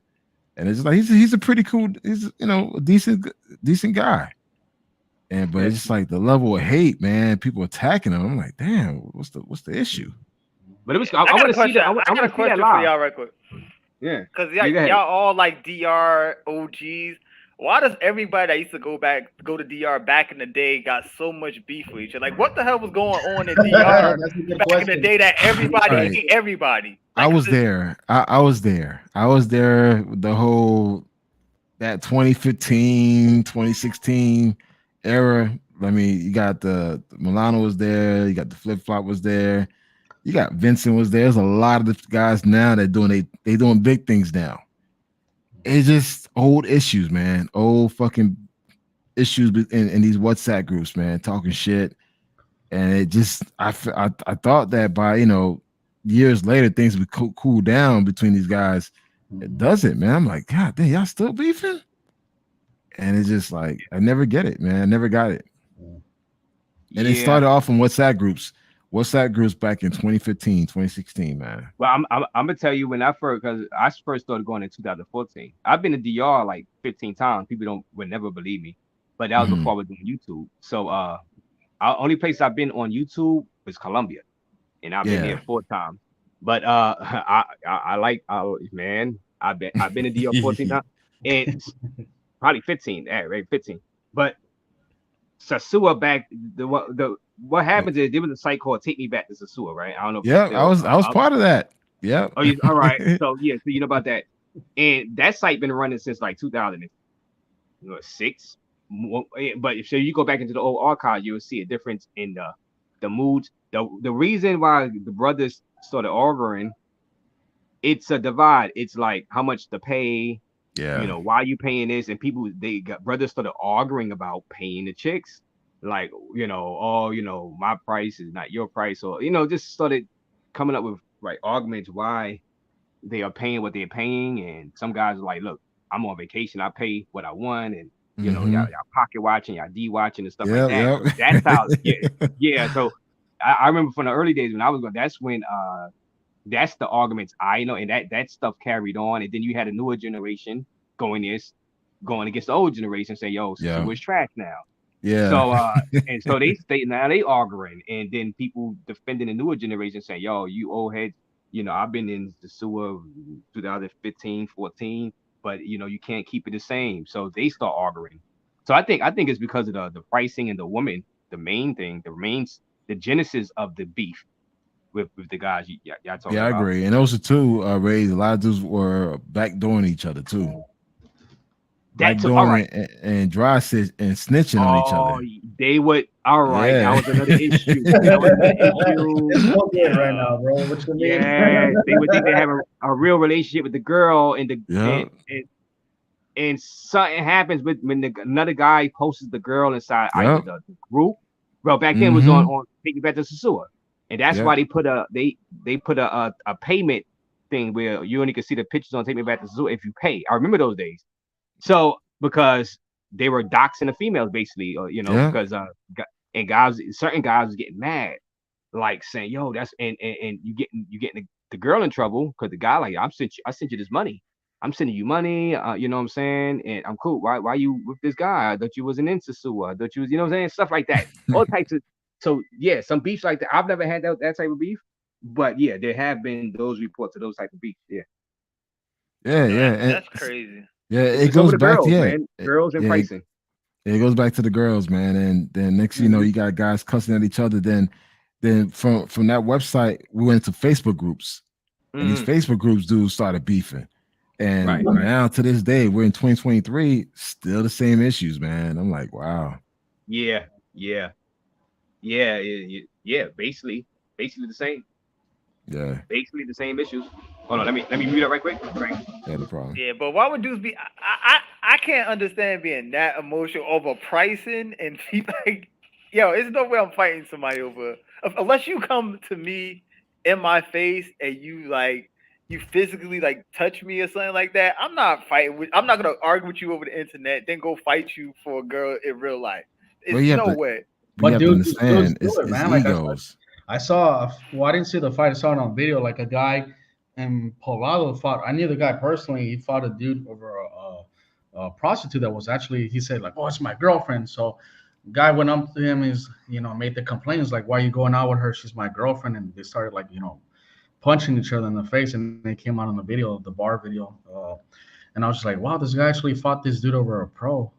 Hey, It happens, man. Ulysses, I seen two guys fight in Sasua Beach over a pro. Like get into Yeah, it happens. I believe it. I believe it. a fist fight on the beach, sand, like fighting, rolling on the ground on the beach of Sasua over a pro. I've seen it with my own eyes, I saw it man. in Medellin, and I was just like, wow, to each his own. And it's just weird because the guy lives there. He's not like he's like there for the weekend. And so I'm like, you just got your digital nomad visa. Like, why would you risk losing it or getting banned from the country for a while for some dumb shit? Because again, Um, it goes back to guys seeking for love, seeking for attention, seeking for affection. Look, as much as so-called mongers and these guys want to claim that hey, we don't need women, they want them. They want them because they seeking that, bro. Like what, dude? Any type of affection that a man could get from a woman, dude, he's gonna cherish that. So especially when he's not used to getting it. So you see a lot of guys do a lot of stupid shit for it, man. I seen it, man. Like it's a sword. Oh my god, dudes like throwing blows on the beach, like by the water, throwing wow. blows at each other. I'm like, over a pro? A pro? Like, damn. That's wild, man. I don't know. What do you think about this guy's comment? They're going to be beefing on an app now because I know they have an app. So Oh, you talking about the Oh, Passport Bro app? Yeah, I can see that happening. yeah, I can see that happening. I can see that happening easy. Because Yeah, it goes goes back. in It that. goes back to what I was saying before. A lot of these guys are banging the same chicks, man. They going to the same place, going to the same clubs, same restaurants, and guess what? The same girls are going to the same places. So literally, you banging the same chick that everyone else is banging. Is what it is. Yeah, I don't. I never got to appeal. That's why I don't like the red light districts because I never got to appeal to like, yo, you're gonna even if you spend a couple days there, you're gonna still see the same chicks, and you know she's getting banged up with your boys. Like your boy probably had her the night before or whatever. So like, I don't know, man. I don't know. Maybe I'm just too picky. I'm too bougie, but yeah, that's never been my cup of tea. Chasing after going in after another dude, at least that I know of. Okay, my like, thing is you know this. the guy. Yeah, you want one to go in after him. Yeah, At thank least you, not right Razor. after. You know what I'm saying? That's my thing. Okay, at least there's a difference between knowing and unknowing. When you know your dude just nutted in that person, you gonna go after him literally, dude. Okay, you're wrong. Guys do It's that, like, though. Guys yeah, do I ain't gonna do that. But okay, if I didn't know, then I didn't know. Mhm. But when you freaking know, like, yo, she like he literally skidded all over her butt, and you're gonna come right after while she wipe herself down. It's like, come on, man, really? Yeah. I ain't doing that. My boys, when they get the mansions, and sometimes the girl, not the mansions, my fault, the villas. The You know, villas, yeah. Hispaniola, and the girl run through the villa with them guys. But I don't stay with them. You know what I'm saying? I never stay with them. I say I need my privacy. I'm not staying with y'all guys. You know what I'm saying? Yo, And I Rays, think, let me tell you this, bro. One time I met these guys, man. You know, I was passing through Sasua because I live in Capiete, and I met these guys, dude. It was like 7 dudes. They took one chica back to the crib. I'm like, What? why 7 dudes going? Then again, they had a taxi. They were leaving Sasua. They were leaving Rumba, and they're just like, why 7 dudes with one chica? I'm like, y'all y'all gonna share her? Like, with all these women here? But some dudes like that, man. I don't. It is what it is, man. All I saw was 7 dudes get on the bus, get on the taxi, and one chica. I was like, whoa, Yeah, that don't look right. Actually, there's some chicks. I'm not gonna call no names, but there's some chicks that's being promoted on YouTube now. That's in Patia. That I know dudes was running trains on her like back to back.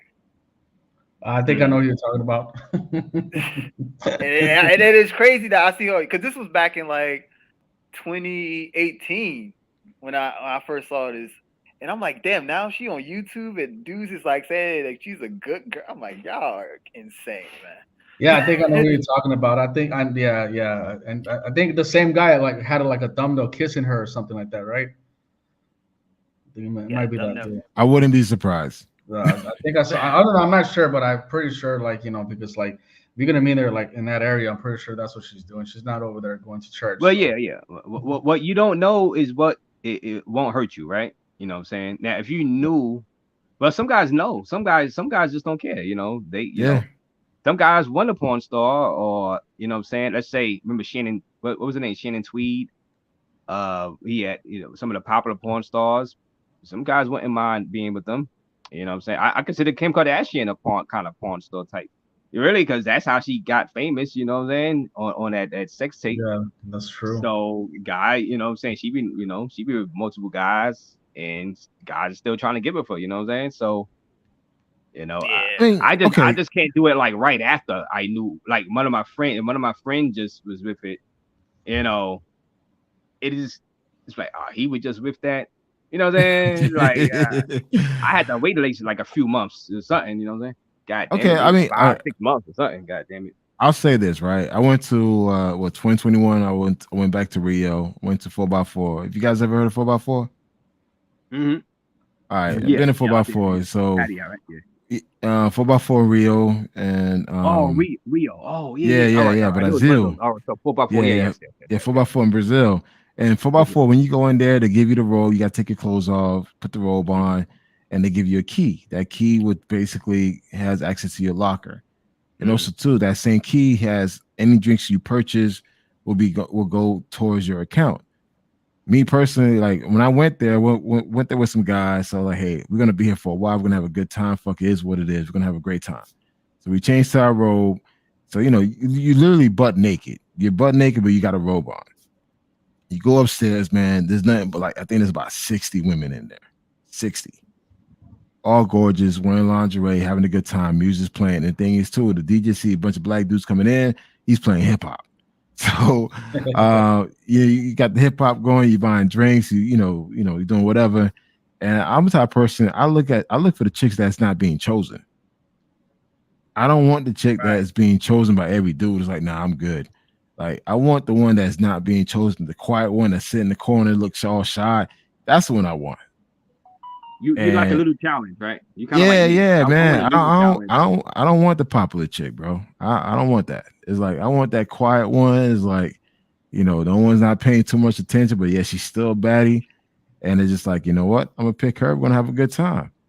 And that, I don't mind doing it because again, granted, I'm in a brothel, so it is what it is. It's she probably banged the dude already, but again, I don't want to know like, hey, 10 dudes are waiting in line, like waiting in line to go after the chick. I ain't trying to do that. So again, there's a time and place for everything, guys. Like if you're going to a casa, look, you did have a good time. Go out and have a good time. But when you go to a place like in certain cities in these countries where you know for a fact like this person's a bona fide pro, like dudes are waiting in line. Yeah, why do that when there's ample amount of women around you? It loses its flair to do it. Like when you do it, Villa Mimosa, that was Villa Mimosa out there in Rio. Yeah, I checked it. I couldn't do it, man. The hygiene. It's just I heard. People been telling me. I can't do it. Some people could do it. I can't, man. I'm a clean freak. Sanitize is like, nah. I mean, you see some baddies, but I have never been in a brothel, man, because I can't be in that. I can't be in the atmosphere. The only brothel I've been in, and I didn't go there. I went there for and that was in Sasua and Kukaba. I've been to Field of Dreams because we took a tour over there in the cab and we were just like hanging out. It wasn't really nothing. We was playing pool during the daytime for like a couple of hours, and we went to in Kukaba out there in Puerto Plata. this spot, goddamn Blackbeards, and that was a bikini contest on a Saturday. Oh yeah, Saturdays. Saturdays. So, and that was like in 2015, and you know what I'm saying. That's the only, if you're gonna call that a brothel, I guess you can call it a brothel, but I don't do the brothel. I need to be outside. I can't, be. I'm gonna say this, man. As much as I clown passport bros and shit, like I've done the brothels. Like I've done the one in Brazil. I've done one in Medellin. I've been to Latron, the Pablo Escobar mansion. Right. Those places are more higher end, so they take very great care in creating an experience. Right. So that's what I do. Like these hole in the wall spots, I cannot do. This one I went to in Germany, Sharks. Man, bro, it's just a whole different experience. Because again, they take pride in making sure that this is an experience. This ain't no hole in the wall type of spot. I always say, guys, do that. If you want something to do with your friends, bachelor party, you guys out want to drink, because those places you could go there, order drinks, order food, chill, relax, and they cater to you. Now, these little hole in the wall spots, like in the fucking, in the hood with his bullet wounds and bullet holes in the walls, yeah, stay away from that. Yeah. Personally, I can't do the brothel thing either. I don't think I ever really been in an official brothel. The closest I've been to brothels is the Nana Plaza, Soy Cowboy, probably like the neuro massage where all the girls come out and then you gotta pick one. But I couldn't do it. I went in there and I was like, yeah, I did it. You said you did it. I fucking did it, man. Look, let me tell you, bro. I couldn't. Hey, again, as much as shit I talk about passport bros, man, I do get into the fuckery, and it's just like, yo, I did the fishbowl. Like when you walk in Thailand, you walk in and they pull the curtain, there's all the ladies on the wall, like looking at you trying to get chosen. I did that. I did the oil massage. I did the neuro massage, and I did the bath massage. Yeah. Oh my God, guys! You did all. You better than guys, me, man. Look, I'm gonna tell you, Razor, dog. You should do it, man. If you go to Thailand, do it. Do it one time, man. Just drink some beer, take some shots, and go in, bro. Dude, it's an experience, man. I'll pay for an experience. Yeah, well, you should do it because everybody recommends that. All my dudes did it, and they be like, "Yeah, it's the best day." They said they came out super relaxed. They would, bro, you feel super relaxed and super light. Your ass going nuts so bad, man. It's just like, God damn, this is good. I mean, honestly, look, again, I'm not against brothels, man. Unless they create an experience. It's something that you like a once in a lifetime experience that you're not gonna find in the States, you're not gonna find at home. Go ahead and do it, knock it out. And again, there are a lot of beautiful women. These places are very clean. Yeah. Women don't have no STDs, so it's very thorough, man. And they're beautiful. They're beautiful. They create that experience for you. That's what you're paying for. You're paying for the experience. Now, if you're looking for a hole in the wall spot, that's on you. But if you're looking for some type of experience, like, you know what, hey, I'm glad I did it. It's on my bucket list. Go ahead and do it. Hey, y'all know what we're talking about, right? Yeah. I know exactly. I know what you mean. I know you talk about out there in Thailand. I know. Yeah, and the thing is, see, I might be more inclined to, let's say, if like the 4x4 place, like people in robes and stuff. I just feel kind of like it's kind of like too out there. It's like if you take the girl inside the room. You come out, people watching, and people know what you. Nah, I just feel like it's kind of Razor. They don't give a fuck, bro. Everybody's getting. I know they don't. I'm gonna tell you this. Like, okay, I'm gonna use 4x4 as a perfect. I'm gonna use 4x4s as a perfect example. There's different room suites. You can get a room that is very basic. You can get a room that has jacuzzi. They call it the Sutan. The Sultan room where you can have a jacuzzi, water bed, like mirrors on the wall, everything. So it really depends what type of vibe you want to experience. For me, it was just like, I wanted 2 chicks. I wanted the jacuzzi experience, water bed, and I did that. And I had it for I had 90 minutes with these women. Okay. And bro, they gave me an experience, man. Dude, gave me a bath, chill in the water in the pool. Then we go into the water bed. Like I got two beautiful women. I had a black Brazilian and a white Brazilian together. United Nation.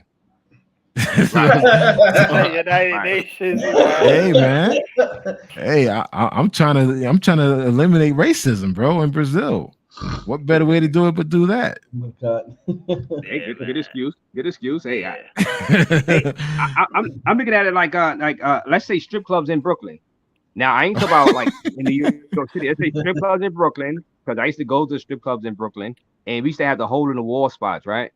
And that's where you could do VIP. You could take the girl in the VIP and bang her out, for like a price. You got to pay the $20 to get back to the VIP, and you still got to pay the girl her fee. And I never did that because of it was just so many people around. It's like, do I really want to, like, I'm in there, and I feel like, are there cameras in there? Will this place get rated as I'm in that VIP? You know what I'm saying? Because some of the strip clubs I used to go to used to get rated too. So I just felt uncomfortable. I just felt, because now when I come out that VIP, people are, I know what he just did. He just banged out that girl. But they don't care because they in there, but still, I just feel like, man, I kind of want a little more privacy than that. You know what I'm saying? I mean, that's just, yeah. Well, that's the thing. And like in Brazil, like those places like 4x4 or Colombia, there's Latron. It's more of a higher end. They know you're there to be entertained based on an experience. So it's like you could go there, have a drink, chill, relax, take your shoes off. Dude, they there to massage you, just relax, bro. It's an experience. Same goes as Thailand. A lot of those spots there, dude, they there to make sure that you walk away, you go home free. Like, it's an experience. Now, it's a big difference. When you go to a damn casa, you pick a chick, go in the room and bang and go home. That's a whole different experience. But when you do them, the more like the massaging, jacuzzi experience, dude, it's different, bro. Completely different. And again, I'm not against. I think every guy should experience that.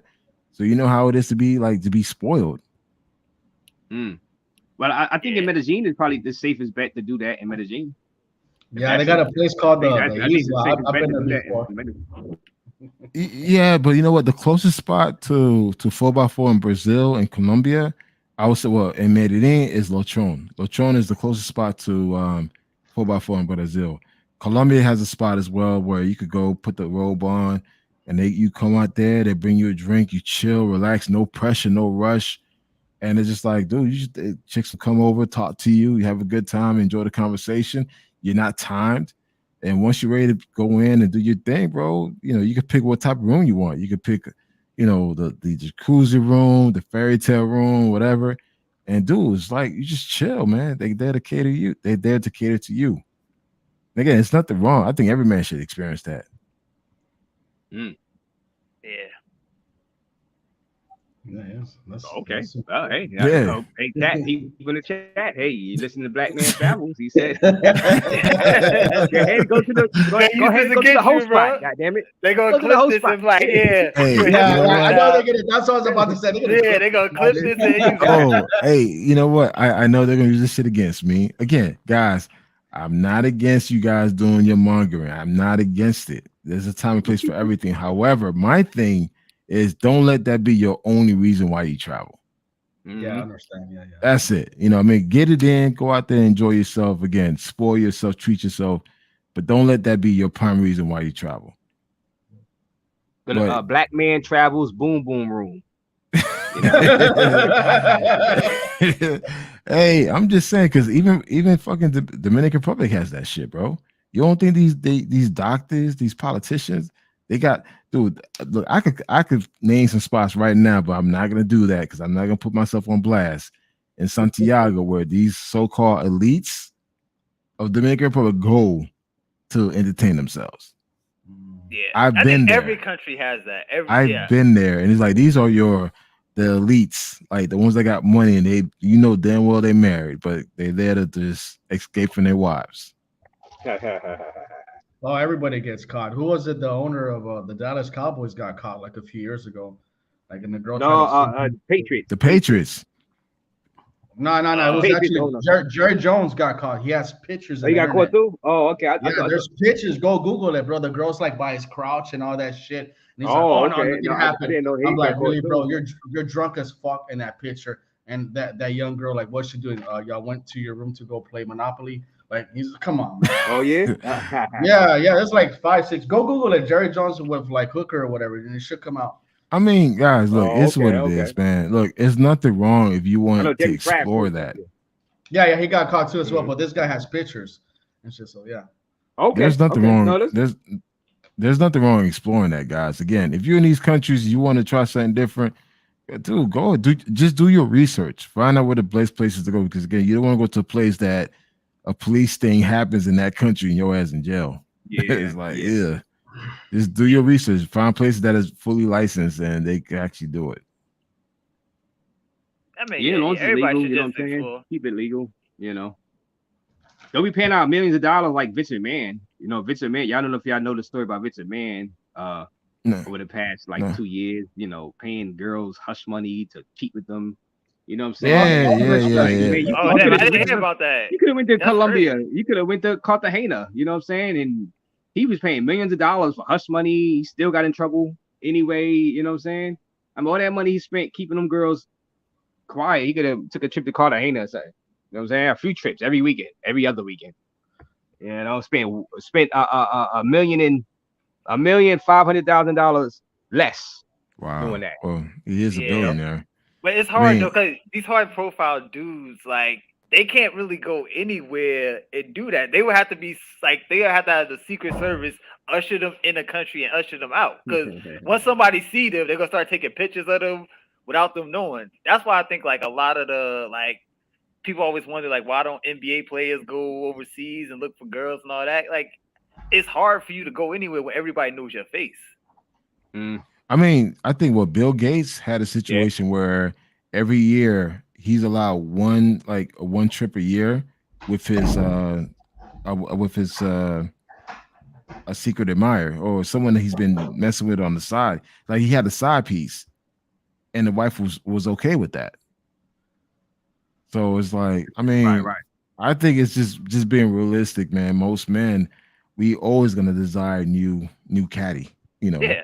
That's a Some of these guys are too rich to be married. To be honest with you, they think they love their wife. I think they love their wife. Yeah. But the money, the fame, and the accessibility to new ass, like you say, I think it's too tempting. You know, it's too tempting. You know, and I don't blame them. I don't blame them. I mean, come I don't on. think it's too married. Oh, go ahead. I'll let you go first. No, I'm saying you're the most powerful, richest man in the world. You think you don't have access? Mm-hmm. It's just. I mean, you'd be a fool, and the wife would be a fool not to see that. And I think that's why his wife doesn't say nothing. He's allowed to do it one time a year. Yeah, I think it's an unspoken agreement. I think everything is cool until they get into the media and they get out. That's when they gotta like. I guess the wife gotta put on the show and be like, she up. Yeah, she get on Twitter. But everybody knows. Come on, Steph Curry, all LeBron, they all got their own side little thing. They all doing their things. Come on, they have chicks waiting for them every city they go to. Come on, man. The baddest chicks wait for you every city you go to, and you're never going to partake, not even once. I don't believe that. And their wives know this. Instagram models, they hit up Instagram models. You know what I'm saying? So yeah. So I mean, marriage is not really for them. I think they be thinking it because you know you can still fall in love with a girl even if you're a big star, you got a millionaire, you can fall in love with her, but you know after a while you be like, hey, you know, I'm looking at these other girls and I could have these other girls too. I mean that's just the way it is. You shouldn't have never got married, to be honest with you. I mean, I don't think now marriage you is get divorced. Well, your money goes. I know Pippen. How much Pippen got to pay that lady? Lois Lawson. Dr. Dre had to pay. I mean, they still got money, but it's like that's a lot of money. I just won't get married. Comedian I'm like, hell, what's his name? The that's all famous that. black comedian went broke getting divorced. Yeah, I ain't. You know, like, what's the His point of name. getting married? You like, it's all the same. I mean, if it was like you can't get divorced or nothing like that, if you could get divorced so easily, but still got to pay out millions of dollars and stuff, go through all that craziness. I think a lot of people still get married based on societal reasons. Societal reasons and love. You have to look at it. Most of your successful men are married. Like based on statistics, most of your highly successful men are married. Most of your power executives, most of your business owners, like top business owners, are married. It's just more of a societal thing because when you're married, it shows that you're stable. But let's not get it twisted. Most of these guys have side pieces, man. It's But they what still it cheat. is. That's the thing. Yeah, That's the yeah. that's the reason. And once they So get caught, if the lady not happy, she gonna get half or whatever she get. You know what I'm saying? yeah, I yeah. mean, it's just a no. Like I think like if you, a lot of people look at people's situations and they don't know what's the inner dealings. Like we can speculate. Okay, she left him or she went with him just for she had a bunch of money. That is true sometimes, and they go to get their payday. But it could have been had other problems. Like they could have just not been right. Like people get married and their chemistry is not right. They get tired of being with the person and they break up. And not everybody's going broke for like that. I think the thing is a lot of these big cases when somebody like Jeff Bezos gets divorced, he's a billionaire, so he's gonna lose a bunch of money. But there's other smaller millionaires who had divorces and they didn't lose all their money. They probably had to break something off because they had children. But I mean, when you want to take care of your kids regardless? Yeah, and also too, guys. Most of these guys make their money back. They always make them. Look at Jordan when he went through that divorce. I think he had to give his wife over $300 million. He's a billionaire now. So if you're a man of means, a man of business, though, you're gonna make your money back. But it's what it is. I think here's the thing: the average everyday person makes average about $45,000 a year, right? Yeah. Dude, you go through a divorce, you're not gonna go through the same shit what a billionaire goes through. You're not. Because you're more than likely you don't own any property. Your alimony you probably no assets. You have no assets. Your alimony is gonna be what, $200. So you can't compare your $45,000 a year to someone that's making over $1 billion. So that's why I think like when we hear about these whole divorce thing, that's rich people problems. The average American doesn't make that. The average American makes $45,000 a year. Yeah, and also with the thing, I see a lot of people who has been married, and they had a conversation with their wife, like, "Yo, we married. Like you, my wife. I'm gonna be you. Gonna be with me to death do us part, and everything work out. But I'm still gonna do my thing." And then the wife's cool with it. She says, "Yeah, as long as you don't bring me nothing back, she's straight." But also, so too, guys. Wow, that's wild though, man. I can't. I guess I can't. If I get married, I'm like, yo, I'm like, I've lived with like 3 different women over I never married. You know what I'm saying? And me just living with them, I know it can get out of control and be a pain in the ass. So why would I put a ring on it and marry it? Just now got to go through legal procedures just to break up. And like you said, I'm not a millionaire, so it's even worse for me because any money she get from me, if I'm married, now I'm more poor. God damn it! He's a millionaire. He can a billionaire. He can afford that. You know what I'm saying, man? I ain't doing that. I mean, but I know I like most of the women anyway. You know, so. Like, okay, for instance, like right now, I was reading this article. There's a growing population of swingers now. Swingers are now coming out of the closet. More couples are identify themselves as swingers. So you have men and women. They're married. They love each other. They have kids, but guess what? They do their thing on the side, men and the women. Nah, I was like, hey, listen. But I'm just saying. Yeah. You gonna watch your wife? I mean, I guess some guys do it. Yeah, some guys go watch their wife do that. Nah, I can't watch my wife do that. I mean, I can't watch. Nah, okay, guys. A perfect example is that Adam guy, right? The Adam guy that had his wife banged by the black dude. Yeah, I heard about it. Yeah. But the thing is, they don't realize he was a swinger for 10 years, so he's already accustomed to having his wife sleeping with He's accustomed of being that lifestyle where he's okay with his girl sleeping with another man. I think all that shit was for views, for him to build up his channel and get more views. That's all it was. But he's a bona fide swinger. He's okay with that. He just kind of created concern, like, oh, I don't know what's gonna happen, whatever. Like, bro, you've been in this lifestyle for 10 years. So it really depends, because one thing I've noticed too, when I was in Cali, Colombia, I went to one swinger party, and I was amazed Colombians were into swinging. And I had dudes come up to me like, yo, my wife never had a black guy before. You know, would you be a first? I've done 2 cuckold experience.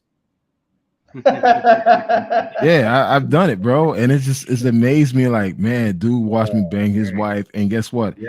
I went to a After, wedding in Rio de Janeiro. That shit was crazy, man. Like yeah, it's not dude, for and the me, thing but is, but nah. well, I'm just saying, I've done 2 cuckold If I'm experience. watching that, I can't. That's not my wife no more. If I'm watching my wife banging, I don't watch Yeah, any of I that. agree Nah, with I you can't with do that. that. I Come could, on, yeah, that's not man. my wife What kind no of more. Yeah, guy? I mean, yeah, you I can keep see why that. you did it.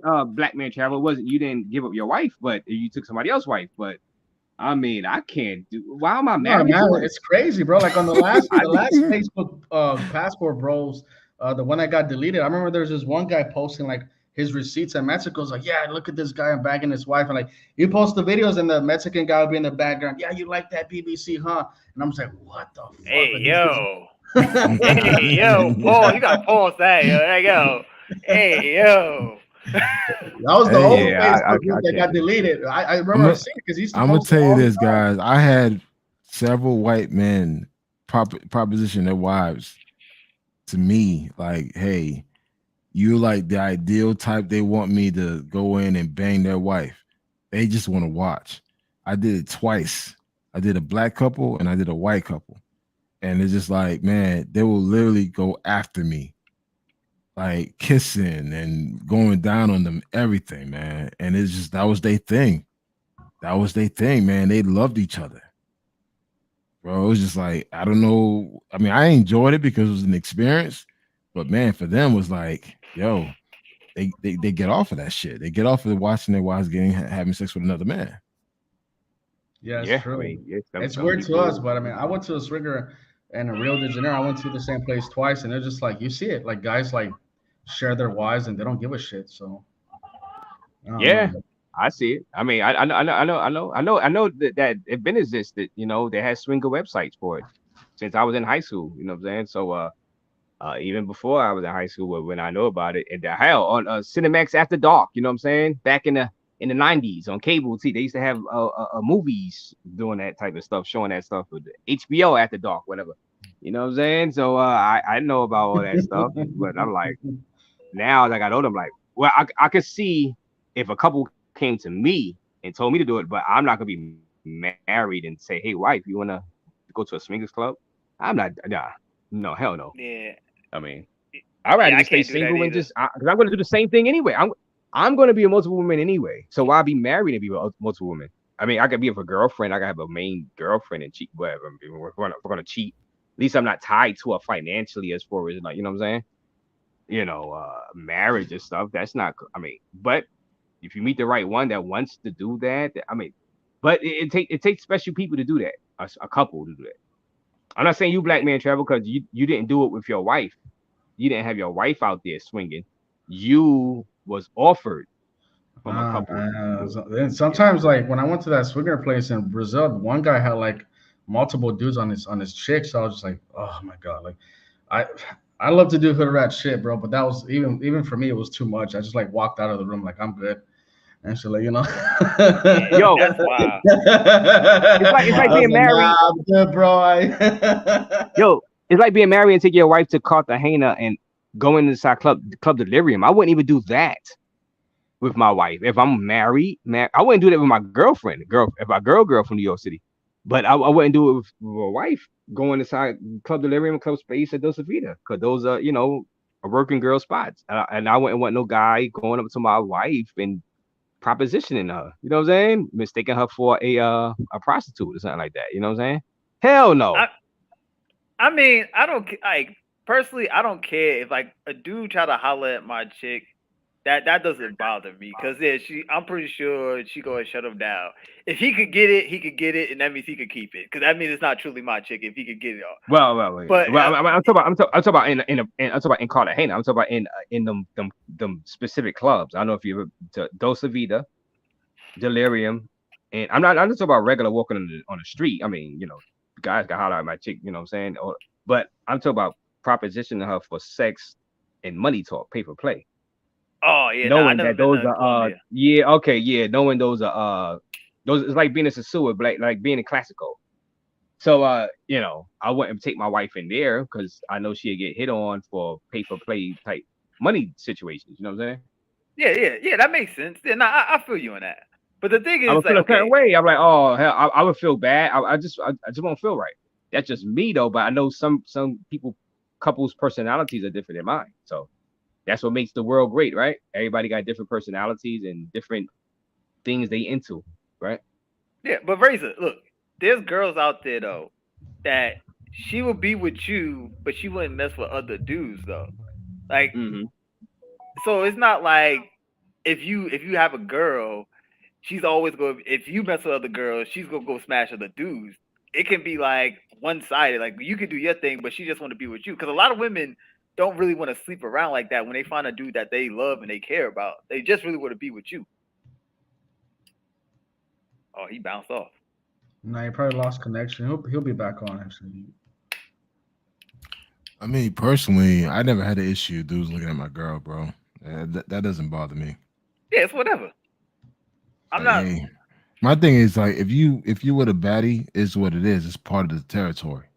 So it's like dudes gonna look because they recognize that you got a chick with you, you got a beautiful woman with you. My thing is just don't disrespect me. Yeah. You know, and it's just like, but also too, I think a lot of guys they see me as like, I'm not gonna say anything stupid or whatever. But I've learned like I appreciate the beauty of a woman, bro. Like she can look sexy around me as much as she wants. That doesn't bother me. Yeah, that's like, yo, if you insecure, this is why I think a lot of insecures don't even get bad chicks because they couldn't maintain, they couldn't even walk around. They always feel like they're inadequate. Because when you with a bad chick, all eyes are gonna be on y'all.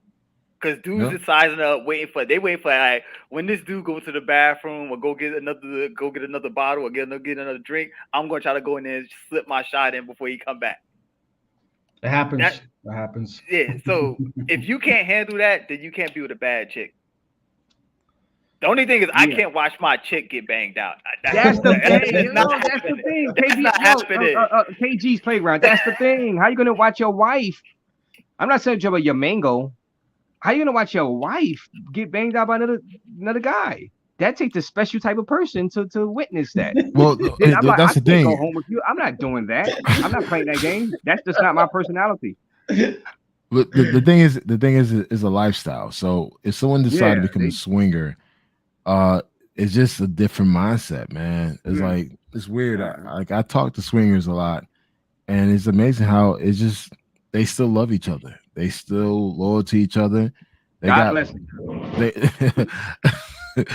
they have boundaries. They have boundaries that they set, like the rules, like they can't interact outside of the relationship. But when they go to these parties, man, dude, they can do the fuck they want. Like here in Atlanta, dude, there's a huge swinger scene here in Atlanta. And again, bro, you see married couples, man, beautiful married people, successful. And they just do their own thing, man. It's like, yo, it's my wife turn tonight. She gonna do her. That's fine. Okay, Black Metro, I gotta ask you this question though. Are these white dudes or these brothers? Because I feel like a lot of brothers. Bro, you'd be amazed how many black people are into swinging. How many, the percentage of Latinos are into swinging. Because again, I was surprised in Colombia that I saw that. And again, like you have a lot of non-black people desiring that BBC. Like that BBC shit is real, man. Like you think you see it on Pornhub, like no, it's real.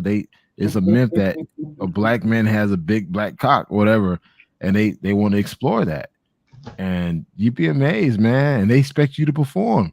I think it's a lot harder because you got to perform to that stereotype. There's high expectations. That's man. Because if you ain't packing, if you ain't pounding, you're not dominating, because again they expect you to dominate. Like for me, when I did the cuckold with the white couple, I had to dominate the wife, like dominate her, and the husband somehow was a high for him to see that. But at the same time, for me, I was a little scared because shit, I don't want to catch a case. So it was just it's like shit, man. I don't want to go to jail if I end up fucking abusing the damn chick. But it's a high for them, man. And it's just like, you know, more than likely the guy is probably in a powerful position and he wants to feel less than. And you'd be amazed when I was banging her, she was talking shit to him. That's wild, man. Yeah, man, dude. Look, let me tell you this, Oh, guys. Like what Marty, you, like Marty in the chat said, I can't do that type of stuff in front of another man. Now, hey, you know, they would have to be paying me a lot of money. I would have to be a male gigolo escort or something. well, Because I can't, I won't feel comfortable I'm having crazy, a man watch man. me while I'm doing that. I'm kind of crazy, so it's like for me, it's like, hey, fuck it, all right, let's go. But the thing is, the thing is, there's a level like the stuff you guys see on Pornhub or whatever these website is true.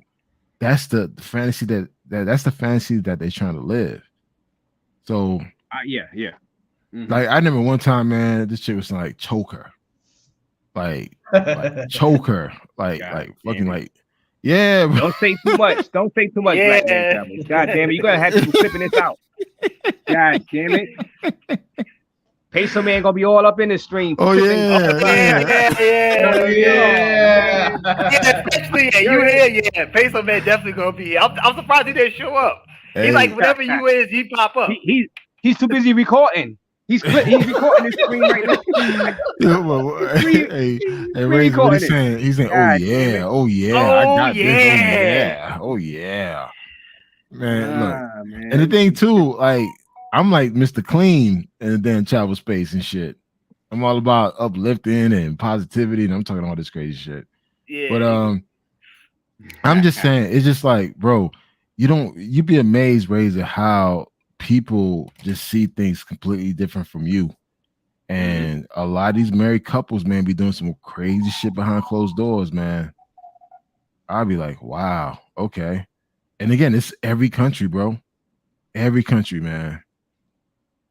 Yeah, it is every country. Because I had some dudes come in, like they wanted me in Thailand. Some white dudes came in. They wanted me to bang out their girlish. I'm like, nah, I'm good, son. Bye-bye. You get guys travel, but you get that here in the States. They if you go to the right places, they want certain stuff in the States too. Because I know, but do the ads I see, like I used to see before they started banning certain stuff, like through Backpage and online. I see all types of weird stuff, and weird requests and stuff like that. I was amazed by it, you know what I'm saying? Especially when you're young, you're like, wow, you're looking at this stuff like, wow, I would never do that. But you see it and you're like, wow, a lot of people just want stuff done to them that you would never think that they would be willing to pay, you know what I'm saying, to do that. But it's real. And not just, abroad, but here too, in the States, Like, I'll tell you this, right? I have a female friend, and she does BDSM. Yeah. Dude, these white executives will pay her $10,000. Go into the room and dominate them. Right. Like $10,000 cash, no check, no wire transfer, no, because they can't have the money traced to them. Yeah. So they'll bring a damn cash, pay the person. Her job is to dominate them, step on them, spit on them. Like, and these are your executives, powerhouse executives. And she used to do that, and she used to make her money. That's all she did, bro. And Lou, she was banking, and that's all they wanted. No sex. So, I mean, some she probably had sex with them here and there, but a lot of them they just want to be treated like shit, like just be dominated. And dominatrix type stuff. Yeah, man. On the dating site, they have site parts for that, like BS. What you call that? Yeah, like OK Cupid used to have that.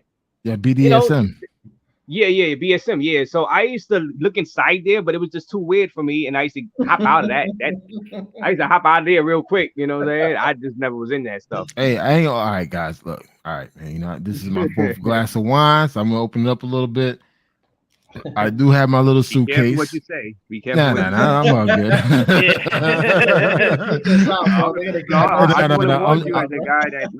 I don't want you to go. No. I'm just saying I do have a little suitcase that I carry with me, and again, it's like a lot of the girls like that, and they'll tell me, "Hey, can you bring your toys with you?" All right, cool, and I bring my toys with me, and they want to be hogtied, they want to be gagged. So again, these are the women that dudes will worship, and it's like, "Oh wow, you're so beautiful," and this and all that. But bro, behind closed door, it's a whole different experience, man.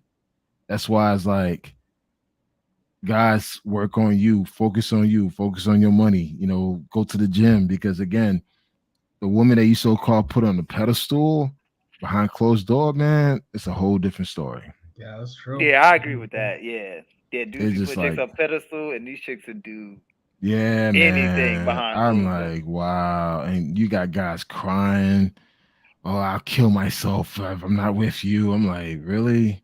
Hey, Like, all right, Black Man Travel. This is a good segue because I don't want you to say no no, much I'm good. more I'm good. I'm good. to I'm get good. I'm you good, man. in some stuff. But the guys killing themselves now. I see a lot of that in Colombia, in the Medellin, Antioquia. I'm like, how is that when all those beautiful women are available? And if your girl leaves you, or you think your girl leaving, just go to Parque Jarris. So you know what I'm saying, Club Gustos or something, right? Why are guys? They call it femicide out there. Why are Yeah, guys killing femicide. their Yeah, women out there? femicide. They kill their women because they be in a jealous rage. Yeah, I'm you like, know all what? them beautiful women that's available, you can get some ass, I think maybe. I think what is it? Brazil, Mexico. Mexico is number one right Yeah, now. Mexico's number one. Dominican Republic is up there. I think Mm-hmm. Dominican Republic is number 3. Like, that's how Mm-hmm. bad it is. You know, Wow, it's a power that's thing, strange. man. You would think It USA is number one. You would think in that no, category. no, Wow. like the femicide rate in Latin America is outrageously high because it's more of a power thing. And I don't know what it is, man. It's like they kill the girl, then they kill themselves. I'm sorry, Yes. they're Yes. off the girl and they're off themselves. And I'm like, why? But I don't know, man. It's just weird, man, because South Africa has a high femicide rate as well. When I was in South Africa, there was a huge protest, women, fighting for rights, and how a lot of the husbands and boyfriends were off their women Right. when their women leave them. And I'm like, why? You got all this stuff here. Yeah, I don't know, man. That's a good Yeah. question. That's the thing, black man. It's like all that available ass, and you're gonna kill. I'm like, all right. If I was to be living in Colombia for any amount of time, like Markel TV, and I was living in Medellin, you know what I'm saying, like him, and around all those snow bunnies. And let's say if I had a main chick, and if she left me, all I do to get over that, if I really felt sad, I'll just go make a trip right to Parque Jarris. I get over her in like 24 hours. You know what I'm saying? yeah. I mean, when But I was in Tanzania, I seen like I hung out with a lot of local dudes, and I feel Mhm. like they view the girl like once that's their girl, they view like that's their property.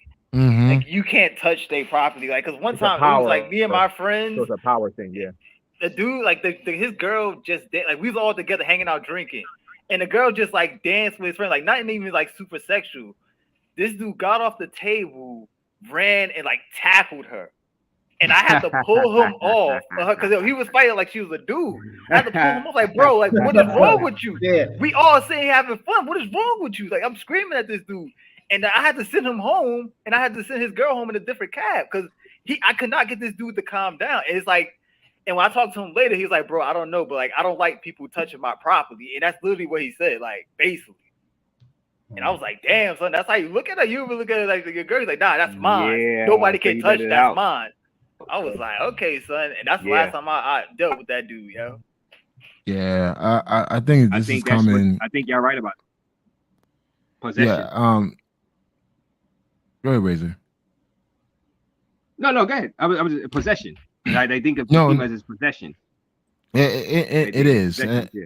But it's very big on across Latin America, man. There's just something about like no one can have her. I'm off her. I'm off myself. It's just weird, man. Because like living in Miami, I saw that. Like during the '80s, a lot of the husbands or boyfriends were off and off their women. I'm like, yo, what's up with that? I remember my boss. She was living with her husband. They were going through a divorce, man. And I remember saying goodbye to her, end of day work. She goes home. Her husband is waiting for her at the door with a shotgun. Damn. Wow. He ended up killing her as she's getting off, like getting out of her car. Like literally, like you open your door, you get out the car to get in the house. He shot her twice. Then he went into the house and off himself. They were Cubans. Damn. That's wild. So that's common in Miami. Like I was hearing that a lot in like you see that in New York too. Like if you go to Washington Heights, like you hear Dominicans offering their wife and at the hair salon due to them leaving them. I don't know what it is, man. It's just I think it's the power thing. Ulysses, man, you're Hispanic, man. You think you know what it is, or I think I mean, I know a lot of Mexican women complain about the machismo here in Mexico, and Mexicans do have a bad reputation. I will say that, like when I talk to like women from different Latin American countries, whether it's DR, Colombia, I've had a few tell me like, I hear you Mexicans are very machistas, and I'm just like, well, I'm not like that because I don't give a shit. But I mean, I just hear it, and I'm like, well, I don't have that many male Mexican friends, so I can't really comment. But when I look at the femicide that's going on in Mexico, and I think it's number one in Latin America, if I'm not mistaken, it has to do with the machismo. Like even when a guy is like, I'll just say, let's say, not the dad, but like the oldest son. He like in Mexico, he's in charge of like the family. Like even if the dad's already like older, the machismo works like where that dude's like in control of the family. Like people have to ask the guy for permission for certain things, and he's seen as the head of the household after the father. You're talking about maybe like the son might be like 25 or even in his 30s. So these guys are like definitely respected in the Mexican household. So that shit is a family of like six people, like maybe like four girls and two guys, and the oldest son would be like in charge. He does his will with the family that he wants, and usually the father doesn't do shit because like this is now the guy that's in charge. So that's where the machismo comes from in Mexico, and I think that's why some of the girls have told me in different countries like, yeah, I hear you Mexicans are machistas. I'm just like, yeah. I've had Venezuelan girls tell me, Colombian and also Dominican women tell me, yeah, I hear about y'all. I hear like y'all are very machistas. And I told this one Venezuelan girl a few months ago, I was like, nah, but the Venezuelan guys, nah, they are, but not as bad as y'all. Like y'all are like overboard. And I was like, well, I guess so. But I have seen it, on certain aspects on my side of the family, and so I understand where it comes from. But I was hoping like it was just a generational thing that was going to end. But from what I'm hearing from some of these younger ladies that are bringing it up out of nowhere, I guess it's something that's still happening, and it's unfortunate because it's Mexico's downfall in a sense, because it's just one of those things where they have to keep it under control. Like that's why there's a lot of protests every year by the women in many cities because of the femicide. Yeah. I remember I was in Bogota. It was a protest. Women were protesting due to the femicide that's happening in Colombia. So yeah, it's a big thing, Razor, man. I don't know what it is. There was protests this year in Antioquia, Medellin. Yeah. So again, in Brazil, same thing, man. They just off women just off of like pregnancy, unwanted pregnancy, to like divorce. I don't know what it is, man, but I tell you this, you'd be amazed how a lot of these women in these countries don't want to deal with their own men. They rather just deal with a foreigner. Yeah, for sure. I agree with that. Yeah, you ask them like, why do you want to date like outside your race? A Dominican girl will be like, no, because they'll video call you. They'll ask you to turn the camera around who you're with. Like, I had another girl tell me like, yeah, when I would go inside the restroom, he'd be like right outside waiting for me. Yeah. I couldn't even take a shit in peace. I was like, damn. I was like laughing. I was like, for real? She's like, yeah. Like even when I was taking a shower, he'd be like there sitting down in the toilet. I was like, damn. Yo, that's crazy. What the hell is that? Yo, why would you want to do that? That's what I'm telling you, bro. That's why I say learn the language and ask and pick at these girls' brains, and you're gonna learn shit that's gonna freak you out, bro. Like, wow. And so you like. I think at first the girl likes it because it's like it makes it seem like she's they don't that ego. I'm talking about a little bit jealous, making the guy jealous a little bit, but when it gets overboard. I think a girl like you to be a little bit jealous of her, of her being with another guy. I think that's her ego. But when it becomes over, like what you just said, that's scary. And now she's trapped. Now she's like, man, this guy might kill me. Yeah. I mean, it happens. Like, yeah. I've heard it from many women from Latin America have told me how like the dudes can be like overboard. Like they'll video call them and be like, let me see who's around. You turn the camera around. Yeah. And I've had several Dominican women actually tell me that the dudes call them, video call them, and I'd be like, turn the camera around, like, just like shit. I'll tell you this. I was looking at it as foreigners, black man travels. I think we like how in a land of all them beautiful women, let's say Cartagena. I'm gonna just use Cartagena as an example. Yeah. How do guys get so jealous that they would want to do that to their woman when there's so many available women? And you see that. Hold on, let me let the. God damn it! Somebody else died over here in New York City. But and so many beautiful women out there. How do guys get so jealous? And I think it's not. I'm starting to think it's not just about sex because I think it's about ego. How Yeah. dare you leave me and go to this next guy? But like you said, machismo. I think guys gotta drop their ego out there inside these countries because I'm like, yo, it's so many beautiful women. But I'm looking at it as an American that gets women in America myself. So it's coming. I'm like, how can y'all go there and be so jealous? Celoso. When if your girl leaves you, when you could just go get some sex. I think when guys lose their girl here in New York City, they know they got to go on dates to get a new one, and hopefully the girl want to sleep with them. So now the girl that broke up with them out here in New York City in Brooklyn. Now I got to go through the process again. Now, yeah, I can see you being more depressed out here because of sex and emotions, I guess. But out there, it's like sex is easy. Hold on. But I think it's more than sex. I think it's emotional, and I think it's ego driven. How dare you leave me for this guy? Yeah. Let me answer that because I think this is what we get confused. You hit the nail on the head. You kind of answered your own question. We're Americans going to Colombia. We're Americans going to Thailand. We're Americans going to DR. You got to remember, these dudes in their own country, they have the same issues that dudes have in America.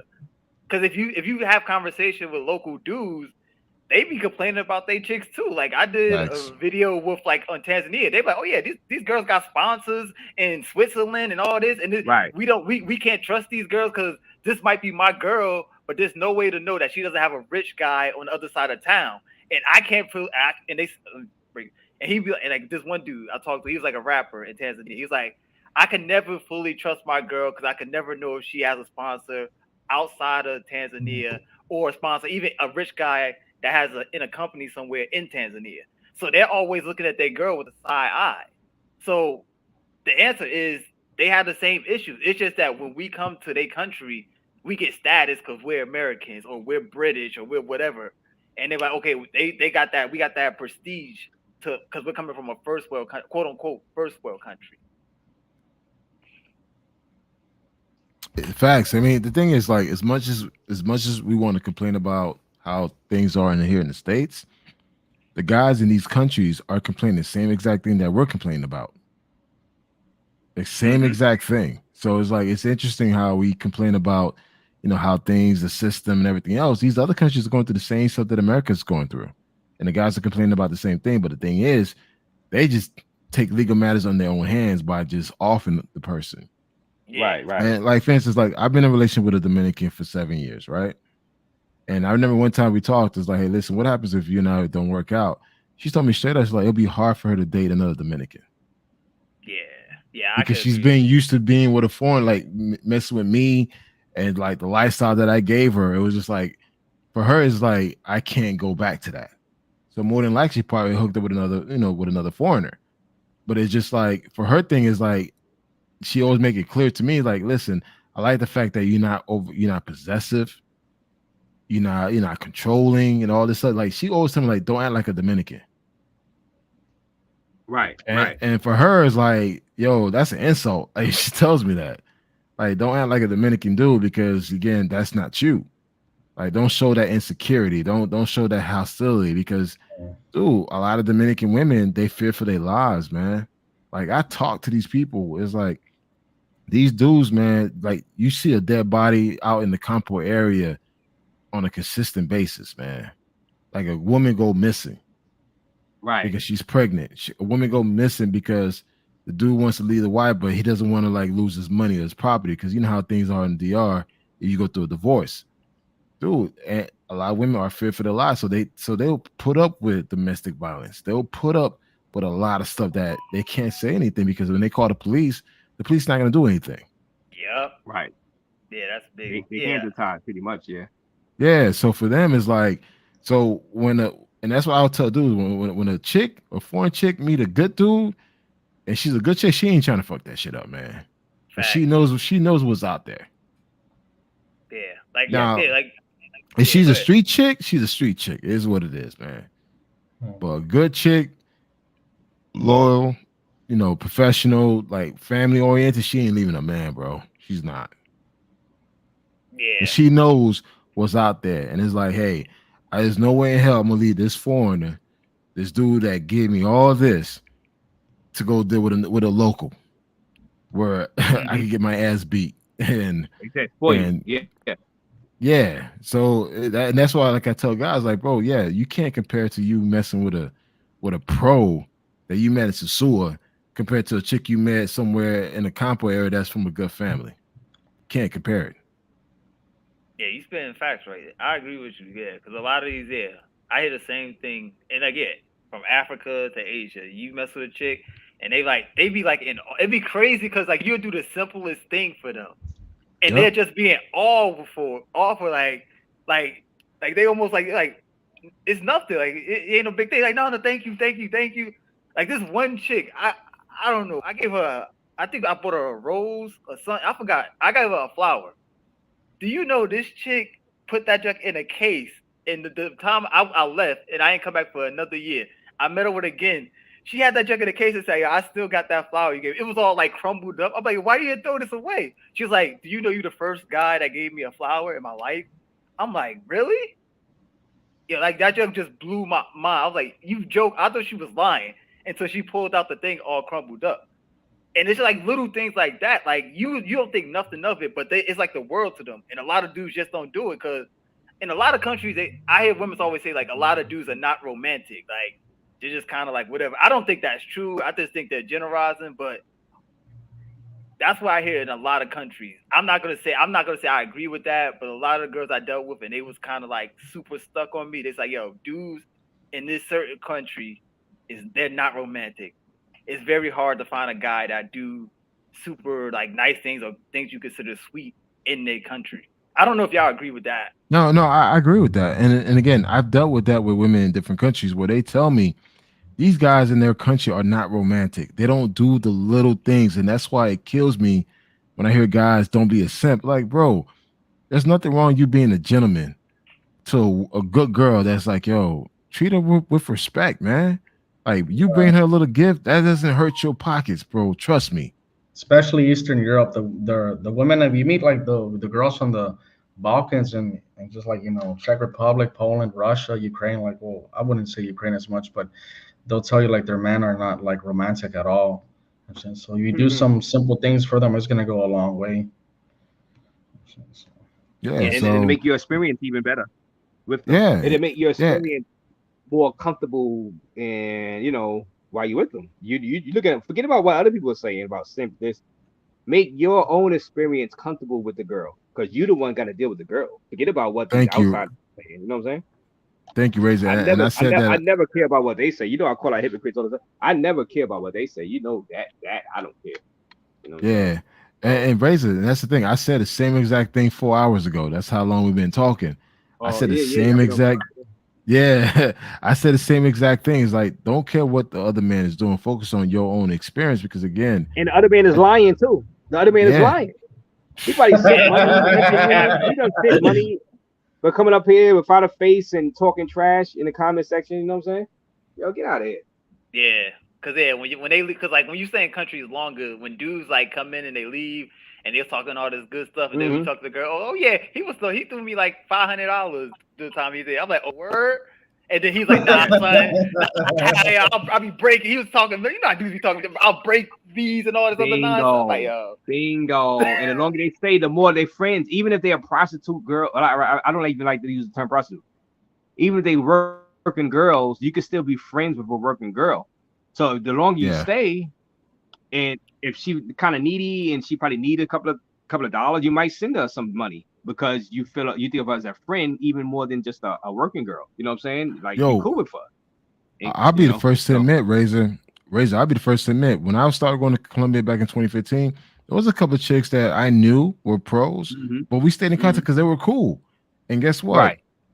They got into a situation, dude. I Western Union them some cash. It's like, it's what it is. But guess what? When I came back to Colombia, guess what? They had my back. Right. They had my back to the fullest. It was like, yo, you good? Like, hey, there's anything you need, whatever. And they were super excited to chill with me. And again, some people, like I tell people all the time, it's all about relationship. I don't care what you do for a living. You could be a drug dealer to a corporate cat, man. If you a good dude, I'm gonna fuck with you. And my word is my bond, man. If I say I'm gonna do something, I'm gonna do it. Now, if I notice that you playing games, trust me, I'm gonna cut you off. Right. And to this day, these girls now, man, they married or they moved on. I still talk to them on Facebook. Like, how you doing? How's everything? Whatever. Because again, I show that respect. If they got kids, bro, all right, cool. I'm gonna check my bag. I'm gonna bring some toys, bring some clothes. That doesn't hurt my pocket, bro. It's like I make 6 figures, man. That shit don't hurt my pockets.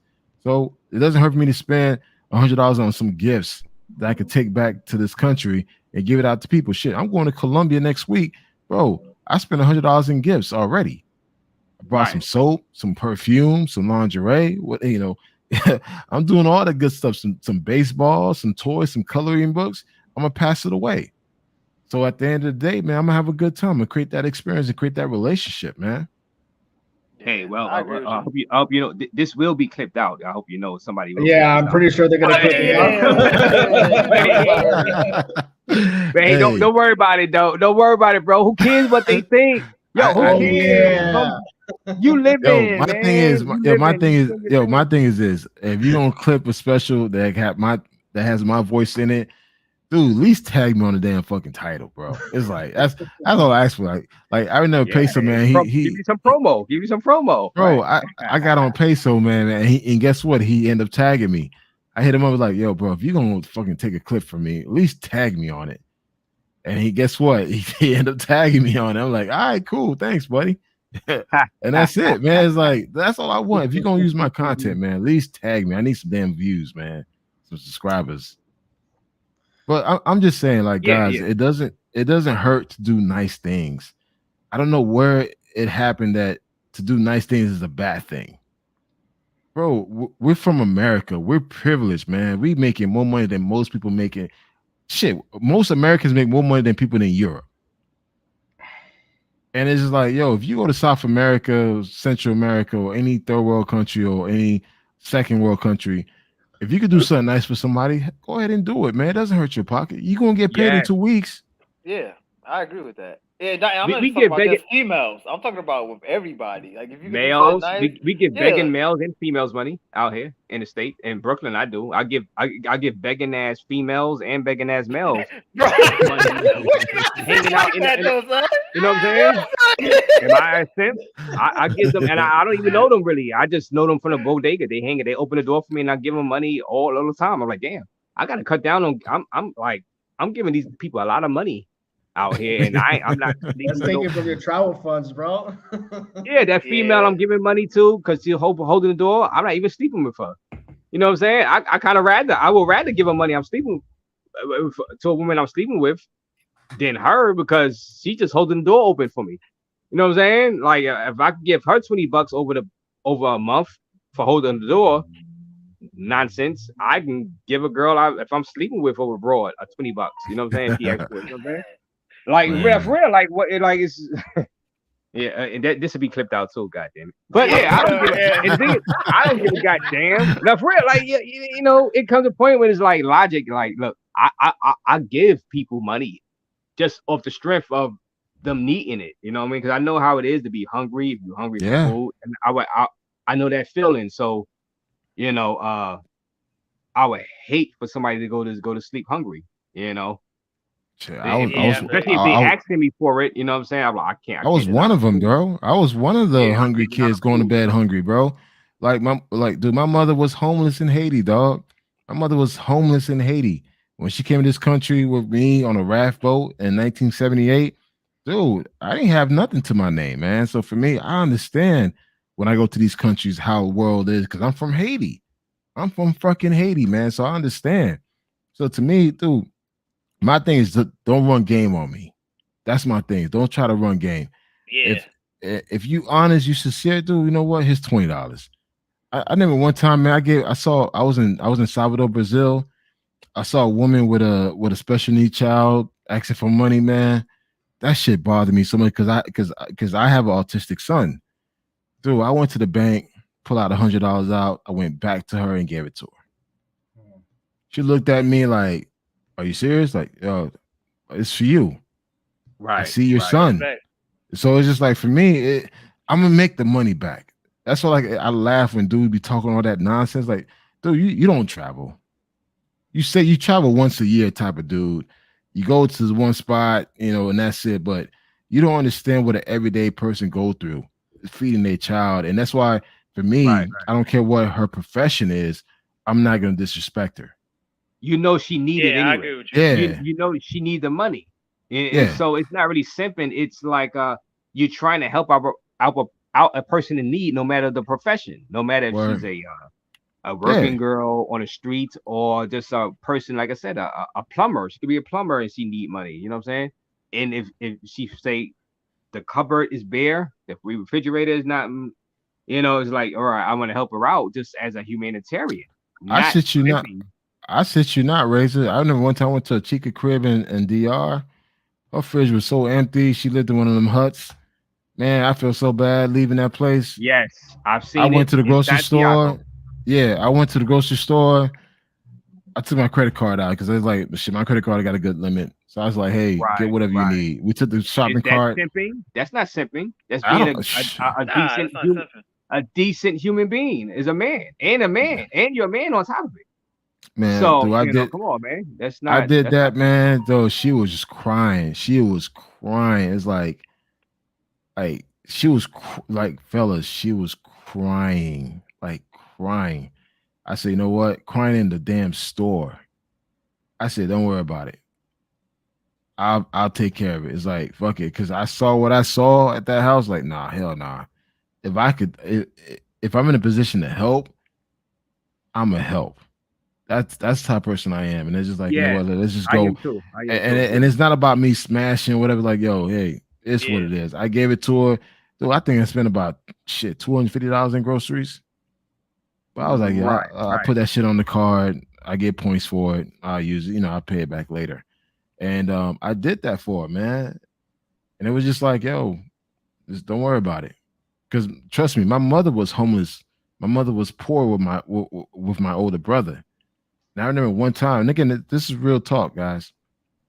My mother had all of us sit down together. She was telling me that, because when she had my brother, she was 13 years old. My mother had my brother at 13. She told us straight up, man. Again, I don't want to say, I kind of read between the lines. She had to do things that she didn't want to do. You heard what I said? Yeah, I Damn. Yeah, understand. we heard you, She son. had to do things she wanted to do. So I kind of read between the lines, like, all right, cool. You don't need to say anymore. I kind of got it. And it's just like for me, and that's why I can't look at any one profession, what she has to do to feed her child. Dude, I would never look at her in the side way. It's just not me. And that's why for me, when I hear dudes talking Right. talking that slick shit, talking that disrespectful shit, I'm gonna check that dude. It's like, dude, who are you to even think you better than him? Because if that's the case, I'm better than you. Yes. Yes. Yeah. I don't So even it's like to really like, use the word prostitute like out there for the yeah. for I don't even use girls. that P word, man. I was like, yo, Yeah. she is what my thing is respect. Now, if she's out there being disrespectful, Yeah. being That's conniving, different. like, cool, I'm good. I can't mess with you, man. Yeah. Yeah. Yeah. Yeah. Yeah. And like I said, I respect that. You know what I'm saying? Yeah. Everybody got the issues as far as experiences, you know what I'm saying? With working chicks. Like I said, I like to call them working chicks. I don't even like to use the word prostitutes because it's derogatory. That's their nature, it's their culture, you know what I'm saying? They grew up in that and that's what they do to survive, a lot of them girls. And using the word prostitute is kind of derogatory. You know what I'm saying? So I don't even like to use that. Sometimes I say it, I slip because I want the people to know what I'm talking about. Because I say Yeah. working girl, they be like, "Oh, what she work at a mall? She working." So, I but just say I don't really like pros, to use man. that word. You Yeah. know what I'm saying? Pros, ladies of I the just say night. pros. Pros, Yeah. ladies of the night. Yeah, I use. Yeah, some of Yeah, them I ladies met of the some of night. them they're going to college and they're just trying to get to the next level and they do like they have no economic means to like the girl that I met that was doing the pre-med. I don't think she's a working girl, but I'm pretty sure she has somebody like taking care of her. But I mean, after what she gets done with her med degree, she's gonna be making decent money compared to like most people around her in Bayo where she lives at. But I met some pros and they tell me I'm going to school and like nobody helps me out. Like my mom's single and so I don't judge. I'm like whatever, dude. You got to do what you got to do. You can't just be working at the grocery store all your life. So you have to do that to get your psychology degree, your nursing degree, your teaching profession. Go for it, man. Yo, Yeah, because the thing is, there's not a lot of in a lot of these the quote unquote third world countries. There's not a lot of opportunities. Where No, are they there's gonna not. work People at? don't understand that. People don't understand that. yo, fellas, I'm gonna tell you this, man. I don't care if she's a pro or not. I'm leaving money on the table. If Right. she made, Right. because again, at the end of the day, that doesn't hurt me, but that could benefit her. So Yes. I don't care. You're a teacher, you're a lawyer in that country. Trust me, you still don't make the amount of money I make. So if I feel like, hey, you gave me an amazing experience, you showed me things that I haven't seen in your country, whatever, dude, trust me, here you go. Don't worry about it. Buy books, whatever. You know, you want to do whatever you want. Buy yourself a dress. That's for you. But guess what? Me fucking with you, I saved a lot of money Yeah. because you probably yeah. you probably helped me, avoid a lot of bullshit, hassle issues, hustle issues. So again, I'll put money in her purse. I've done that plenty of times. She's taking a shower, take out a little cash out, throw it in the purse, man. She doesn't even know. Then she find out later when she get home, oh, did you put money? It's like, yeah, don't worry about it. That's for you. Go buy, That's not simping, man. Yeah, go buy yourself something. That's a person that's used. I'm used to helping out people anyway. Even if I'm not sleeping with them, I help out people that ask me. You know, if I don't got it, I don't got it. But even if I'm like low on funds, I would still try to help you out. I try to give you something. I probably won't give you the full amount that you ask. I'll give you something. Yeah. And that's just me helping. So why, especially if a girl that you're sleeping with, why wouldn't you help her out? You're not sleeping with half the people that ask you for money. So why wouldn't you help a person that you actually slept with and you cool with her? Yeah, She's man, not that's trying to nothing wrong with scam helping you people out, man.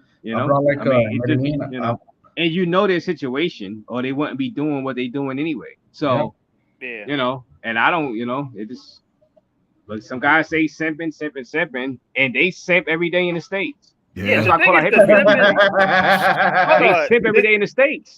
The simping thing came because the simping thing came when everybody wanted to be alpha.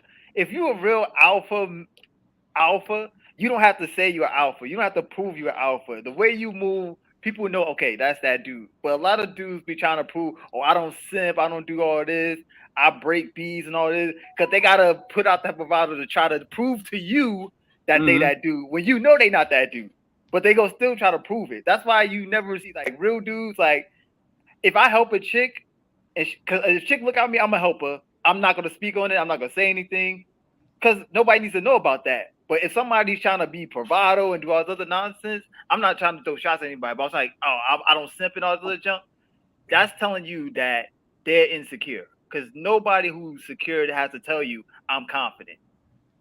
Yeah. If you married, you most likely simped because that wife you had. Bro, what's up with you at marriage? Birthdays, come on, you courted her. I mean, no, I'm not saying in a negative connotation. It's not saying in a negative way, but you did. I understand. So I don't get it. You know what I'm saying? I mean, only people that can say they're not simps is like if you're a straight up pimp. If you pimping girls and you having to go out there work and bring you back money and you just give her. You know what I'm saying? That's the opposite of simp. A pimp, and I don't even know if I don't want to be that. So it is what it is, man. Y'all guys gotta live y'all life the way y'all want. That's why I'm calling these guys out these days. You know what I'm saying? Because these guys are fucking trash and they doing the same stuff. You know what I'm saying? Even in the Matrix, aka USA, I'm calling these guys out. You know what I'm saying? I could get women in the USA. I don't know. Some users been saying I said I can't get women in the USA. Nah, you crazy? I got a black book. One of my females seen in my black book and she used it against me. You know what I'm saying? I had like 17 different relationships. I'm talking real quote unquote normal females in the USA. You know what I'm saying? I've lived with 3 of them. You know what I'm saying? I could get women out here. You know what I'm saying? But I want to explore my options abroad. You know what I'm saying? True, passport bro. People say I don't travel, but I've traveled to DR like 15 times already. I just wasn't doing YouTube. F y'all.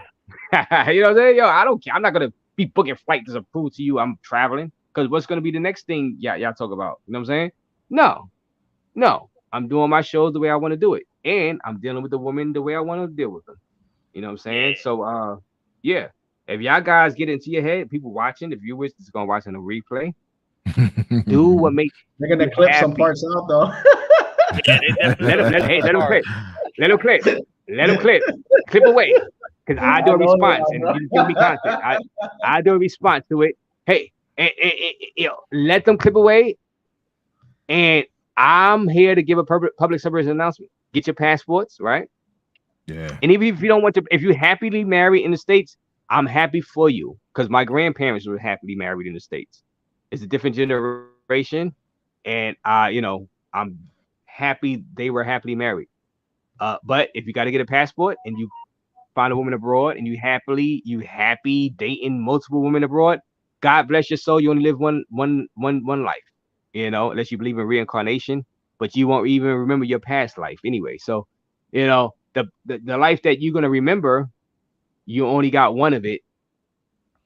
Make yourself happy no matter what you do, as long as it's legal, and know the laws abroad, know the laws where you going to. You know what I'm saying? Don't let these idiot trolls that's not showing a face and just talking trash and that's doing the same thing pretty much you're doing anyway. They doing the same things you're doing anyway. Man, bro, the whole show, like the dudes that talk a lot of crap, not showing their face, I called them out easily. Like, bro, at least show your face to me, man. Yeah. If you're gonna talk all that trash, let me see your face. So I can look at you. And again, I'll cam up in a heartbeat. Like, all right, cool. I'll turn my camera on. Let's go. But it's and like you said, man, dude, live your best life, man. Live your life based on your terms. And again, don't worry about being called a simp or a beta, bro. At the end of the day, it's your life, it's your experience. Or even a swinger. If you got the swinger life and you can meet a wife that likes it, hey, live your life, live your best life because you only got one of it. Whatever makes you happy, as long as you ain't doing that illegal and doing crazy and harming other people. Yeah, nobody should dictate your life. Nobody should dictate what you want to do with your life. If you want to do something with your life, just do it, man. Because it could. Go ahead. I'm gonna ask Razor this, man. I think I probably asked you this before. Razor, are you a passport bro? All right, be honest, man. Are you? Yes. Yeah. I'm telling you, I'm a passport bro, man. I've been a passport bro since.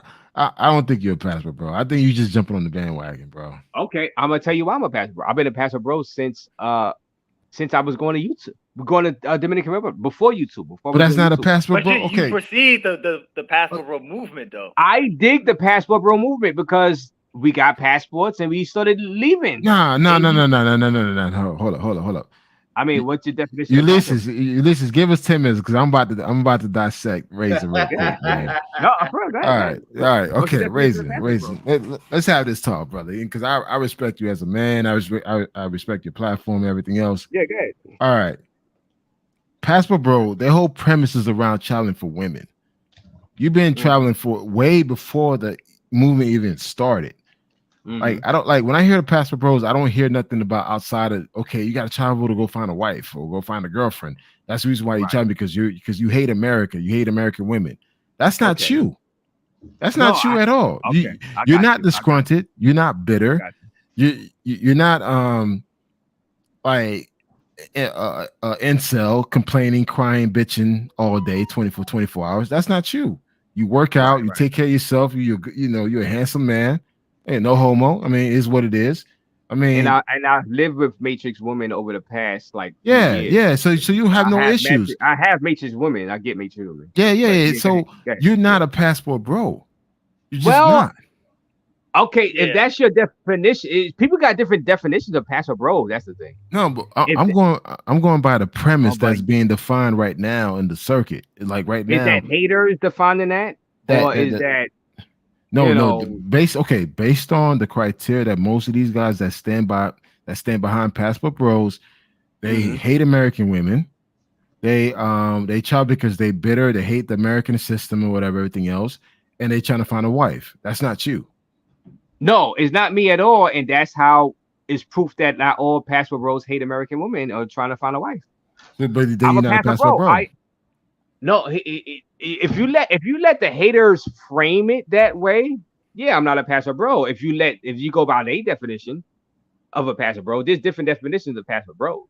Now, my definition of passport bro is the guys that get passports, flying out abroad, and dating women. Yes, I'm gonna admit that the woman is involved in it, right? So, dating, speed dating, right? Speed dating is involved in it, and maybe finding a wife is not necessarily 100% finding a wife, and it's not necessarily 100% hate American women.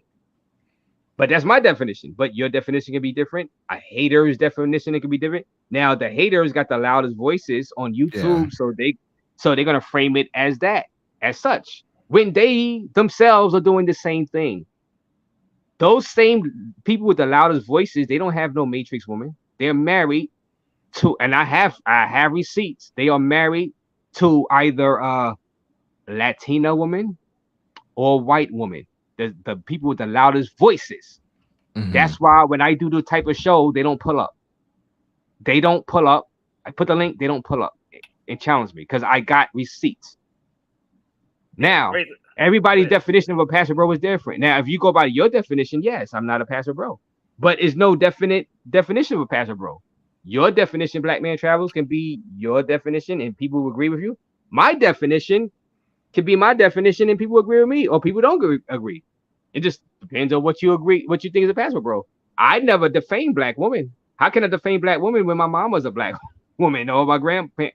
You know what I'm saying? I can't do it. I can't bring myself to do it. And that's why you're not a passport bro. Because like right now, based on the current current presence, the premise that's being promoted in the streets, in the YouTube streets, you don't define as a passport bro. Let me tell you this.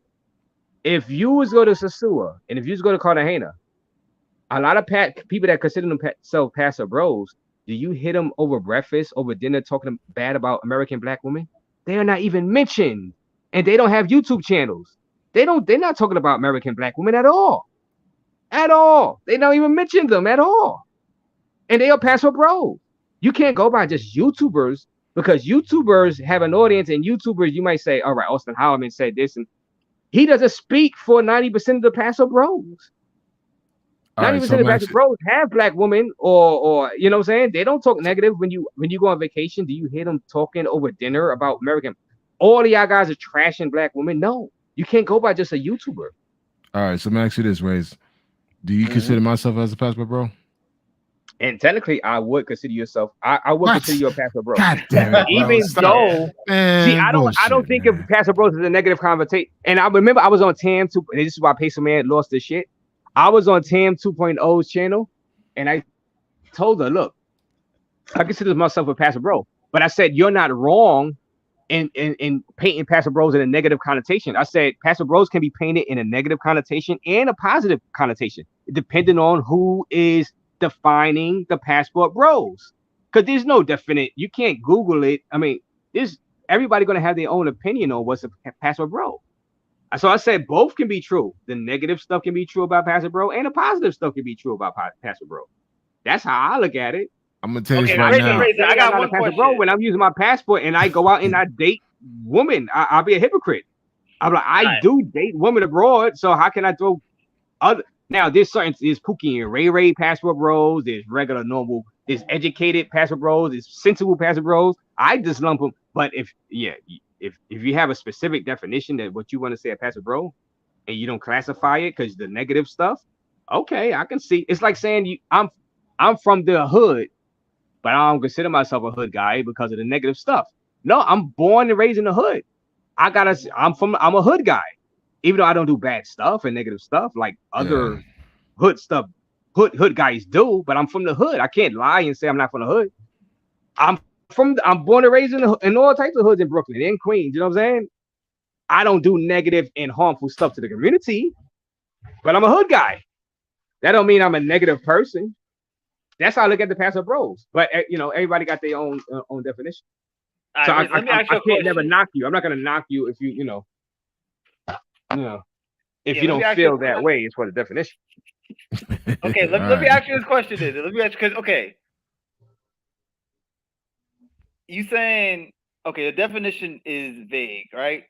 Okay, but if you have your biggest spokesman out here all bashing American women constantly, just bashing, wouldn't people outside of the movement, even though it's open for interpretation, it's like airy fairy. But once people look outside and their biggest spokesman, black women suck, American women suck, black women suck, American women suck all the time, aren't people gonna have like, oh, wait a minute, So the passport bros must be about going overseas because they hate black women or American women. Yes, Is that you are not true? 100% right.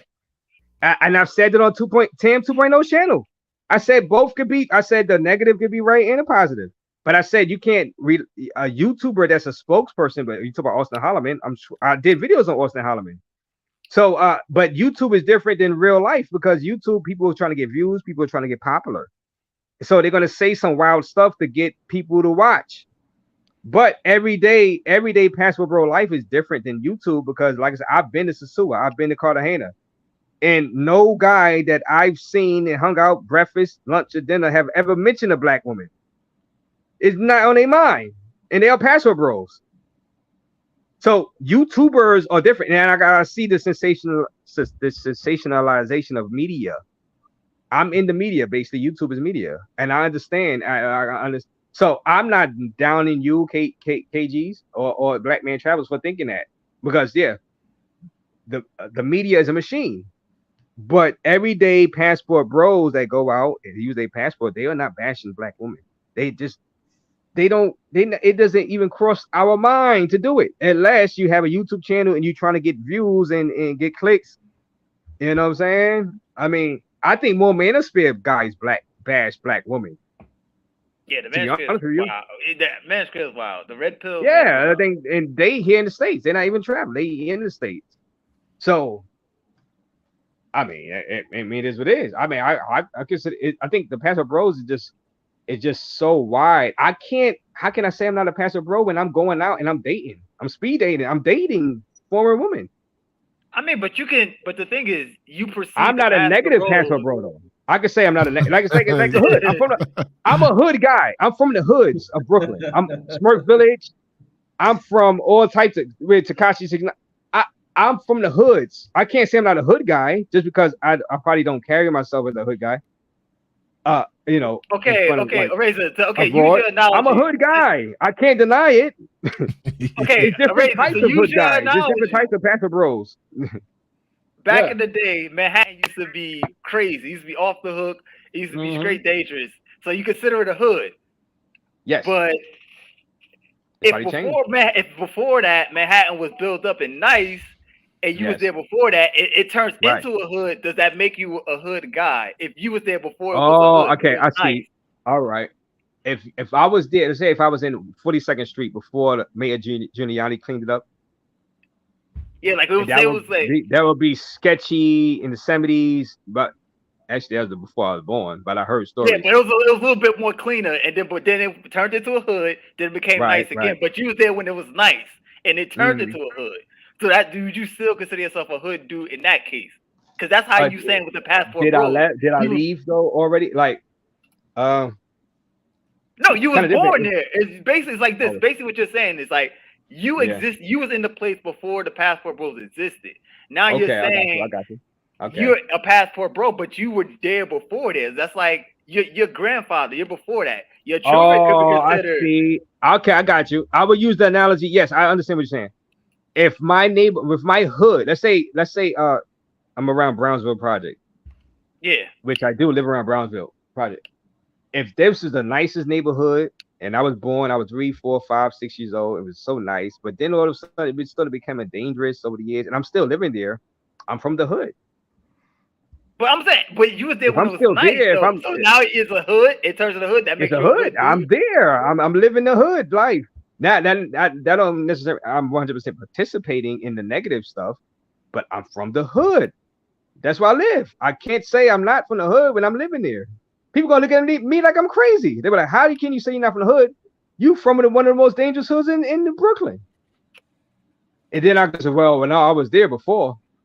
I was there beforehand. Well, I can say I was there when it was nice and peaceful. Okay, but I'm still from the hood because now it's a dangerous hood, and I'm still there. Now, if I moved out of there before it started becoming dangerous, then I could probably try to run that line. No, I'm not hood. I was there when it was so peaceful and this and that. But if I'm still there, I can't, like, I'll look foolish trying to say I'm not from the hood. They'll be like, "What the hell are you talking about?" I mean, that's my. I don't think it's bad to be called a passport bro. To be honest, yo, this is my thing. Yo, Razor's playing the politician. Hey, I'm gonna run for mayor one day. I'm sitting here listening. I'm listening to this whole spiel. Dude, Razor's a politician, man. That's all I'm saying. Hey, I'm running for mayor. No, I honestly think that passport bros could be negative. Yo, passport bros could be both. I did videos on passport pookies. Passport bros could be both negative and positive, depending on who you ask and who you. And that's what I gotta agree with. Who considers themselves a passport bro?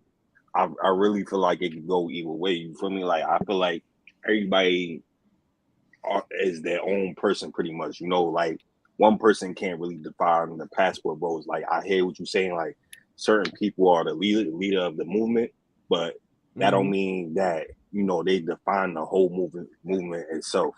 I feel like as time goes, things change. You get what I'm saying? Right. So like I said, Austin, right? He may have had one perspective, like, hey, he may not like the woman out here, this and that, but everybody travels for different reasons. So just because that's his idea of being a passport bro doesn't mean that has to be my idea of being a passport bro. Okay, Aurora, I see. And the passport bros was before Austin Holloman. The passport bros was before him. So just because he said that don't mean exactly. Like I've been traveling since 2011. I just never had a channel. You feel me? So like it's like I was already out there traveling over here and going there like Thailand, Singapore, Malaysia, stuff like that. I was in the military too. So it was like at the end of the day, I just never had a channel to broadcast my perspective on things and things I was doing out there. But like you said, the new generation or the younger people coming along and all of a sudden painting this picture of, oh, I'm a passport bro and everything like that, that won't define how I look at traveling. You get what I'm saying? I don't know. That's how I'm gonna put it. Yeah, Aurora. Okay, I see what you're saying. But the thing is that this is my issue with passport bros. It's not that I'm saying that it's a bad or good. It's with any movement you're gonna have good and bad. But the problem is there's a PR nightmare because some of the biggest dudes is the ones that's not trying to uplift the thing. They're just trying to drag it down because they're constantly getting drawn. Whether it's people antagonizing them, because it's the internet. Whenever you try to start something, there's going to be people antagonizing you because you're getting attention and they want that attention. So they should be the big heads or the big dudes should be like, okay, let's clean up our image. Let's make it about something besides just women and grow it out so it could be something positive. But no, they get into beefs. They say, okay, these American women are horrible, you see, and they always getting pulled back down, battling with American women or saying something about American women. If I was the leader or one of the big people in the passport bros, this is what I would do. I would try to pivot to a whole different way. Like, okay, we becoming digital nomads, we getting businesses, we doing properties, we doing our own thing out here. So nobody can really hate on us because how somebody's gonna hate on somebody trying to grow bigger? When you going out there with women, they can poke at you. Oh, why you can't get at women? It's like it's easy to poke at somebody. Oh, you can't make it in the States. You can't do that. And then knowing men got egos. They're like, nah, but we get. You see these baddies over here? They know that's your pressure point. So they're gonna constantly push that pressure point. But if you just subvert your message and go into a different direction, you could eliminate most of the negativity. And the people be like, okay, passport bros used to be associated with just trying to go to third world countries, trying to mess with pros.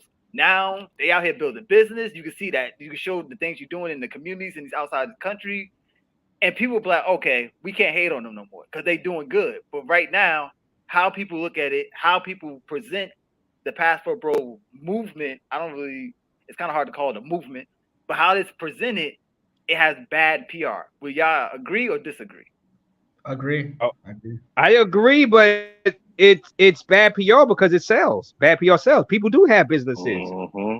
Hell, I had people flip flop. He has a business. I mean, people buy land, but people will put negative connotations on that too. But I mean, they are buying stuff. The people in Pattaya, they opening up businesses. And talk about black brothers. I know a black brother that opened up a business in Sasua named Wales. I don't think it's open no more, but it was like a WHALES about 2018. Black brothers, two guys. I used to go there for breakfast every day because I wanted to support the black business. I'm a passport bro. So there are people opening up business, but I see the sensationalization. I'm in the business of sensationalization on YouTube. I understand why people do say the stuff they say, like Austin Holloman. I understand why he uses saying this because he got popular off of saying that type of stuff. But if you meet everyday pastor bros that are actually traveling out, they don't mention black women. That's the thing. They don't mention them. They don't have YouTube channels to get popular. They don't even, it's not even on their brains when they're out there on the beaches of Puerto Plata or Pedro Casante or Cartagena. And I'm telling you, they don't, they really don't. And that's what I want to say. The other thing is, just because you're in a position to be a leader don't make you a leader. You get what I'm saying? Like he blew up, he got that exposure, but that doesn't mean he wants to be a leader or is actually fit to be the leader of the passport bros. You get what I'm saying? It's like he wants to do his own thing. He don't want to be classified as the leader of the passport bro movement. As you can see, like on his channel, he said, "Hey, I'm not a passport bro anymore." So you see what's going on. Well, he's not even a passport bro no more. So you can't even use Austin Holloman as the leader of the passport bro because he's not a passport bro no more.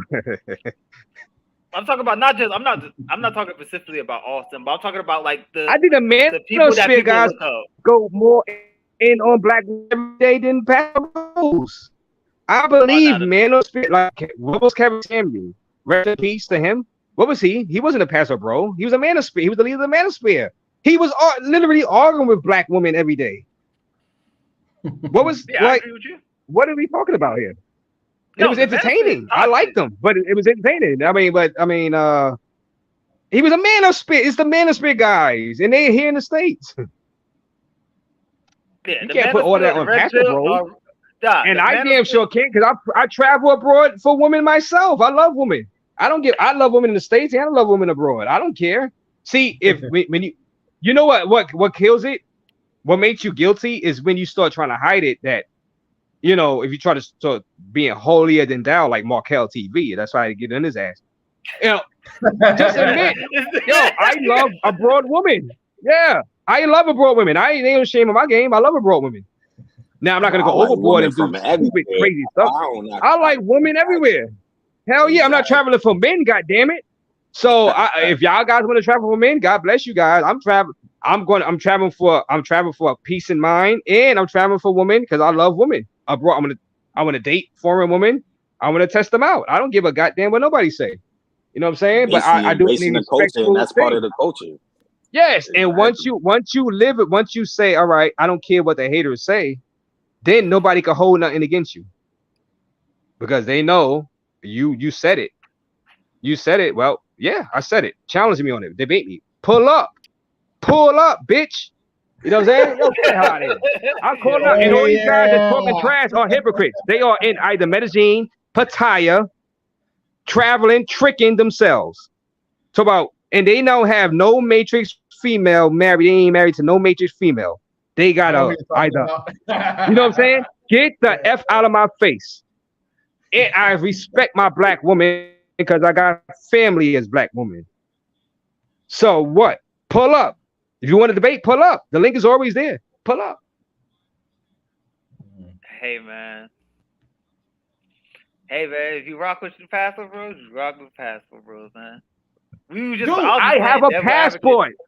I've dated, speed dated foreign women. I've dated foreign women. How can I not be a passport bro? Hold on, Razor. There's different definitions. Razor, I'm not attacking you, bro. I'm just saying. No, not you. Hey, I'm attacking. I'm attacking. Okay, black man, he's attacking.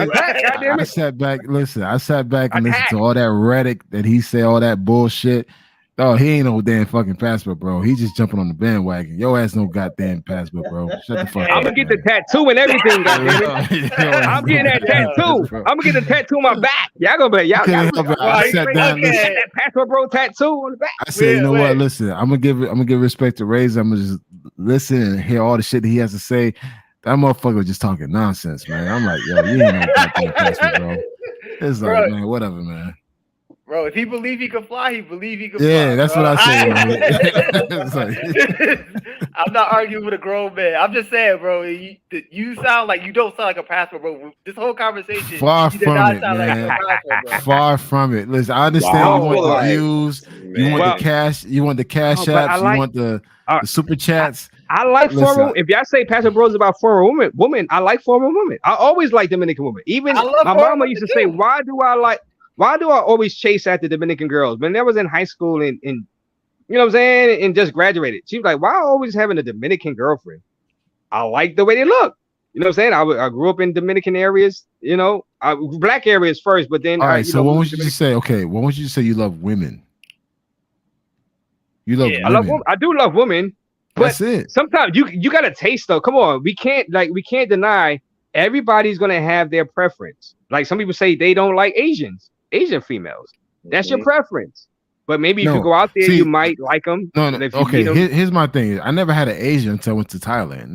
Then once I experienced Thailand, I love women. I Then don't you start care as getting- long as she's pretty. If she's not over 200 pounds, I'm good. well, that's seen a being lot of- PC. That's being PC. No, no, I have my no. preference. No, I no, love Latin women. Hold I mean, up. I love the way they look. They were sexy. They was. I seen a lot of passport bros Mhm. with 200-pound women in Thailand. I seen it. I'm like, wow, y'all motherfuckers talking all that fuck shit. Y'all with this, I'm like, Oh man, I could have easily took the camera out. Oh I could have man, easily took out the phone camera out and record the shit. I was like, you know what? I ain't gonna do that, man. That ain't me. hey, That's not maybe my it's nature. more than just looks. Black man travel. Maybe it's the way they treat them. You know, maybe it's just like the area. Because I admit Cartagena could be bad. So maybe they feel just like it's the area is safe, but they got these women. Those Asian girls are women. They are still women, and once they seduce you and get naked or whatever, you're gonna like the area. I mean, there's not everybody not all about the way they look. Mr. Mayor, I'm gonna call you fucking Mayor now on, man. Mayor, are you gonna travel overseas? You spent all this money, took time off from work, time from your kids, from your family, to go be around a bunch of 200 pounds, 185 pounders. Are you gonna do that, sir? All right, let me. It depends on my. All right, okay. No, I understand. I understand what you're saying. I'm gonna answer it. Let's use the general. Tell me dreams as an example. Now, Tell Me Dreams loves Sasua, right? He moved to Puerto Plata. I know his history. He got robbed. He could have died in DR, right? He said, you know what? They're not trying to arrest this guy, whatever, if you believe what he was saying. I need to change. He moved to Thailand. Even if he don't feel that the female, which he did say, he don't feel that the females are as attractive as Dominican females, his experience, his life experience, getting his house ran up, he could have died. He could have got killed. He feels a relief, I believe. It's safer, he believe. Mr. Mayor, even if the girl's Mr. not, Mayor, you not are as currently attractive, deflecting the question. No, That was not the original question. Mr. Mr. Mayor, that was not the question. Mr. Mayor, that's what you're doing, fucking politician. You're a politician. That's what you're doing. I see what you're doing, buddy. Again, would you fly out to Thailand to be around a bunch of 185 okay. Pounders? Now let me tell you this, and I told my close friends this. Look, see, I said I would go, and I'm being very serious. Now, Asian women are not my preference from the way they look, and I have a Chinatown in New York City. I go there here and there for different reasons, not really just to hang out. I just go there and I see they're not really my preference of women. But if I were to go to Thailand, it wouldn't be about women solely. It'd be just about peace of mind. Because I grew up in a place where a lot of crime, and even when I go to Colombia, I know there's a lot of crime. If I'm gonna take a vacation out there, fly all that way, I'm like, all right, people are saying it's relatively safe, guys. In comparison, that might be all I need. I got my beers, you know what I'm saying? Cheap beers. Yeah, the woman might not be my cup of tea, but I mean, that's not the main reason I travel. Okay. You know, Mr. travel Mayor, there. We're gonna go back. You know, we're gonna go back to the everybody is original an question. Can I answer?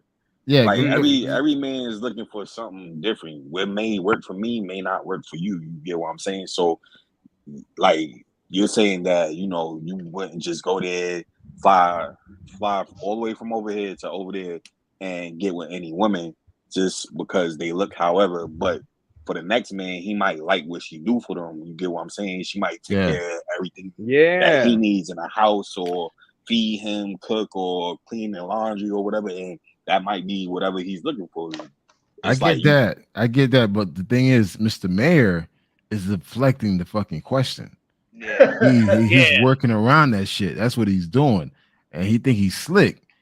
Here's the thing, guys.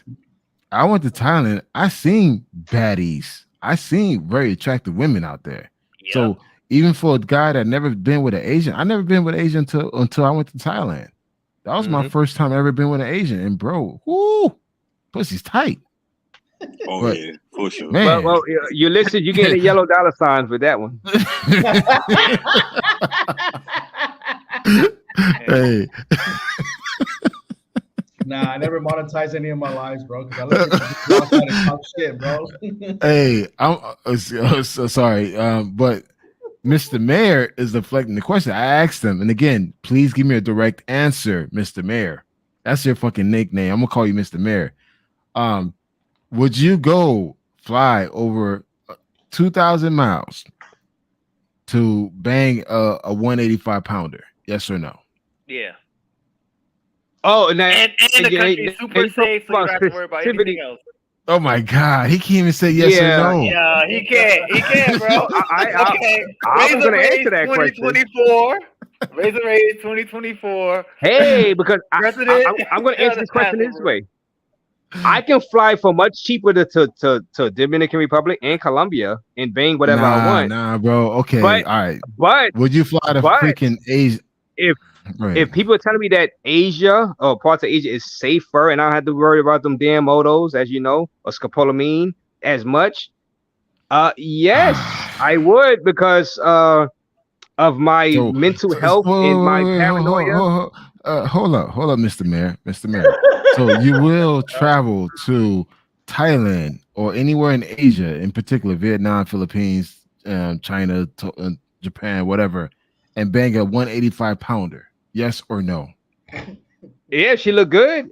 If she look good, yeah, why not? I mean, she look pretty in the face. I mean, do I gotta worry about them damn motos? Do I gotta worry about scopolamine? Yo, this is literally after 20 minutes. 20 minutes. 20 fucking minutes I asking that question, man. Yo, but he don't want to mess up his audience. That's how you know. But that's how you know I wouldn't go there solely for the woman, because I'm attracted to, like I said, Dominican women, Latin women. I'm attracted to them. So if I go to Thailand, it won't be for the woman. It'll be for my peace of mind, safety. Because like I said, I'm tired of being around crazy people. I'm tired of being around crime. Even on vacations, I'd be paranoid in Cartagena sometimes. When I'm sitting at in let's say if I'm in the Manga area, or outside the Sorbas, I'll be outside the Sorbas area sometimes. I'll be in Manga. I'll be in El Castillo. And I like those areas, but I'd be kind of paranoid when motos pull up, because I'm like, I don't know if they're gonna pull up and take out a gun and try to rob me. I'm the same. I'm very paranoid. So if I have to downgrade my woman that I like to go to Asia and for more safety and low cost of living and have a good living but lower cost of living, I'll do it. Even if the woman is not my cup of tea, I might learn to like those type of women. But I won't be going to Asia for the woman per se. If you're so concerned about your safety, why you keep going to Cartagena? And here's the question. That's the rub right here. Here's the rub. Right. You are right. That's a great question. And I always say, like, let's say Sasua, Dominican Republic, is my wife. Cartagena is my mistress and side chick that I shouldn't be dealing with. But I know she's trouble. I know I'm gonna get in trouble, but she just looks so goddamn good, and I feel more passion with her. So that's the reason I go to Cartagena and I stopped going to Dominican Republic, because of that. You know what I'm saying? It's more exciting. Some guys, the danger could turn you on. You know what I'm saying? But if that's the case, And I'm young. And Sasua is a place where you feel like you kind of retired. It's a slow beat town. But at the same case, Mr. Mayor, mm-hmm. at the same case, you're contradicting yourself because you just said that you want to go to a place that you feel safe. Cartagena is not a safe place. You're right. But you said if I wanted, you said would I fly all the way out to Asia? You said if. I said, well, if I was to go to around females that I'm not really into, Raze, I'm gonna tell you this for safety. Raze, I'm gonna say this, boy. Listen, if you want to, and I use Telemate Dreams. I use Telemate Dreams as an example. He loved Dominican women. I'm gonna tell you, he don't necessarily. I don't think that Telemate Dreams really into Asian women, but he almost got killed. He could have got killed inside of his spot in DR. So he's like, you know what? I'm gonna sacrifice the woman that I like. And I'm gonna go where I feel more safe. I don't know. I don't see nothing wrong with that. Okay. All right. Here's the thing about Mr. Taylor Made. You could easily just move to another area. That's it.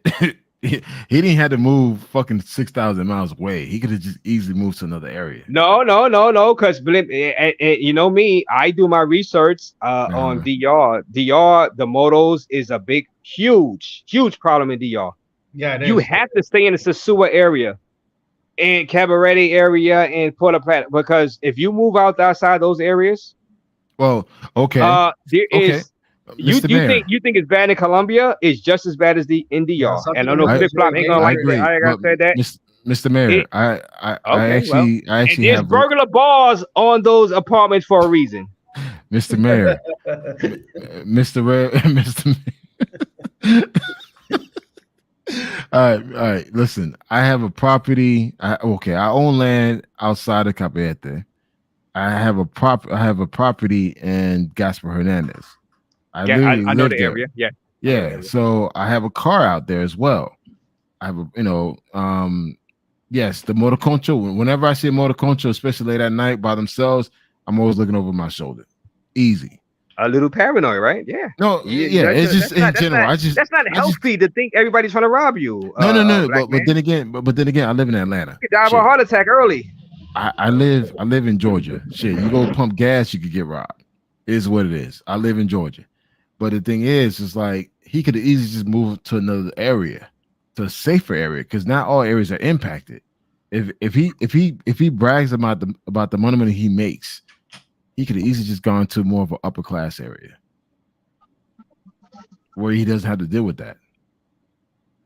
So he didn't have to leave fucking DR to go to Thailand to feel safe. It's just, there were some, I kind of know his backstory, his, some of the things he's going through.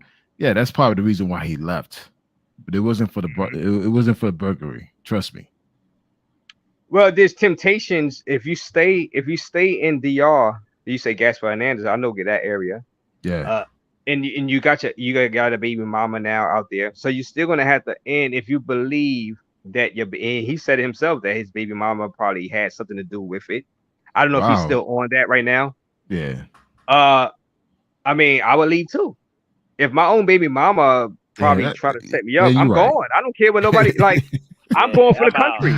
Yeah, you're right. Like, you're right. I'm not even trying to, unless I go all the way to Santo Domingo, I'll be on that side. You know what I'm saying? And there's a lot of shady people. I mean, no, you're right. I think if your baby mama like, trying to set you up, that's come cool. on, that's like wow. I mean, I'm just playing. I'm just saying. I'm just going by what he said. I'm not defending. I'm going by what he said out on one of his live streams. You know what I'm saying? So. But all I'm saying, I'm calling you Mr. Mayor moving forward. Fuck racing. Your name is Mr. Mayor. Hey man. Yeah, but that's if I go to Asia, I won't be going for the woman. Let's be honest. I won't be going for the woman in Asia. I don't find them like as attractive as Colombian women. Hell no. I don't. But the thing is, I've been with so many Caribbean women. I've been with Colombian women. I even some people tell me, "Hey, Rage, you would love Rio." But I'm like, I'm kind of worn out with Latin women. Like I've been with so many, either in the States, in Colombia, and in DR. It's like, well, I don't pretty much mind going to Asia and deal with something new. I think it just depends on where you are at in life in the dating scene. And you dealing with them damn motos. my channel, I see a lot of motos in Brazil too. It's like, well, if I go to Brazil, I'm still dealing with the stick up boys, and that they made a law in Brazil where you can run over. If you see somebody getting robbed, you can actually take your car and run over the robbers and get away with it. Yes, you can take your car and run them over and kill them. Those, it's real out there. So I was like, I'm tired of dealing with these goddamn motos. I'm dead. I'm not just saying it just for fun.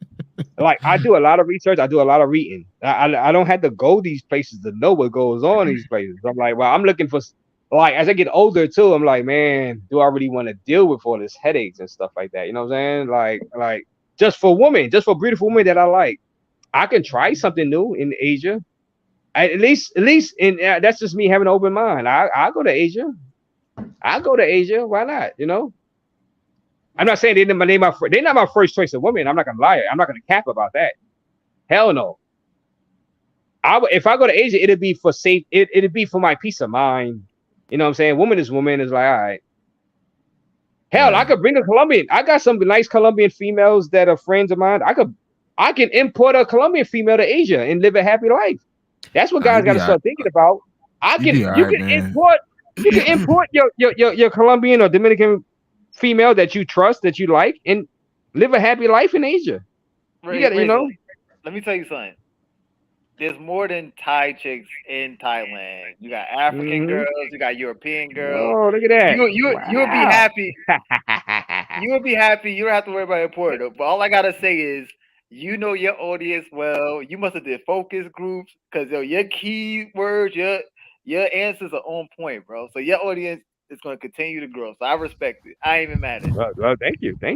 Hey, no, that's my personal feeling. No, hey, KG and Black Man and Ulysses and who's this other people up here? I've been thinking about this, and I understand I'm going to get hit with these questions. I really admire the people that say that, let's say Bangkok, Pattaya, Chiang Mai, it has relatively safe. And I might, because I've been ducking bullets. I've seen people get shot in front of me. I've been ducking. I mean, how do I stop the feedback? So it's like it just depends on your experience in life, man. Sometimes you just, as you get older, you get tired of going to bodegas and always beef, people staring in your face like, yo, you better not skip me. And almost I can go to jail just going by to the corner store tonight. If I say, look, I'm gonna go to the corner store in the next 10 minutes, get some more cerveza, get some more beers, I can go to jail because an idiot Negro say something to me. And if I flip out on them, I'm in jail. I'm trying to avoid that stuff. You know what I'm saying? Like, so it's not about the woman per se to me, for me personally, anymore, like it used to be. It used to be all about the woman as when I was younger, but as you get older, you start to change. You know what I'm saying? Yeah. So I deal with some Thailand chicks. I know what I'm saying. I deal with the pancake asses. Nah, they got some out there, man. You got to test it out, man. All I'm saying is, man, it's I think this other dude wanted to say something. Ness, NES. Mm-hmm. Yeah. Just what's up, you guys? What's up, Kanal? Everybody on the panel. Salute. What's going on, man? Yeah. It's a Friday night. I'm up. I just want to join you guys and talk.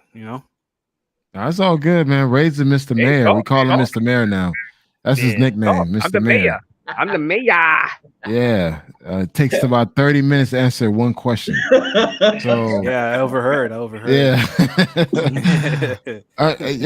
Raise, one thing about Thailand, dude, you will see some butts out there. You'll see some like really attractive Thai chicks. And the thing about Thailand, you see from dark skin to light skin to mix. You see a variety, man. And the thing too, the thing too, man, bro, I don't know what it is. All of them, they punani was tight.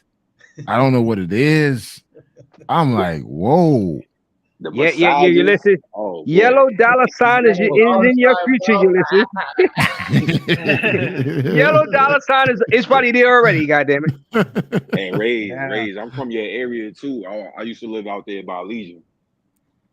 Oh, about where? Who's this? Who's this talking? Or Drip TV. Who's this talking? Or Drip TV. Oh, what's up? Well, yeah, what up, what up, what up? Okay, I just want to know who's talking. Okay, yeah. Oh, so Yeah. where you used to live? By Legion. By Legion. Oh, okay. Yeah, So, yeah. I used to be out there. Yeah, go ahead. Nah, but I'm in Florida now. But I just wanted you to know you're not the only one from the projects in here. You know, we come through struggle, so I know what you mean, bro. Shit. I'm from multiple. I agree with you, bro. I'm from Smurf Village. I'm like it's crazy, but I'm really from Smurf Village. I don't know if you know what that is, but yeah, man. You know, and when we get that passport. You know what I'm saying? You from Legion, you get that passport. It's like an eye opener, and of course, first for the woman. I guess when it's labeled that passport bros, I don't care. I don't care. As long as you free, as long as you're not doing nothing illegal, I don't care. See, what gets passport bros in trouble is when they start trying to deny and trying to be like, I'm not this, I'm not that. Now, there's a way to do it respectfully. You don't down a black woman. Yeah. I mean, you could tell your grievances, like if you had like issues with your wife, whatever, you could do that. But you know, don't outwardly, blatantly just label all black women negative in the negative light, because I don't believe that's right. Because like I said, we got family that are black women. Because if we do that, that means our moms or grandmoms is negative. You know what I'm saying? So I would never do that. Yeah. But on an individual basis, if you have an issue with your wife that you had, or if she happened to be black, hey, you know, if you want to tell a story, you can tell a story. I don't see that that's being negative on all black women, you know. But I believe the passport saves a lot of black men, because it's showing you that there's more than your hood. There's more than, and a lot of us come from the hood. And and a lot of people, none of us never leave the hood. We don't even go to Manhattan. We don't go to like different boroughs. We just stay in our hood. And not me, but a lot of my friends do. If I could say something real quick, it's not about us not leaving the hood. I don't think a lot of us understand the ability of leaving our hometowns or neighborhoods. None of us have seen the opportunities that are beyond our cities. You know, because even my brother, he's 10 years younger than me. He doesn't have a passport, and he still gets excited about going on domestic flights, but he's not worried about traveling. He's worried about securing a future. You know what I mean? Mm-hmm. He's worried about getting a house, because my family, we've always struggled. That matrix. It's not even. First of all, there's a matrix in every part of the world. We just have a different system. I agree. You know what I'm saying? Yeah, I agree. Me and my brother have struggled our whole lives, so he's not worried about going overseas. He's worried about securing a future, so him and his children don't have to ever struggle again. You know what I'm saying? Yeah, I get what you're saying in that aspect. But what I'm saying is, a lot of the times, what I meant by matrix, a lot of the times with our family, like, you know, coming from poverty and everything like that, they try to instill in us, you know, to do better and basically achieve things that they were never able to achieve. But it's up to us to pretty much be like, you know, not everybody. Well, it's hard to describe it. Not everybody has that vision to go out and see different things in the world. You know, like some people are just happy with like, okay, you know, I got a house, like you said. You know, I got this kind of car, like a foreign car or whatever. You know, everybody has different goals that they're trying to reach. You know, I say it takes a certain type of person to really want to get out there and travel overseas and see different different aspects in life. You know, it's not for everyone. That's another thing I'll say. Yeah, you're absolutely right. If I could compare like what I did notice growing up, you know, like at 18 to 21, what were you thinking about at that time? Mind you, like I'm mid 30s. I can tell you exactly what I was thinking about. I was thinking about getting a job, and I was thinking about getting a car, and I'm thinking about getting money and finishing school. That's what I was thinking about. But like at 18, for our counterparts, they already got their license, they already got inheritance, they already got their passport. It's like a package that we were never taught to have. You know what I'm saying? Yeah, so it's like through generation. Yeah, you're definitely not wrong. It does take a certain person to say, like, you know what? I wonder what's on the other side of the fence. You know what I'm saying? But like the passport definitely has power. It has privilege, and it is a privilege to travel.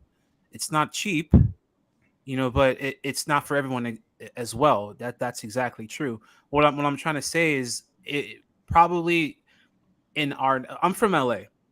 The passport is the last thing that people are thinking about. It's a luxury still.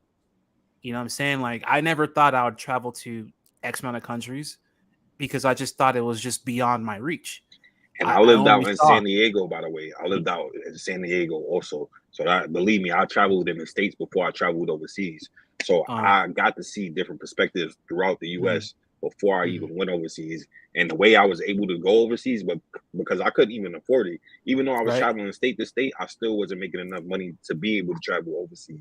So the way I was able to do that, I went into the military, and that's what enabled me and allowed me to build up the income to be able to travel overseas and experience these different things. So I definitely understand where you're coming from, because it's definitely expensive in LA. Oh, I will say this. I was, lucky enough to travel when I was much younger because my mom, she's from Nigeria. She immigrated here when she was 21 when she had me, and she's a nurse. So if you're familiar with nurses' schedules, they work like 12 hours, 3-4 days in the week, and then they get like 2-3 weeks off, right? It was just me and her growing up in Los Angeles. So on her vacation time, she would take me to Nigeria. She would take me to the East Coast. She would take me to Paris. Because it's just me and her against the world. So I was privileged enough to actually see that at a young age, but I definitely did not appreciate it because all I cared about was my friends at McDonald's at the age of 10. You get what I'm saying? Yeah, I understand. Yeah. Yeah, so you guys make all valid points. I just want to like let you know on the other side, like a lot of people aren't thinking about that when you're really in that system. But it takes a certain type of enlightenment to jump out of it and say, you know what, let me just actually save $1,000 and take a trip to Mexico. Not many people are thinking that. Everyone has to be inspired. Everyone has to be enlightened. You know what I'm trying to say? So it'd be nice with all the content creation we have today and the messages that are saying get your passport, go travel, you only live once. We didn't have this 10-15 years ago. Exactly. So there's a shift. There's that that. Yeah. Mm-hmm. Yeah. It's all knowledge. It's all knowledge. But that's all I want to say. Yeah, well said. It was a brand new phenomenon. The Passport Bros, which I'm going to get that tattoo on my back. A brand new phenomenon. Black man travels. And the thing is, we just gotta accept it, man. We gotta accept it. Social media, people got OnlyFans and stuff. What do you call them? You know what I'm saying? Are they any better than Passport Bros? You know what I'm saying? Those females that's doing OnlyFans, making money, making tons of money. You know what I'm saying? They making money. Passport Bros is making themselves happy. Okay, Razor. I could comment on that. The thing is, a lot of everything. It seems like consumerism is taking over everything. Everything is becoming monetizable. Everything you could possibly think of. Nothing is held like sacred anymore. If there's some type of market for it, somebody's gonna try to monetize. Because people, let's be honest, with the whole like, what was it called again? What was it? Work? Dang, I can't think of the term. But yeah, when people don't really want to work, no, not even work from home. It was a movement. Supply and demand. Yeah, but yeah, people don't really want to work real jobs no more. People want to get paid for their ideas. People want to get paid for just being themselves. So if you have a lane and you can monetize it, people are going to do it. Right. Well, that's because we're in a different time now where you can be paid for who you are. You can be paid for your creativity. You can be paid for creating bathwater. You can be paid for making fart bags and selling them, make millions. Like we're in that time where it's a lot easier to be a millionaire today than it has ever been before. This is the truth. So if I had the opportunity to make money being myself versus working in the office, I would do it. And I'm not saying the office job is irrelevant. That's still a valid thing. That's still bread and butter. but we're in a time where things are changing, where the way we work, to be honest, like I can't even say like how many people want to do this, but like people really want to work at home since the pandemic started. That's been a cultural shift now. People would rather work at home than going into the office, because working at home, has decreased stress. People are happy and they're closer to their children. So the demand for, what do they call it? Digital nomad or working from home is higher than ever. It's higher than ever. Everybody wants to do it. Remote, yeah. Remote's the future. But people also value their time more, as opposed to people. Once the pandemic happened, people realized how many hours they were spending at work and not spending with their family. So people started realizing that. People are fighting for their time. That's what we're doing. Exactly. Yeah, I agree. Yeah, it is a definite shift. But the thing with that shift, though, it also, I'm not saying it's a bad thing that people, because it's not bad working from home, but people, it feel like there's a lot more dishonesty, because people want to make a lot of things more sunny. Like, okay, I'm gonna give you all the good stuff, but I'm not gonna tell you the bad stuff. And that's kind of like my only kind of that's my big grift with the Passport Bros. If the Passport Bros just came out and be like, okay, everybody just was like, okay, because traveling is great. I want everybody to travel. I want everybody to have a passport. I want everybody to live their best life. I'm not no hater. I want everybody to be happy.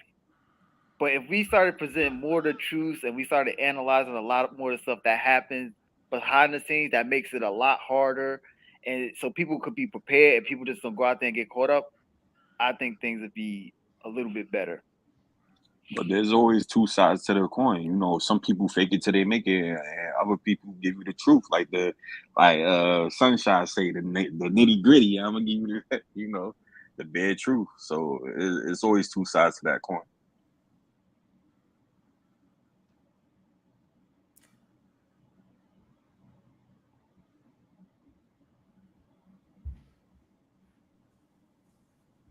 Hello?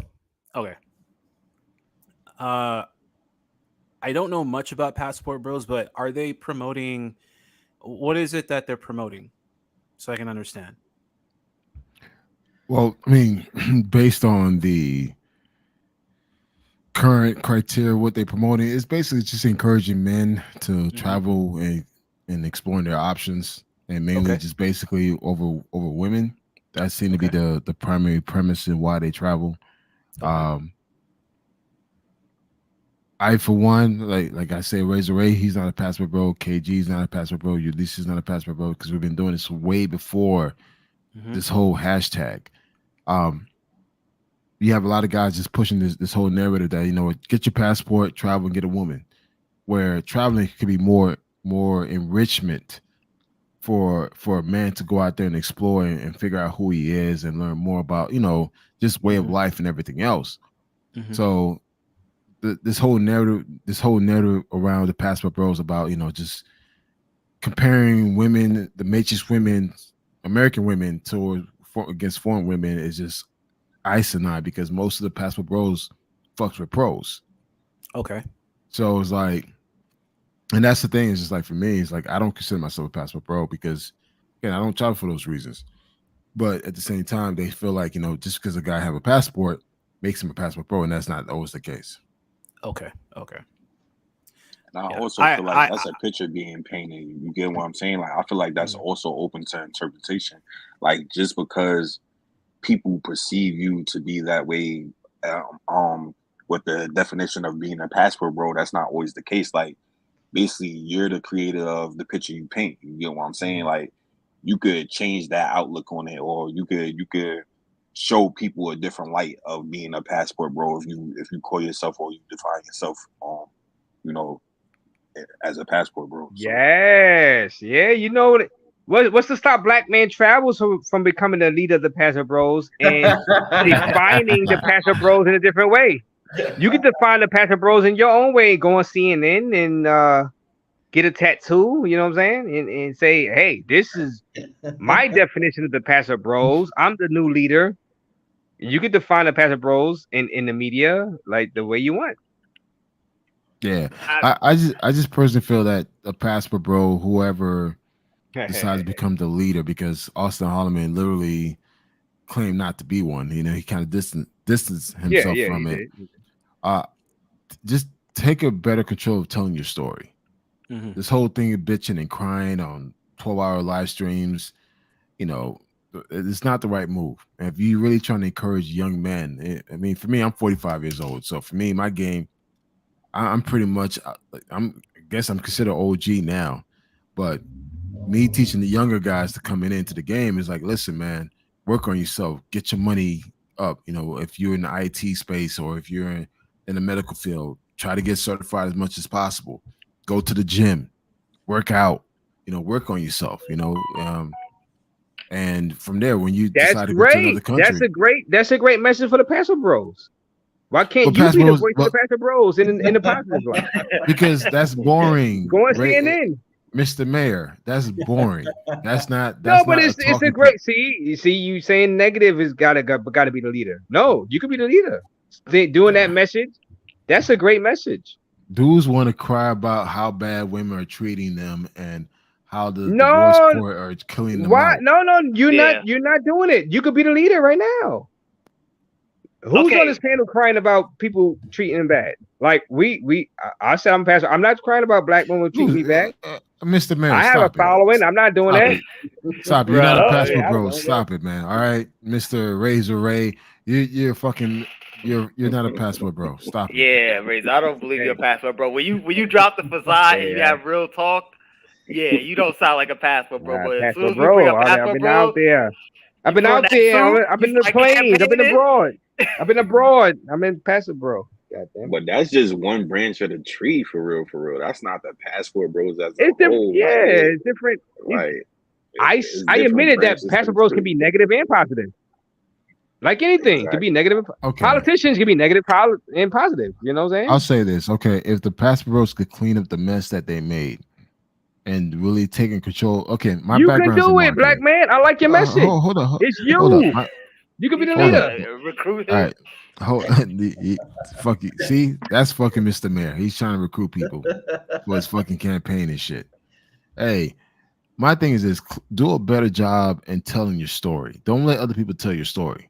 I mean, my background is in marketing, and one thing when it comes to marketing is all about branding. The passport bros that has done a piss poor job in protecting their brand. They let people dictate who they are, what they do, and how they live. They need to do a better job and tell how their story.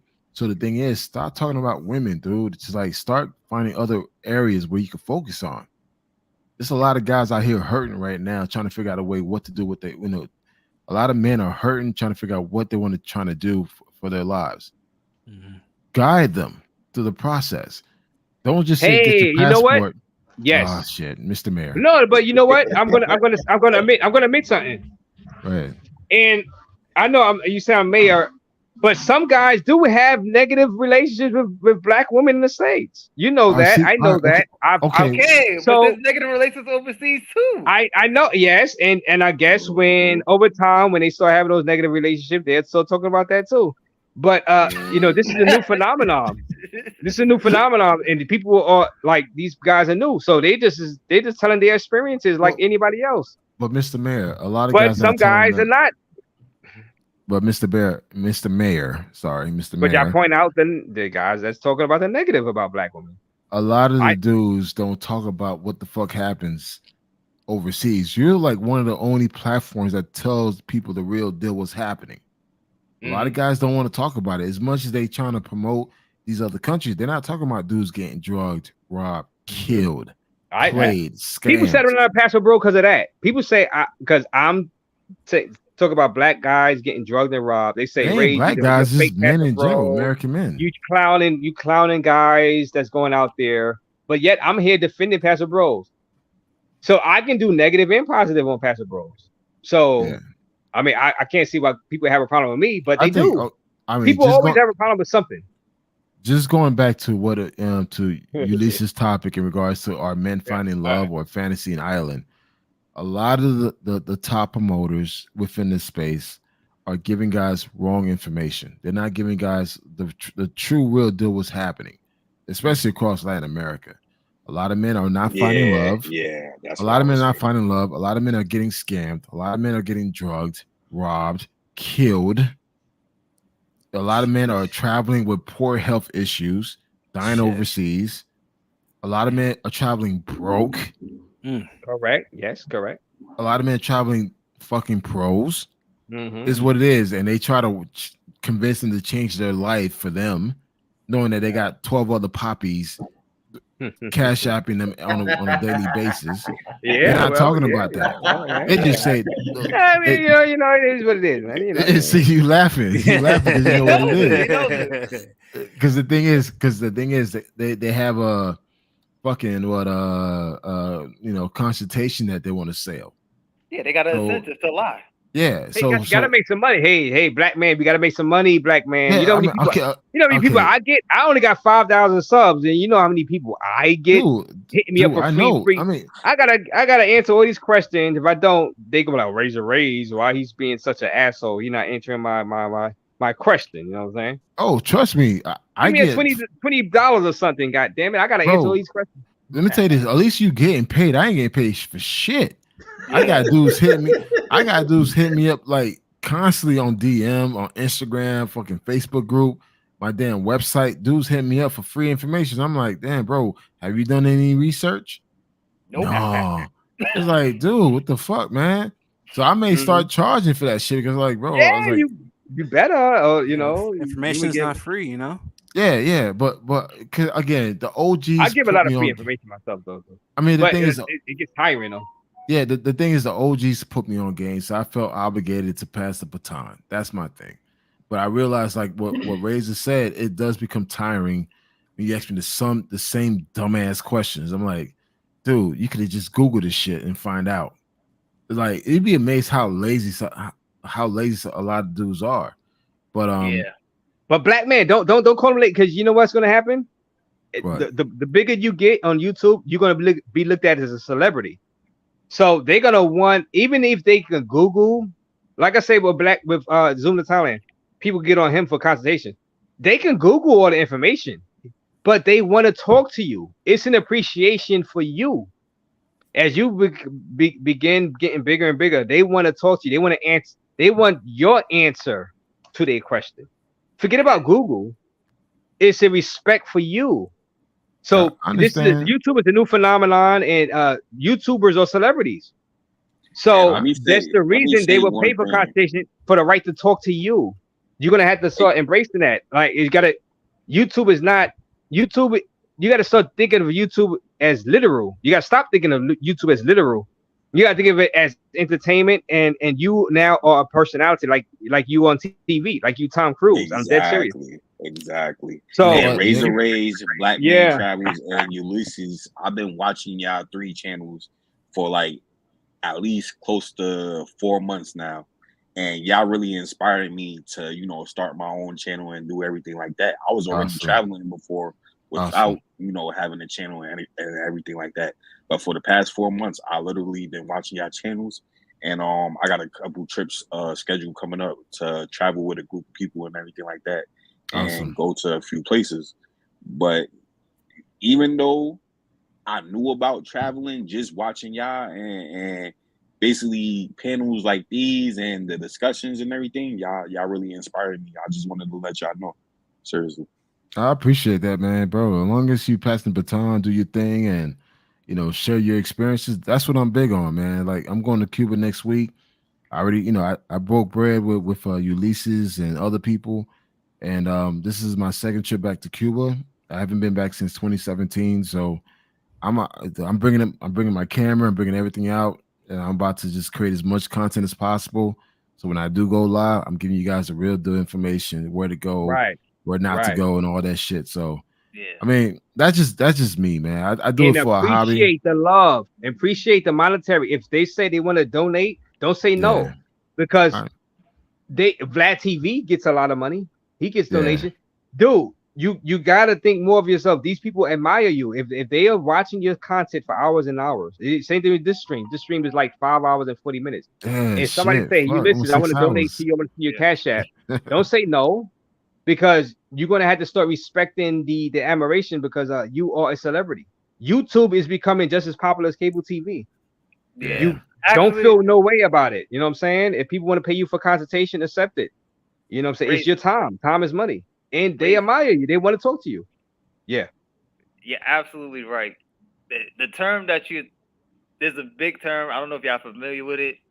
It applies to social media in general, YouTube, TikTok, Instagram. It's called parasocial relationships.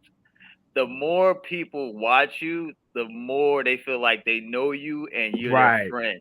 So that makes them more want to contribute to your life. They more want to donate. They want to give you money because they feel like you go from friends to family. They feel like they know you.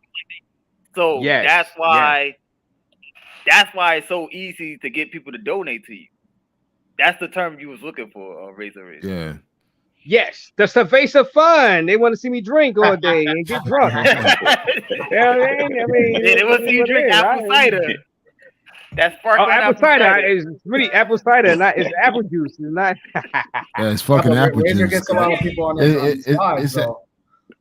Razor, like, he doesn't have a huge channel, but like I've seen guys that have 30,000 subs and they do a live and they get maybe like 30 people on there.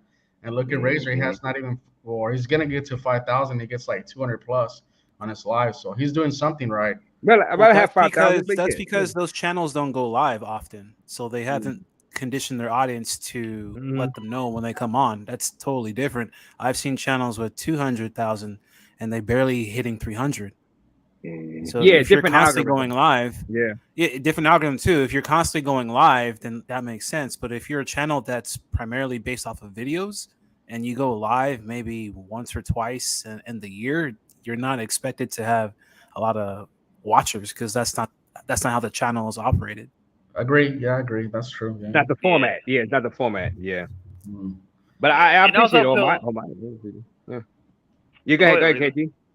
No, go ahead, KG. What you were saying? Oh no, I was about to say it really depends on the type of content and how much people are invested in it. Like there's some channels that they never go live, but if they go live, they be having like 1,000 people and they probably have like 70,000 subscribers. But people are so invested, like people watch their content on repeat because they're so invested into that person. So it just really depends on the investment of your audience. But yeah, go ahead, Razor.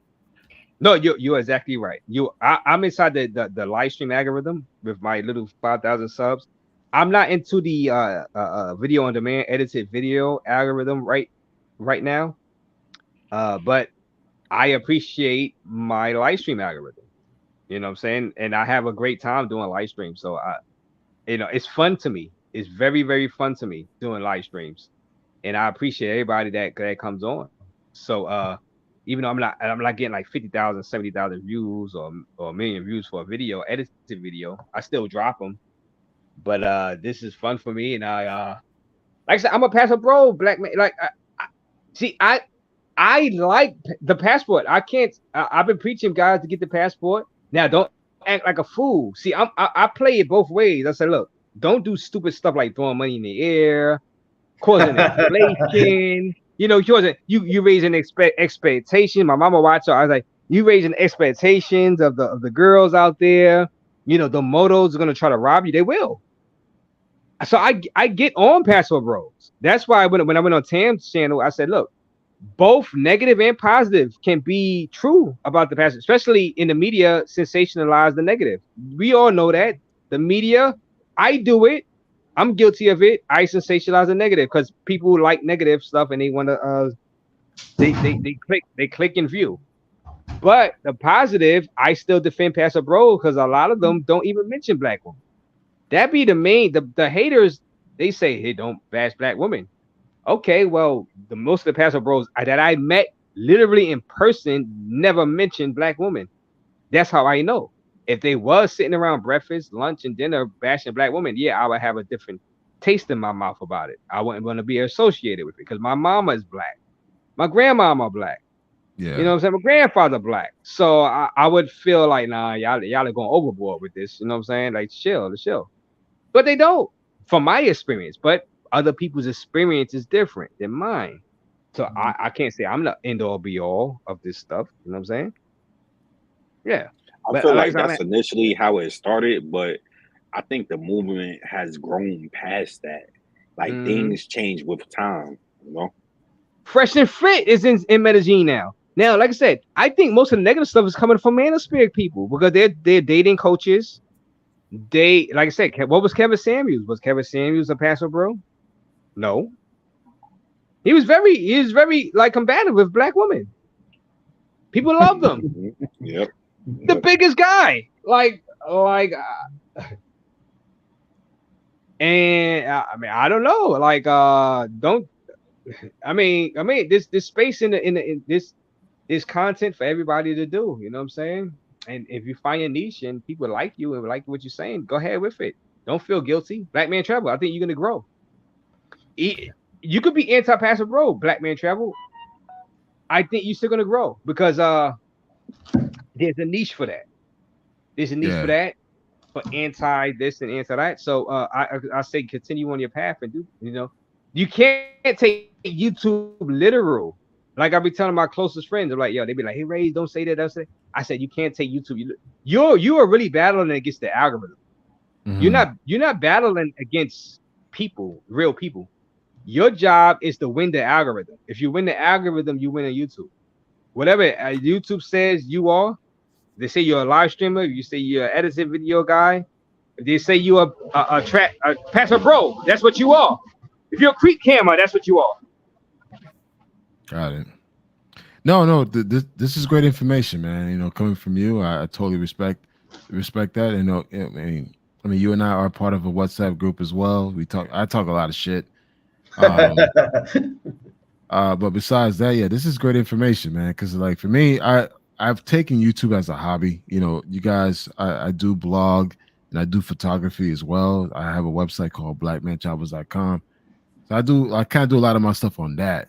But I realized, like, okay, now that I'm monetized and my 2 strikes are gone, I could go out there and really start pushing, you know, content out, you know, through YouTube. So I appreciate what you're saying, Razor, Mr. Mayor. Yes, if I was you, I would stick to just releasing content. So you got the 2. You said the 2 strikes are gone. They gone. Oh, yeah, so they gone. So you got a clean slate. So you good. You can talk. You can talk your shit then.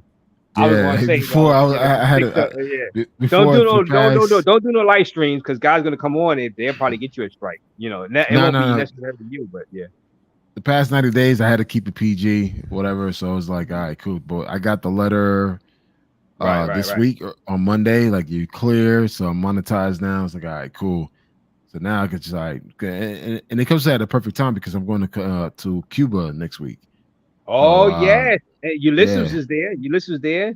He was in Milano. I see Milano in the chat earlier. He was there. Yeah, Milano was out there. I've been you know, reaching out to Milano. Kurt Cash was there. My guy. Yeah, Kurt Cash. I watched that video, man. The trouble he made. Yeah, I just seen that too. The Grim Reaper getting people arrested. God damn it! Yeah, according to Tim Carter. Yeah, he got 2 girls arrested, man. They're in jail right now. Nah, he got more than 2 girls. He got the guy that was selling him cigars because the guy stole the cigars from the factory, and also the guy that was like exchanging money and shit too. You got like 6 people arrested, man. Yeah, so out there, I'm gonna be very mindful as far as recording wise, but dude, I'm gonna definitely get a lot of content. My goal is to get a lot of content and just I already got my gift bags ready to go. So that's gonna, you know, for the chicas. But besides that, I'm ready to go, man. It's gonna be my second trip back to Cuba. My last trip was back in 2017, so I know a lot has changed. So I'm looking forward to seeing what's happening. If I may ask, Kanal, what is your target audience? Good question, man, bro. I mean, I don't really have a target audience, but I would say probably 40 plus men, 40 plus. Black men in particular, you know, again, because I do talk about black men issues, black men health, black men relationships. So 40 plus black men, professional, make over $75,000 a year or more. Yeah, Yeah, so I would say that, but I think I'm gonna start expanding my audience base and just focus on just men in general, men health, because I do work out a lot. I'm really big on health. So my platform focus on 4 pillars. Those 4 pillars focus on digital nomad, basically working remotely, health, relationship, and business. Because I do have business overseas, so try to focus on those things and just encourage guys like, listen, you could do these things. You can find love overseas. I've been in a relationship for 7 years with, with a woman overseas. I have a successful business in DR in Dominican Republic. I've been a digital nomad for over 10 years, and health, trying to get, more men into good health, man. Guys taking care of themselves, because a lot of us are dying in our 40s due to poor health. Okay. The Yeah. reason why I ask, I know just a little couple things on YouTube. I've been on YouTube for 12 years. Oh, wow. And I've seen how it's changed throughout the years. The best thing I could tell you, do you know what keyword research is? Yeah. I'm in marketing, SEO. Okay. SEM, yeah. All right, cool. No mas. No mas. I think So, what it was, like, to be honest, when I first launched it was just strictly a hobby thing, man. It was just something. Yeah. I don't go out anymore. I mean, besides traveling overseas, I don't really go out, hit the streets like that anymore. So it was more for me I have all this knowledge in my head based on the countries that I've been to, just really spilling all this knowledge out to the public. I never really had a clear target audience. Then I created the website, blackmantravels.com, start blogging, start photography, start doing photography and everything else. And it just, just create a platform just to encourage men to go out and travel. That's dope. Yeah. I'm definitely an advocate for that too. I'm trying to get my brother out, but he don't want to leave. Oh, okay. Yeah, man. That's amazing. Yeah, and that's it. So for me, this is strictly a hobby. So whenever someone reach out to me, ask me to participate on their platform, I'm more than happy to help, because I understand. Lucky for me, man, I'm blessed to have a profession where I make good money. And so I don't really need it. I really don't need YouTube to really, to sustain me. However, watching fucking Mr. Mayor making all this damn cash out drinking fucking apple cider, I felt like, you know what? I probably need to do the same exact thing. Start drinking some apple juice and shit and put it in the beer can. So Coors Light, you know what I'm saying? Coors Light. Yeah. That's water. Coors Light is water. Aqua. Yeah. But that's why I pretty much wanted to do it too, because I like where I come from, a lot of people don't get out even the state, Yeah. And I just, every time I go back, it's like I'm seeing a repeat of 10 years ago, 15 years ago, people doing the same thing. And it's like, ever since I was, I went to the military and everything, I try to tell people like, yo, you should go ahead, you should try this, you should do that. And it's like, how can you tell people or recommend people to do it if you're not going to lead yourself? If they don't see you doing it, it's like, how can you tell me or give me advice on this? So that's what made me want to really get serious about doing the channel and everything like that. So I'm just starting up, and pretty much I gotta be the leader to lead the way, pretty much show everybody. Yeah. I mean, I agree with Drip and Black Man Travel, because I've been kind of like, my channel's been kind of just like experiment. I do videos when I feel like doing it, then I stop. But now I'm starting to think like, because this is what my thinking was. I think like, if I show people a little bit of what I do, they'll probably just come to the conclusions I came to, like, because I just assumed this was like a natural process. You're gonna come to the conclusions I came to about everybody be good. But now I feel like if you want to see change in the world, you have to be the change first. Exactly, I agree. So I was like, okay, maybe I need to take my channel more serious and put out more content, show my values, to give people guideposts. Because it seems like nowadays we're gonna, especially for men, we're gonna have to be the leaders, because a lot of men are just checking out. They're just giving up. They let's just keep it 100. A lot of men are like hopeless. I talk to a lot of guys like in real life, and they just be like, they lives be sounding depressing. Like, they don't sound like they don't want to do anything. Like, they're just kind of like depressed. And I'm like, damn, bro, like you don't defeatist like, mentality. Yeah, it's like back in the day, people would be like, you used to always have a conversation with guys.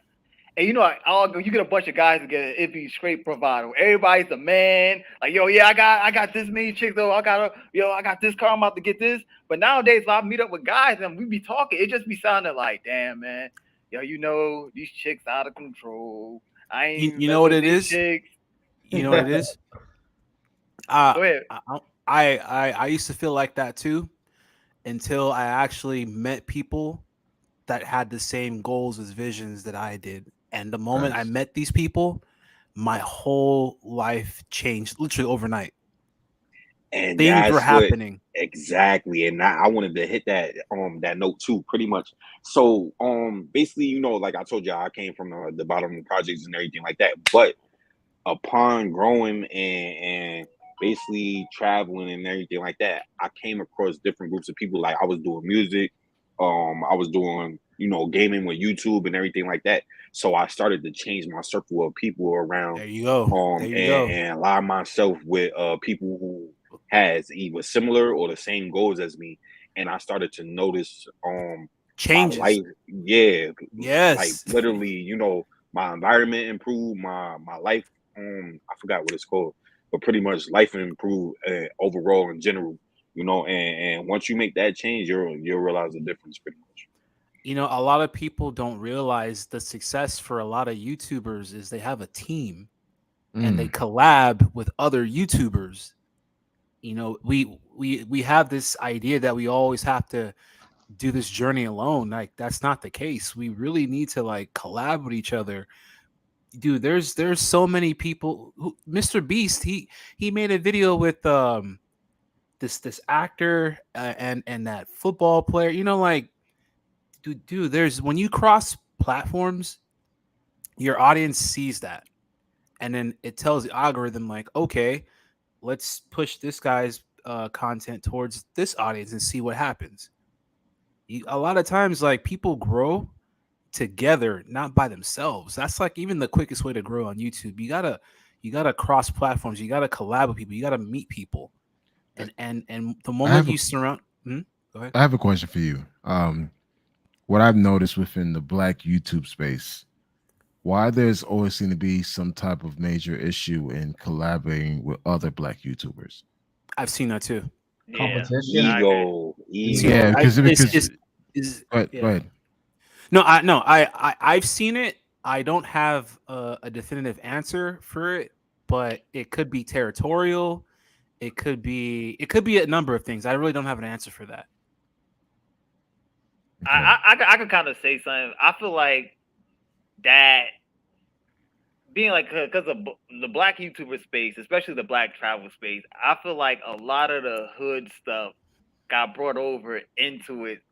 So you got a lot of like ego, like, oh, I'm that dude. I've been doing this since 2002. Oh, you've been doing this since 2002. I've been doing this since 1992. So it's like everybody wants to be like they're the pioneer, they the big guy on the block, and nobody wants to be like, okay, yo, we both doing it. We both got similar artists.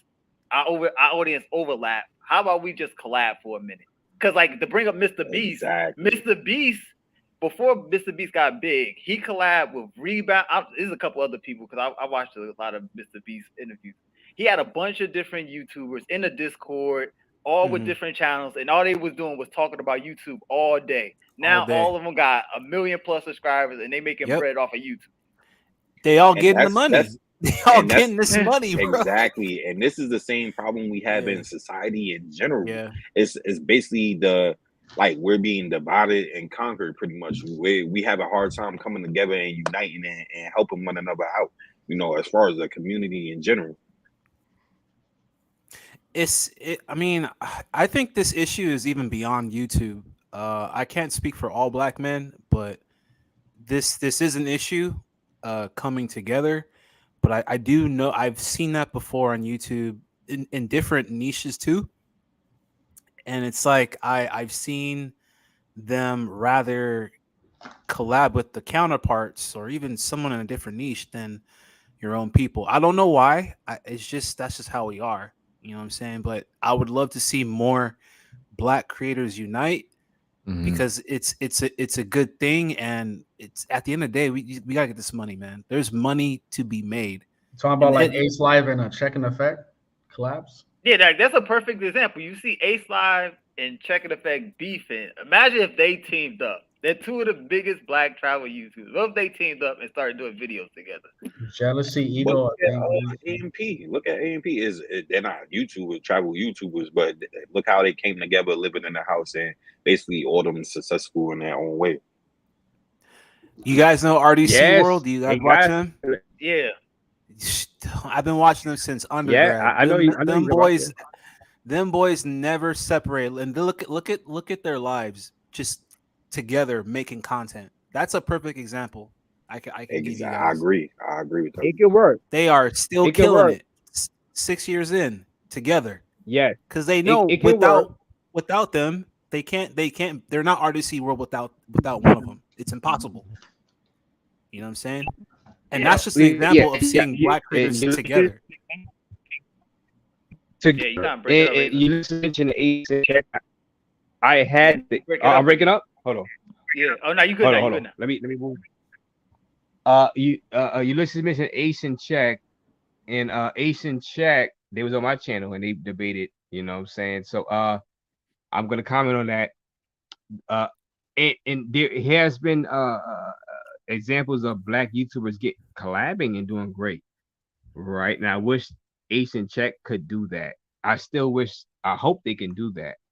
But let's be honest, our culture, hip hop culture, guess what? Rap battles, battle raps, Nas versus Jay-Z, even though they cool now. LL versus what's that guy name? My God, from the 80s, from the 90s. Cannabis. Yeah. All types of hip hop battles, street battles. That's our culture. So I think our culture is to take each other out, and I get on top. I take him out, be in the same field, but they're not realizing that YouTube is so huge. There's YouTubers, Black YouTubers that I don't even know about. Yeah. Because the space is so huge. There's so much money to be made.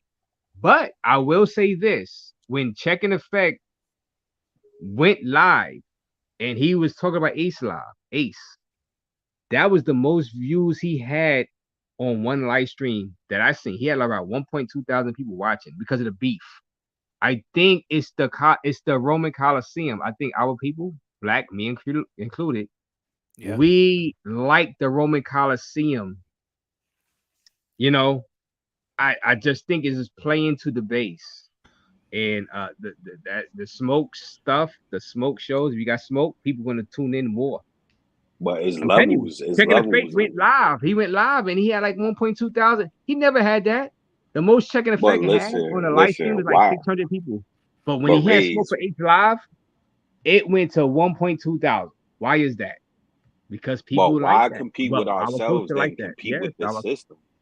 You get what Look at Hassan Campbell. Hassan Campbell always going at the other people. When he going at the people, that's when he get the most people in his live stream. People want to pretend that they don't like it, but they watching. And it's crazy. You could say it's a shame that our culture is like that. Black culture is like that. But it is what it is. You know what I'm saying? But we could do great things if we do collab on positive stuff. You gotta give it a try. Yeah, I agree with that. I mean, gotta give it a try. Gotta give it a try. Yeah, one of the reasons I've never really reached out with people for collabs is because, like, I always see, like, before I started doing YouTube, every time I seen, like, Black people on YouTube, well, I'm not gonna say all Black people, majority of Black people on YouTube, it was always drama. So when I came into YouTube, I said, I'm gonna just be by myself. I just want to be by myself. I don't got time to be arguing with people about nonsense, getting cursed out for no reason. That's one of the biggest reasons why I didn't claim. But now that I see, like, I've been doing panels for like a couple months now. Like, a panel like this is a great panel. Like, if we all got channels, if we all decided, let's link up, let's start collabing, pushing content together, this would be good. But majority of panels that come out, somebody would have came in and started cursing already. It would have got to the argument. Right. Well, you can say my panel. They nah, it's not even your panel. TMZ. Yeah, they came on some cursing, talk about mamas and this and that out there. TMZ. I watch TMZ. I see his started popping up since I started watching your channel, and I see they always arguing over there. Somebody always coming over there wilding. And then since I watch him, somebody else popped up and they argued about something else with somebody other brother. So it's basically like a rabbit hole just going down. It's just nonsense. Argue. So yeah, I'm down. Like if y'all want to collab, I'm down to collab. If you want to build something, because other people are doing and they building big channels. I heard a lot of people mention, like if you listen to like a lot of big channels, they always mention like they got discords with other big YouTubers. So yeah, it's definitely a channel we should start doing. I agree. Sure, we're happy to raise. Well, hey guys, the mayor. I've been on for a while, man. I gotta get some sleep, man. It's been 6 hours for me, man. Yeah, I wanna wrap it up. It's already been 6 hours. Yeah, it's 4:19. Hey, you know what? I just want to say, hey, you know what, Ulysses, man. Appreciate you inviting me to the platform, man. Mr. Mayor, aka Razor Ray. Hey, man. You fucking Mr. Mayor. I'm the governor. I'm the goddamn governor. Governor. It's an insult calling me the mayor. I'm the governor. Man, you guys, man. Hey, this has been a great conversation, man. And I agree. I think we need to come together as one, especially within the travel space. Dude, guys, the world is massive, man. We need to come together and really educate the public how to move, how to be better men. And just go out there and live your best life based on your terms, man. That's what I'm on, man. So definitely, I look forward to collabing with each one of you guys. Reach out to me if you guys haven't doing any lives.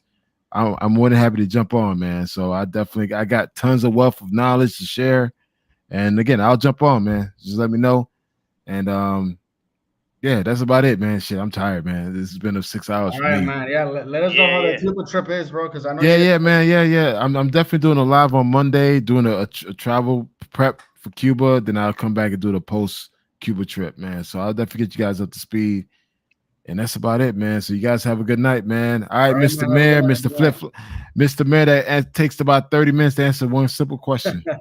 So it's all good, man. Governor, you guys, Governor Ray. You guys take it easy, man. All right, guys. Tuning in. All right, Razor, you got anything to say? Yeah, well, like I said, guys, get your passports, and I can't go back on it, Ulysses, because like a year and a half ago, when I was inside my mama's basement, I was saying, get your passport. I can't, just because some negative, press became, prevalent over the passport bros. I can't backtrack now. I've been telling people to get their passports, not just because, the negative stuff for American Black women that they probably experience. It's just a different experience. I had fun using my passport. That's why I was promoting the passport, because it enlightens people to different sections of the globe. There's more than just your hood. I'm from the hood. I can't deny I'm from the hood. So, and a lot of guys don't leave their block or leave their hoods. They don't even leave their boroughs, a lot of guys. So that's why I was promoting it. So everybody promotes it for different reasons, not just women. Hold on, let me let this train go by. All right, y'all can still hear me? Yeah, I can See, hear the you. train comes by when I don't need the train. But every time I need a train, the goddamn train never comes.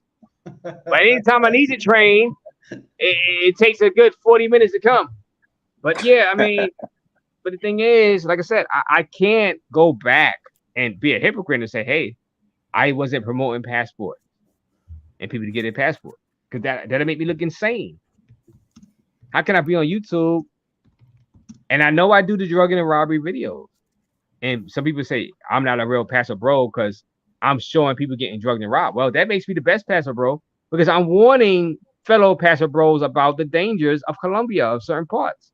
True. If I was to keep that to myself and just say everything is gravy and everything is great, and not warn you about that stuff, that'll make me look like a bad passport bro. I'll be like, man, I'm sending y'all to the Lions Den knowing there's lions waiting or sharks waiting in the water to get you.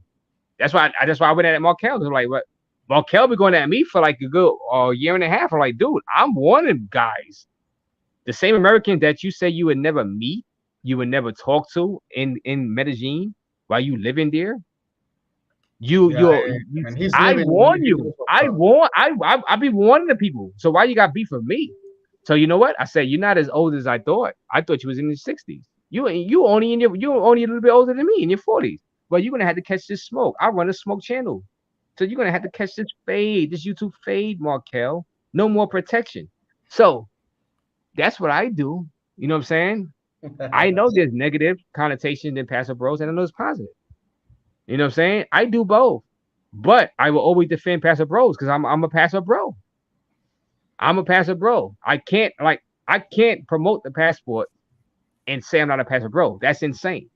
I've been to y'all like 14, 50 times off of YouTube. I've been in Colombia on YouTube 4 times. How can I say I'm not a Paso Bro when I promote it? I just want y'all to travel safe. DC Bon Rob, salute. Yeah, all but right. That's all. That's pretty much all. All right. All right. So I appreciate you stopping by. You had a good conversation with Black Man Travels. I thought it was very informational. Even though he calls you mayor now, so I mean, I want to be called the governor. The governor. What about UKG Playground? You got anything to say? I mean, yeah, it was a great conversation. Yeah, we talked about a bunch of topics. I don't hate on anybody. I feel like everybody should get their passport. I just want to see men do better. Men, I'm realizing men need help, and we out here, we all got platforms. We should be the leaders now. Instead of us just sitting here waiting for somebody else to be the leader, let's just step up. Let's be the change in the world that we want to see. And I wish y'all a good night. Ulysses, Raise and Raise. I think Ness. What was the other guy name? Origin TV. Yeah, Origin. I'm gonna subscribe to y'all, and I get up with y'all later. Peace. Appreciate it. What's your channel name? Or you said what's your channel name? Origin TV. I mean, I don't got no content now because I was doing content before and everything like that. But that's okay. Starting up, come catch a vibe and let your aura drip. You already know.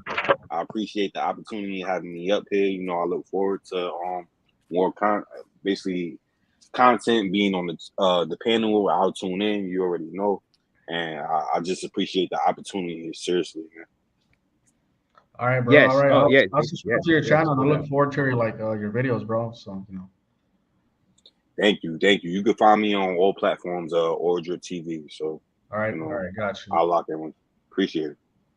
All right, what about you, Nas? You got anything to say? Yeah, can you hear me? Yeah. Yeah, man. Definitely travel as far as you can. There is a world out there, and getting as far as you can out there, you're going to see a whole different lifestyle. You're going to experience different cultures. You're going to meet new people every day, and it's going to change your life overnight.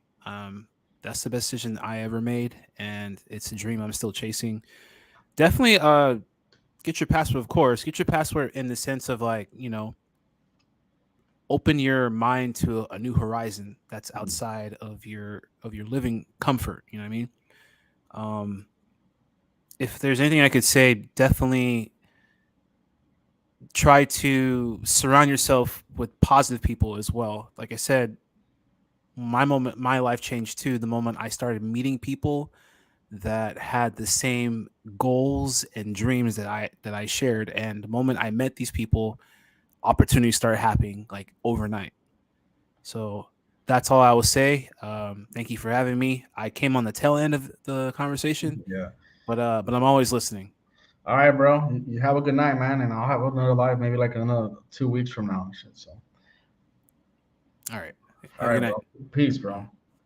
Thanks to everybody that came on the live and watched the video. Damn, it was 6 hours. I never thought I would be on the live for 6 hours. But to everybody, a good night, and wish y'all the best in your travels, and travel safely.